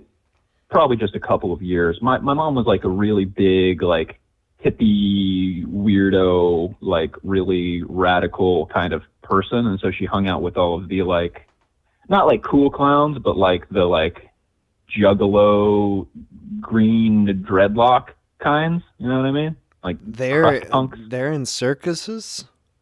Yeah, that's a weird aesthetic. Yeah, in New Orleans is where I was born, and there's like a weird subculture of like clowns being cool. Like one of the guys I was around a lot, this guy named Styx the Clown, and he had like the eye makeup, the little like points like Joker. Yeah. He had it like tattooed on his face. Oh, God. So like hobo clown is a aesthetic. It's kind of weird. I don't like it, but you were like along for the ride. You weren't like a main attraction. It wasn't like the freak baby tent or anything. No. It's definitely left an imprint as something that I am particularly avoidant to now that I'm a little bit older. The circus. Like, we were pretty poor, so like I would like multiple hula hoops on the corner for like money and stuff like that, At the circus? Yeah. Well, it was like a caravan, right? And it had like, it wasn't like a big top circus because that's too expensive, but it was more like a traveling train hopping caravan. Dude, are you fucking with me? Is this real? No, I'm not. I'm 100%. This isn't like, if you can Google, like if you can get into like find stuff on the internet about underground like New Orleans art weirdo scene, like it's not that weird. It's basically just like hippies. This was like crust punk. It was like an art house circus. Yeah. It's like the people who would like, Sid from Toy Story, how he would take all the dolls and like sew them together and stuff like that. Like they like shit like that. He was a visionary. Oh yeah, he had visions. All right. Yeah. So that was a blip. Okay. I went to I had to go to a juvenile mental, I don't know what you call it, like institution, because they thought I was a school shooting threat, which was super cool, very fun, because I had, there was a PowerPoint we had to do for a history class, and as a joke, like how you can make really rudimentary, like animations in PowerPoint, like super shitty, like thing tweening across the screen kind of shitty animations. Well, you can. Yeah. And I was a really lazy kid. I didn't like school. I didn't have a lot of fun in school. It was super shitty. So I didn't do a lot of my work. And like a joke PowerPoint of like a plane flying into a building and exploding. And this is just being edgy. I didn't really understand the implications of anything. I was exposed. I watched a lot of movies I shouldn't have watched and shit like that. So I was just being edgy. I thought, shock value equals funny, right? So I was doing the project with this kid, and I showed him the slide on a little like thumb drive, expecting to like get a laugh, right? And I think he was just weirded out, and so fair enough. The thing I wasn't aware of is that he didn't. I don't know what his damage was, but he actually took it and presented it in front of class. He didn't get that I was joking or something. Maybe we were too young or something. And so like he tried to present it as a serious thing, and it was just nightmarishly awkward and embarrassing. And like they called the office in. They were like, "Who's responsible for this?" And it was me. And so this was right after the Virginia Tech stuff. Oh yeah. And so they like searched through my locker, and I really love art. And so I had pictures of like Master Chief from Halo. Hell yeah. With a big Gatling gun, like blowing up alien. Oh. I could get those Covenants. And they found stuff like that, and they like scanned it and printed out copies and showed my parents, and they're like, "This might be a credible threat." And I'm like, wow. These guys are like stupid. And so they basically sent me to I had to go to a thing for like a week to get like a clean bill of health before they let me come back to the school. And so they I go to brainwashed this, like, you into not shooting up the school as Master Chief? Dude, I was ready, man. I had my plasma pistol fully charged. I just needed to pull the trigger. But they sent me to this fucking place, and like it was traumatizing, man. I was around kids who were actually like messed up. There was like a girl who had like a swastika carved into her ankle, like scary shit. And they made me do these like group therapy things and like do Rorschach tests, which I don't even know they did anymore. But were you just like, yeah, you saw the Rorschach test and you're just like, Master Chief, Covenant. yeah. The I see hunters. the blood of the betrayer, the arbiter. The arbiter. Yeah. But no, it was just like, I was just like, oh, a seagull, you know, just like normal shit. And they're like, yeah, he's normal. He's just antisocial. They hear He's like, he's not antisocial, but he's like, he doesn't like to hang out with the other kids. They hear you say I'm like, yeah, seagull and they're fucking just like, fucking, yeah, right. Tell us what you really Seagull. see, you son Yeah, of a bitch, I you would- sick son of a bitch. Seagull for now. A seagull still alive. Yeah. Before I've had my way. A seagull before I got to it.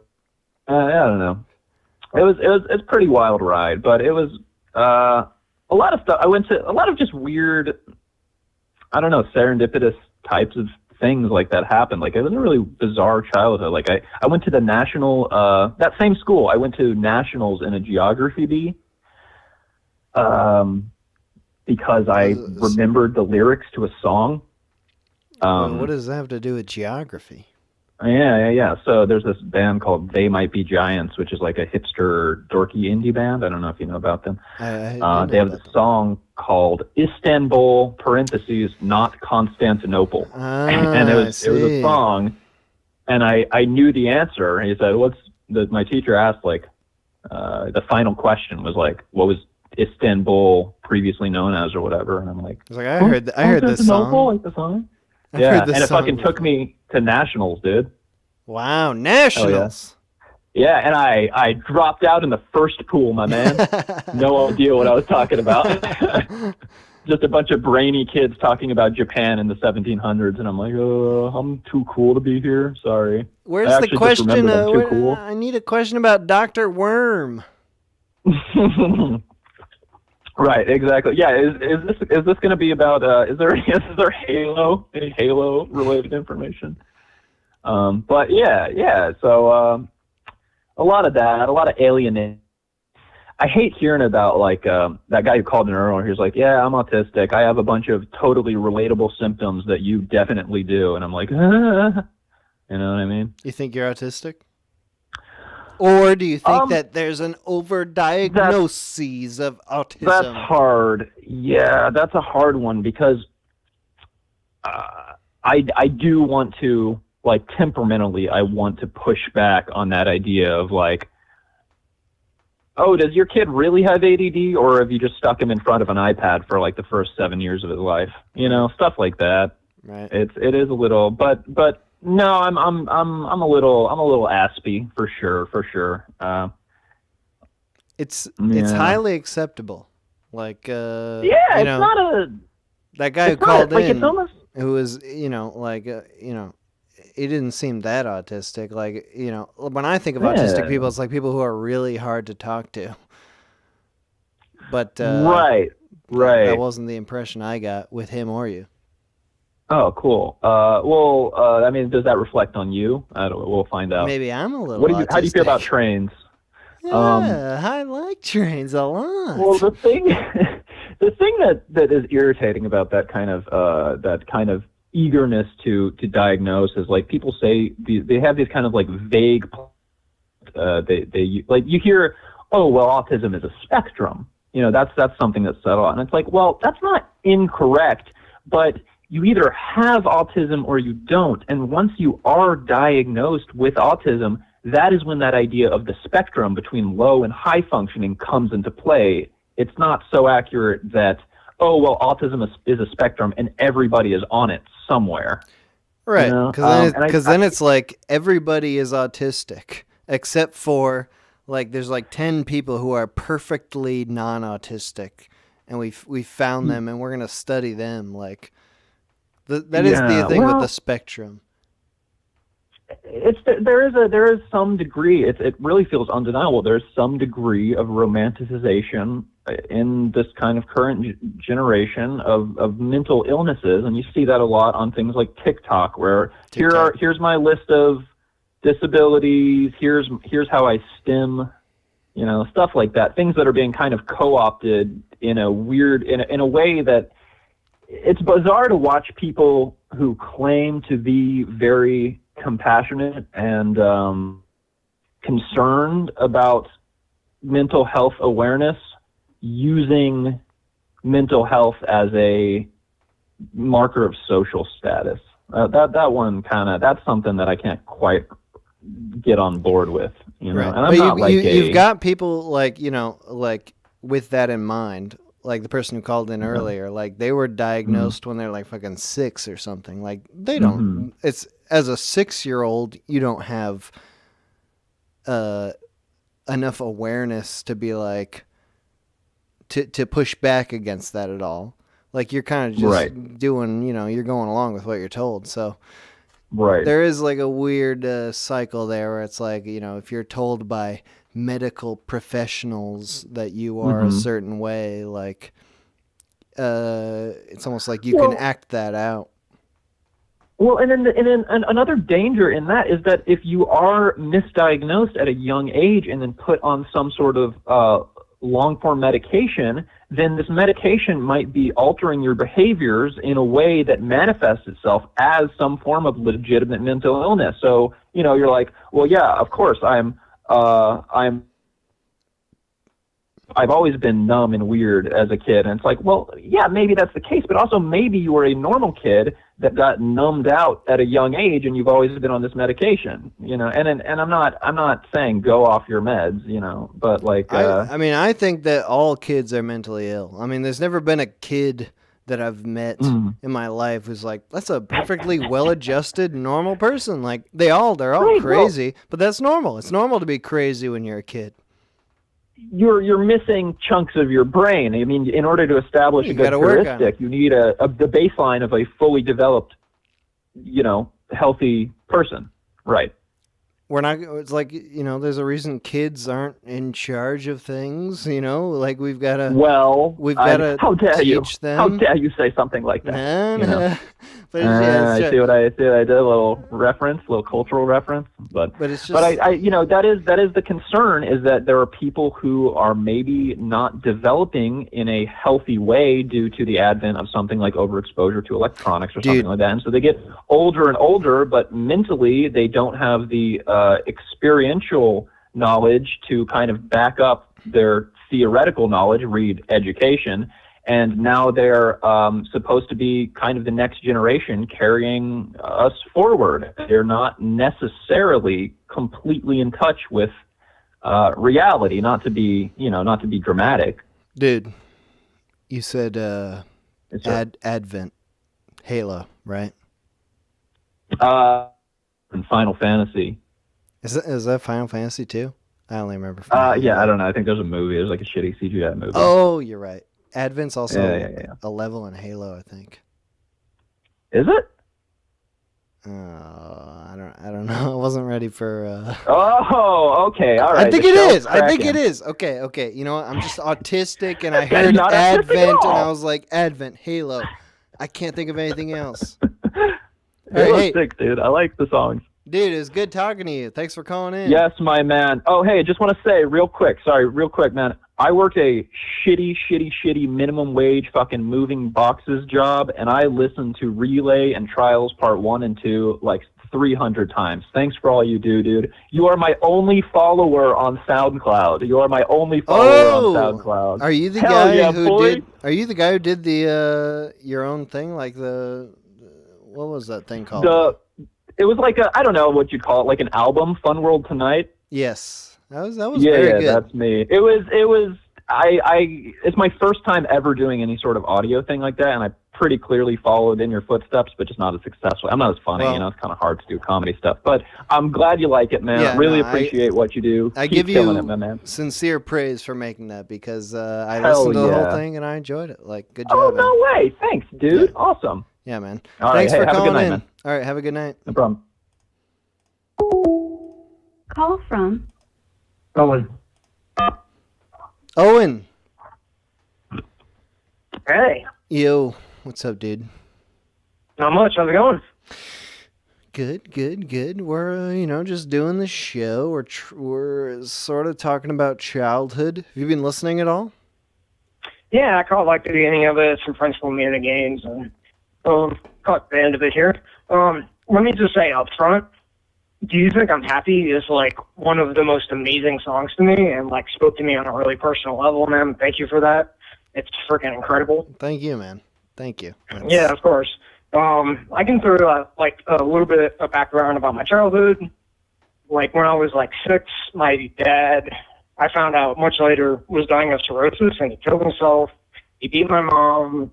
I wasn't in the house when it happened, but I knew about it from a young age. Been thinking about suicide from a young age, just because my mom told me that.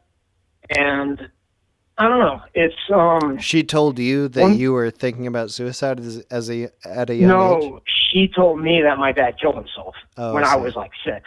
I see. Because I found out very recently that when she was a child, a bunch of bad stuff happened when she was a child that her mom never told her about till later, and it really fucked her up.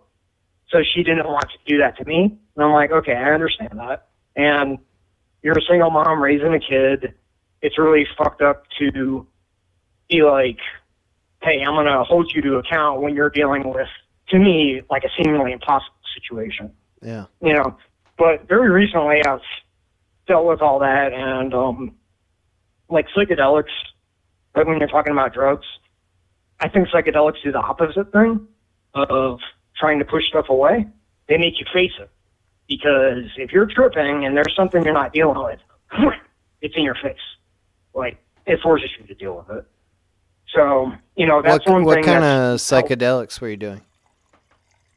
Like LSD, like mainly like in high school, like, cause I was, like, I'm like almost 40. So like when I was in high school, that shit was everywhere, like cheap too. And, like mushrooms fuck on my stomach too much. But, yeah, like, and meeting friends in high school that are still my friends to this day, like 4 or 5 of them, plus the psychedelics are the only reason I'm not dead already, like due to suicide. But this isn't my therapy session. I actually have a very strange experience, like probably one of the strangest experiences of my childhood, right? When I was like, I don't know, in high school, early high school, freshman and sophomore, I went to a friend's house, like to stay overnight with some other people there that were his friends. At one point in the night, and I swear to God, this is fucking real. At one point in the night, have you ever seen the picture of the dogs laying in a circle with their faces down and the dog in the middle sitting up? No. No? Okay. But I can imagine like this, yeah. So now picture, I think it was maybe like about 5 of them. They stripped down to their boxers. I was just standing like near a wall watching this. They put their faces towards the ground, point their asses at each other in a circle, put their hands in the backs of their underwear to spread their cheeks and to force air into their assholes so that they could fart. And they're just in a circle with their asses farting at each other. It's burned into my memory. That's like, yeah, it's mind-boggling. Isn't it? And it sounds like bullshit, but I'm like, what is happening right now? And I had no frame of reference to deal with that. Like, I don't know, man. That is some weird ass shit that has stuck with me for a long time. How did you deal with that? Like, I kind of early on, okay, so when you're dealing with something like your parent tells you what your other parent did, and you've seen, your dad hit your mom in the side of the head to the point where she had to have stitches in her ear, and you had to go stay with other people, and then all that shit happens. Like, I felt like the thread of my thought that continues to this day started when I was a kid. Mm-hmm. Like that, there isn't a broken piece there for me. Like, it's all this just continuous thread. And one thing I've always noticed too is that adults always forget what it's like to be a kid, or generally do. Yeah. And like, to me, I've never lost that. Like, I understand what it's like to be a kid, even as a grown-up.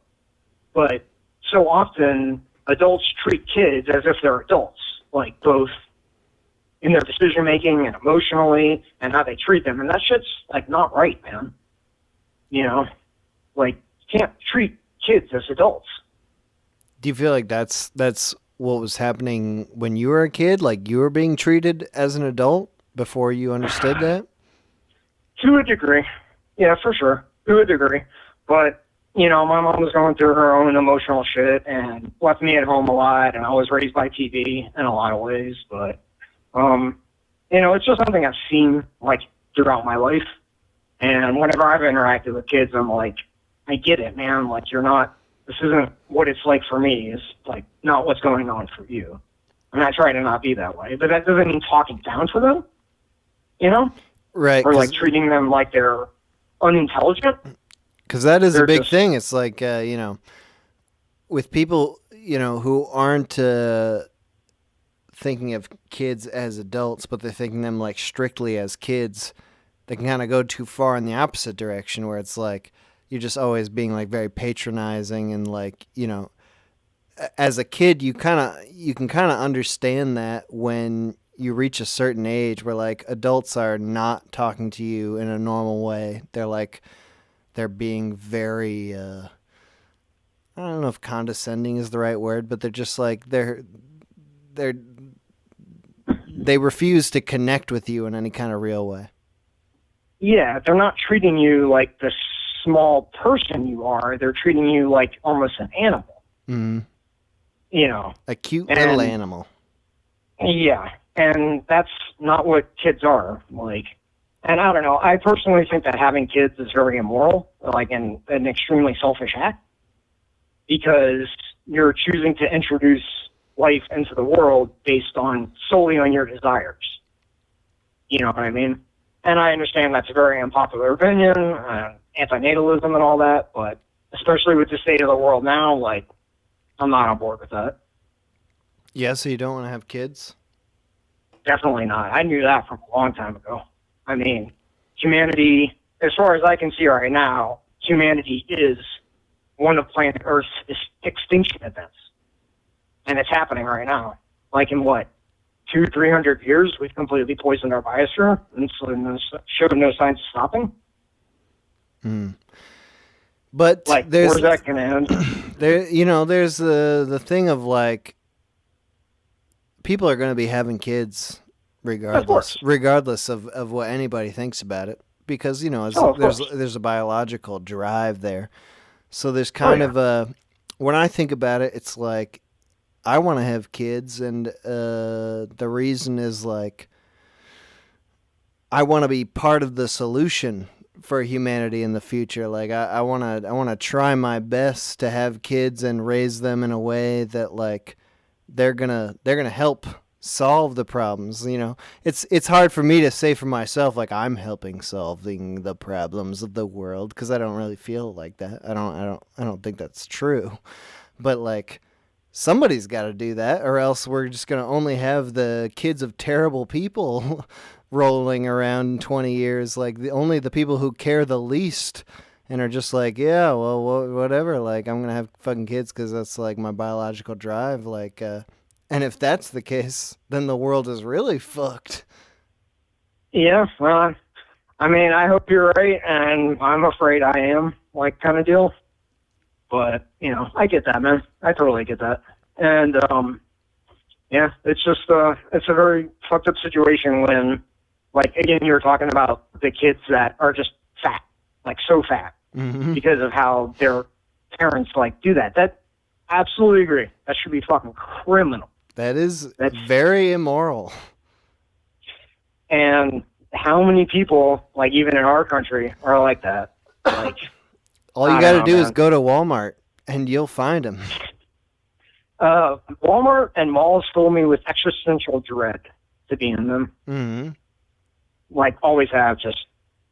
It's just something about that feels like the consumerism of it all, like the needless consumerism and all that.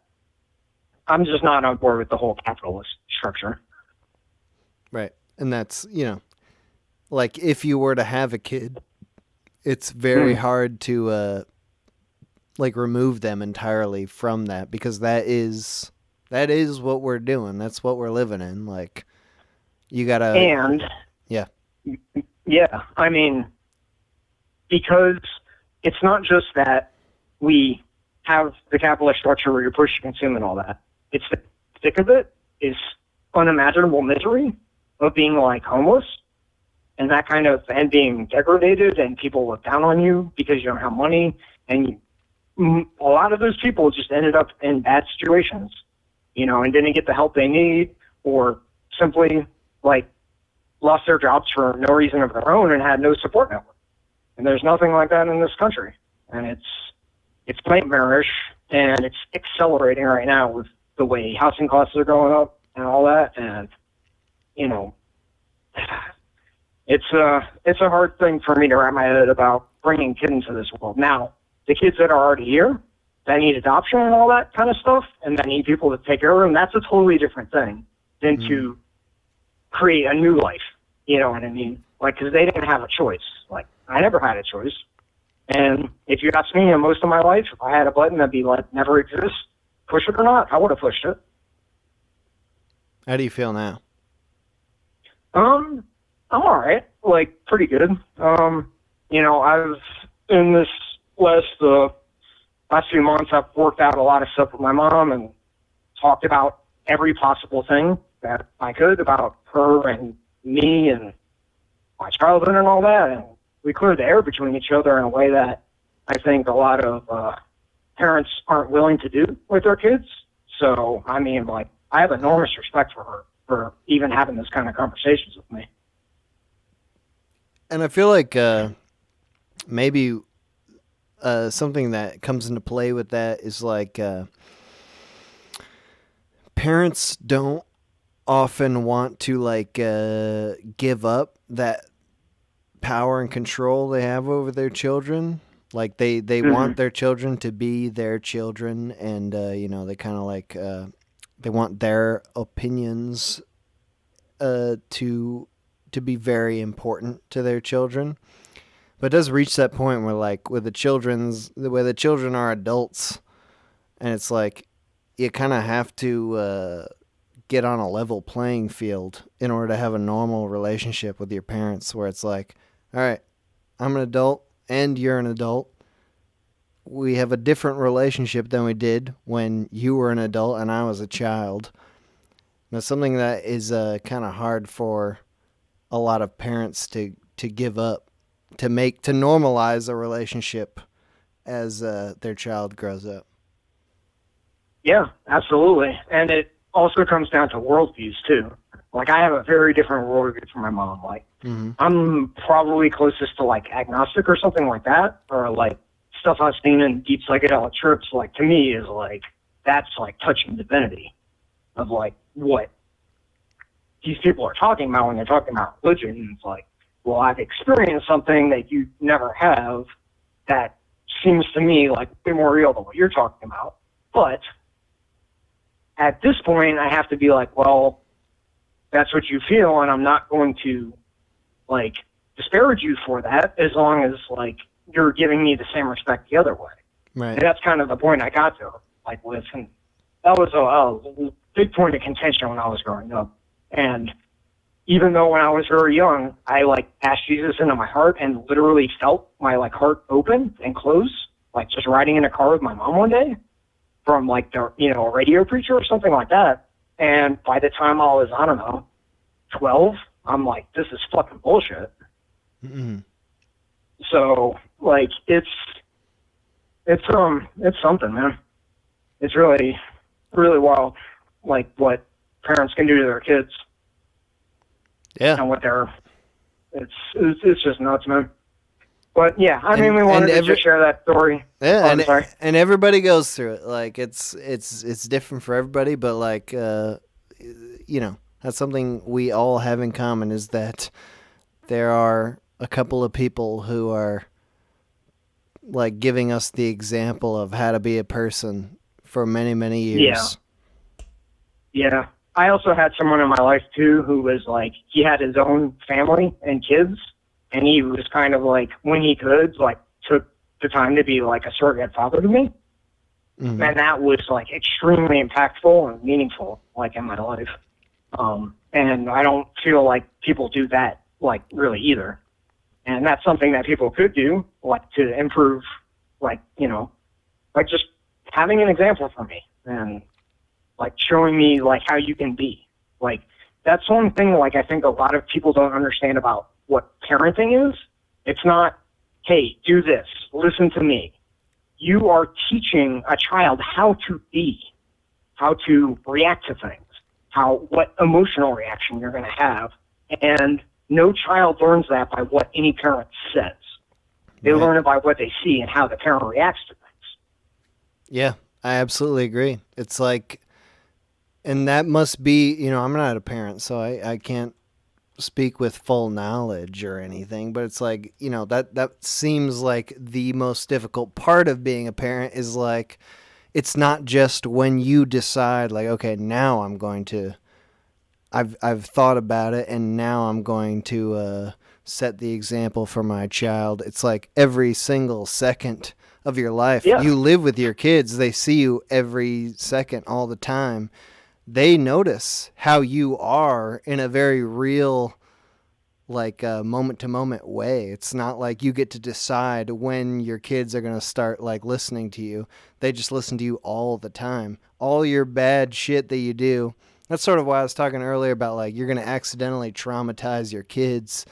Is it becomes like, because you're a normal person, you're a human being. Like you do shitty things sometimes, and your kids are going to be there every time. Every time you react to something in a your weird specific way, they're going to see it. Mm-hmm. And that's how they're going to learn to react to the similar situations, and that's how they learn what emotions are. And kids are really observant, like too. Mm-hmm. Like I think people like neglect that too, of just how observant kids are, like at all times. And like to me, like most of everything just seemed like bullshit, like from when I was a small kid about like what I was told. Also, like it's a bunch of fucking bullshit. Like about because when you're consumerism and capitalism and schooling and everything like that. And I would find myself like as I went along, I don't know, 80-90% right in the time, like about how I felt when I was younger. Because when you're told things, it's like that's the stuff. It's like the parents of like, this is what I've decided I want to pass down, and that has very little to do with like the actual feeling. Like what you decide to pass down is totally different from what you actually pass down, because what you actually pass down is just who you are. Like you have no choice of what you pass down to your kids, because you just have to be, yourself. Like, because it's all day, every day. Like you can't just lie. You can't just be a completely fake person every single day of your life for 18 years. That won't work. I mean, some people do. Like for sure. Really? And you think people do that for like for the entire 18 years? Like they can just be like, all right, I'm gonna people just do that be for their whole lifetime. I'm just gonna be a different person for all this time. Yeah, for their whole lifetime even. Like, because it's not about the kid, it's about themselves. And like them denying who they are. I see. And like trying to pretend to be something else. But that's, in my opinion, way different from people who choose to be something. Like personally, like I have like a tremendous amount of respect for like transsexual people, where like, in spite of everything I know that I'm going to have to deal with, like I'm making a choice to decide who I want to be. And like so many people seem unable to make that choice that they get like so angry, not specifically on the transsexual issue, but just in general about like who they are, that I think a lot of rage gets directed to them because they're like, wow, I wish I could have that kind of courage and the ability to be like, well, I'm not going to be like how other people decide I am. Like, I'm not letting other people make that choice for me. And I think that's incredibly like that takes so much like heart, man. Yeah, it's hard for me to say because I haven't had kids. Yeah. And I feel like like the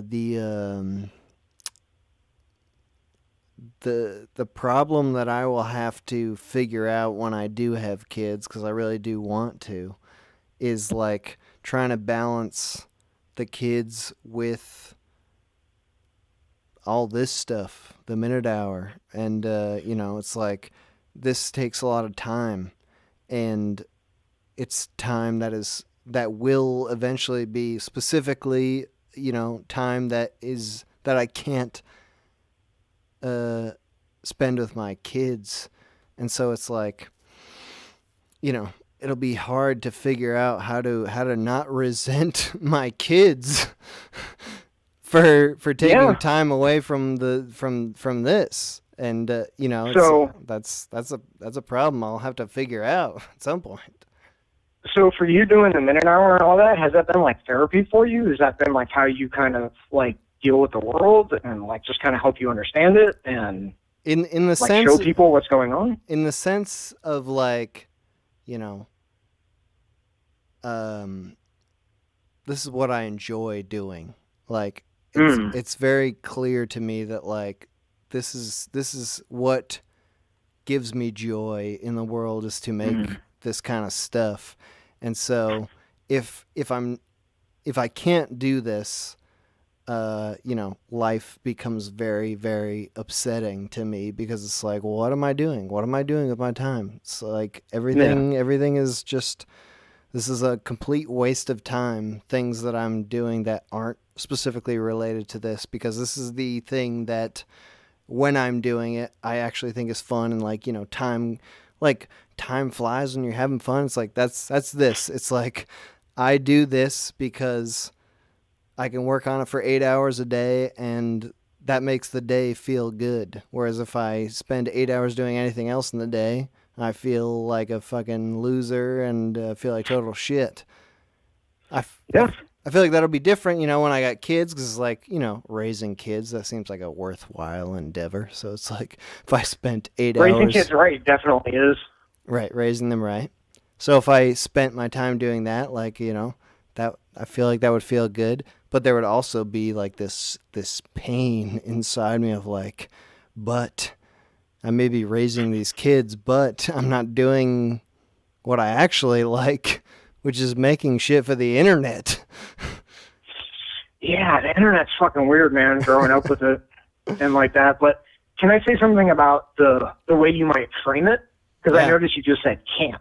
Be like, well, I can't. Yeah. And if you're viewing your kid as, you're preventing me from doing this, I can't. That's going to, that you definitely will have like resentment. Yeah. Like maybe look at it like, I'm choosing not to do that, to focus my energies on this, because I feel this is equally or even more worthwhile, like ultimately. Yeah. And if you're choosing to do something, like that's way different than being like, you can't do something. I think you're right. Like that will be the, the change that makes it happen. It's like, but there's a part of me that's like, I've got something to prove. It's like, I want to do this until I've reached a certain point, and then I can be like, ha, all right, I proved it. I can do this. I did it, in fact, and it's already done, and now I can move on, and I can have a family and everything. Whereas like right now I'm in the phase of just like, I've just got to keep doing this because like I've got to reach that point. But it's I also don't have a girlfriend or anything, so it's not like kids are like in the picture. Yeah. But I mean, is this for you a destination thing? Because to me, and from talking to you now and just like seeing your stuff, it seems like a journey. And it's not about the destination. Right. I mean, this is just what I do. This is what I've been doing since I was like a teenager. Like, it's I have to do it or else I become crazy. Like when I go for weeks without working on creative stuff, I get legitimately crazy. Like it's not fun. Like I need to express myself in this way, or else like life is no longer like a fun time. Yeah, man. And especially with how things are, like, having, like, enjoyment and not being shitty to other people is, like, that's basically it. You know what I mean? Like, there's not much more to it than Right, that. you gotta have, And, like, something for yourself so that, like, you can give back to others. yeah. And, hey, like you said, like, oh, you haven't contributed or, you know, had a positive impact on kids. And you got young listeners and stuff like that. Like, you had a positive impact on my life, and I came to you, like, as an adult. Like, I guarantee you're having a positive impact on, like, kids' lives, like, even now. Even if it's only a small amount of them. Dude. Like, that still makes a difference. Hell yeah, those fucking Zoomers. You think the Zoomers listen to TMH? No way. Dude, you have one call in. Like, he was born in 2000. You're right. All right, but still. I don't Definitely, dude. I don't understand. I don't understand these kids. All right, hey, man. Crazy kids these days. Thank you for calling in. You're going to be the last Yeah, call-in of the show. Oh, wow. Crazy. Anyway, man, Righteous, keep doing what you do, man. You're enriching the world, and, yeah, I just wanted to get that fart story out because that was fucking nuts. All right, thank you, man. Appreciate you calling in. All right. Take care, man. Have a good night. Bye-bye. Okay. Couple long calls at the end here. That's typically what happens. We're going to stop because it's been 5 hours. That's plenty, you know? Think about real shows. Podcasts or call-in shows, 5 hours. What the fuck are we doing? But it flies by. It goes by so dang quickly. All right. Quick notes here at the end before we close up. First, the music from the stream. Oh, wait.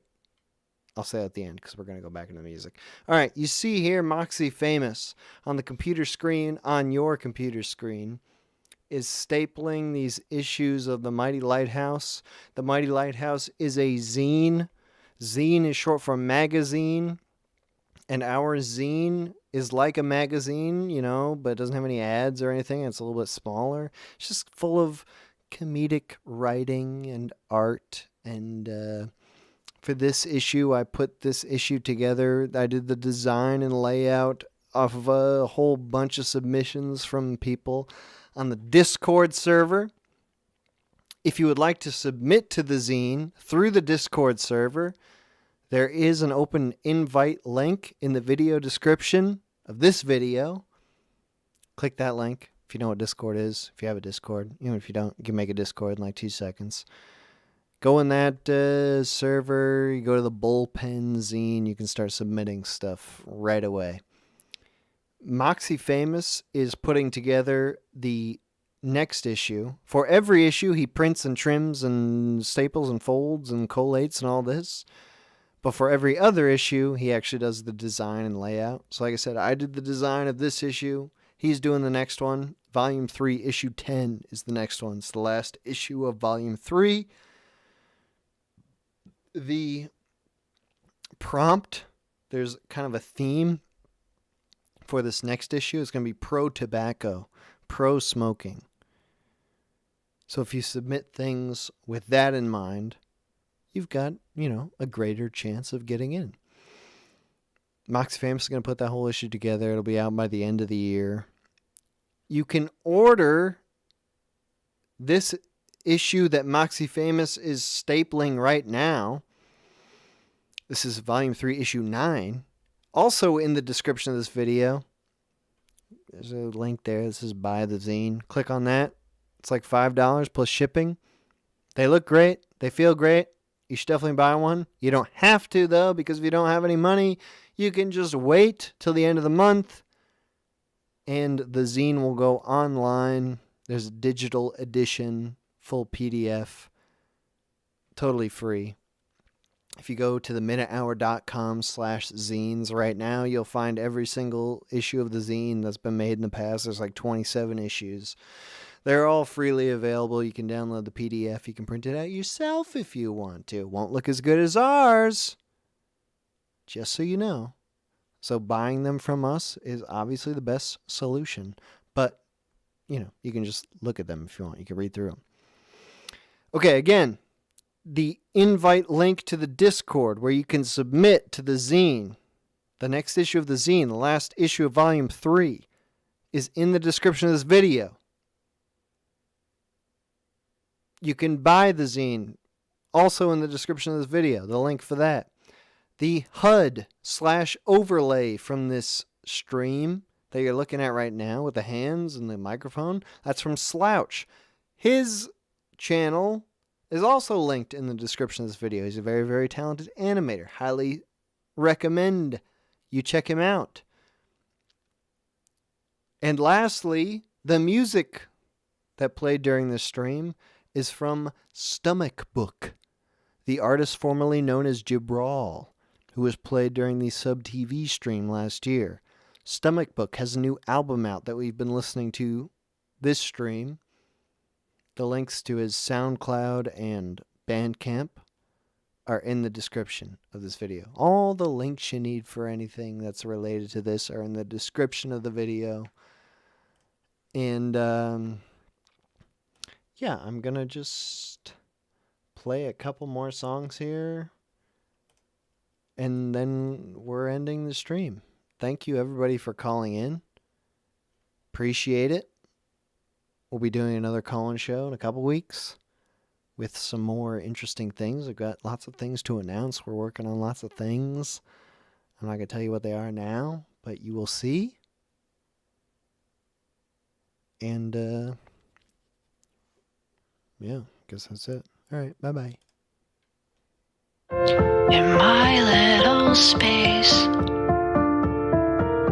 nothing changes. I don't like this place.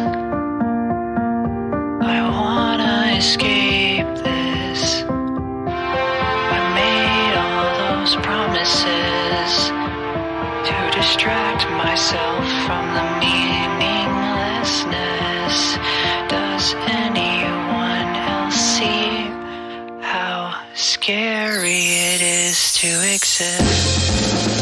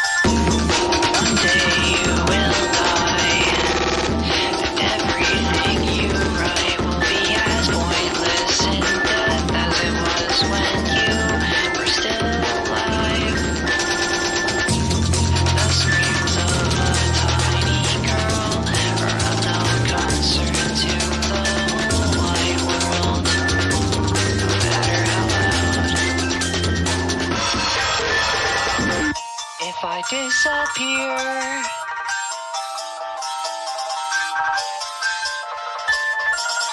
Who's to say that I was here?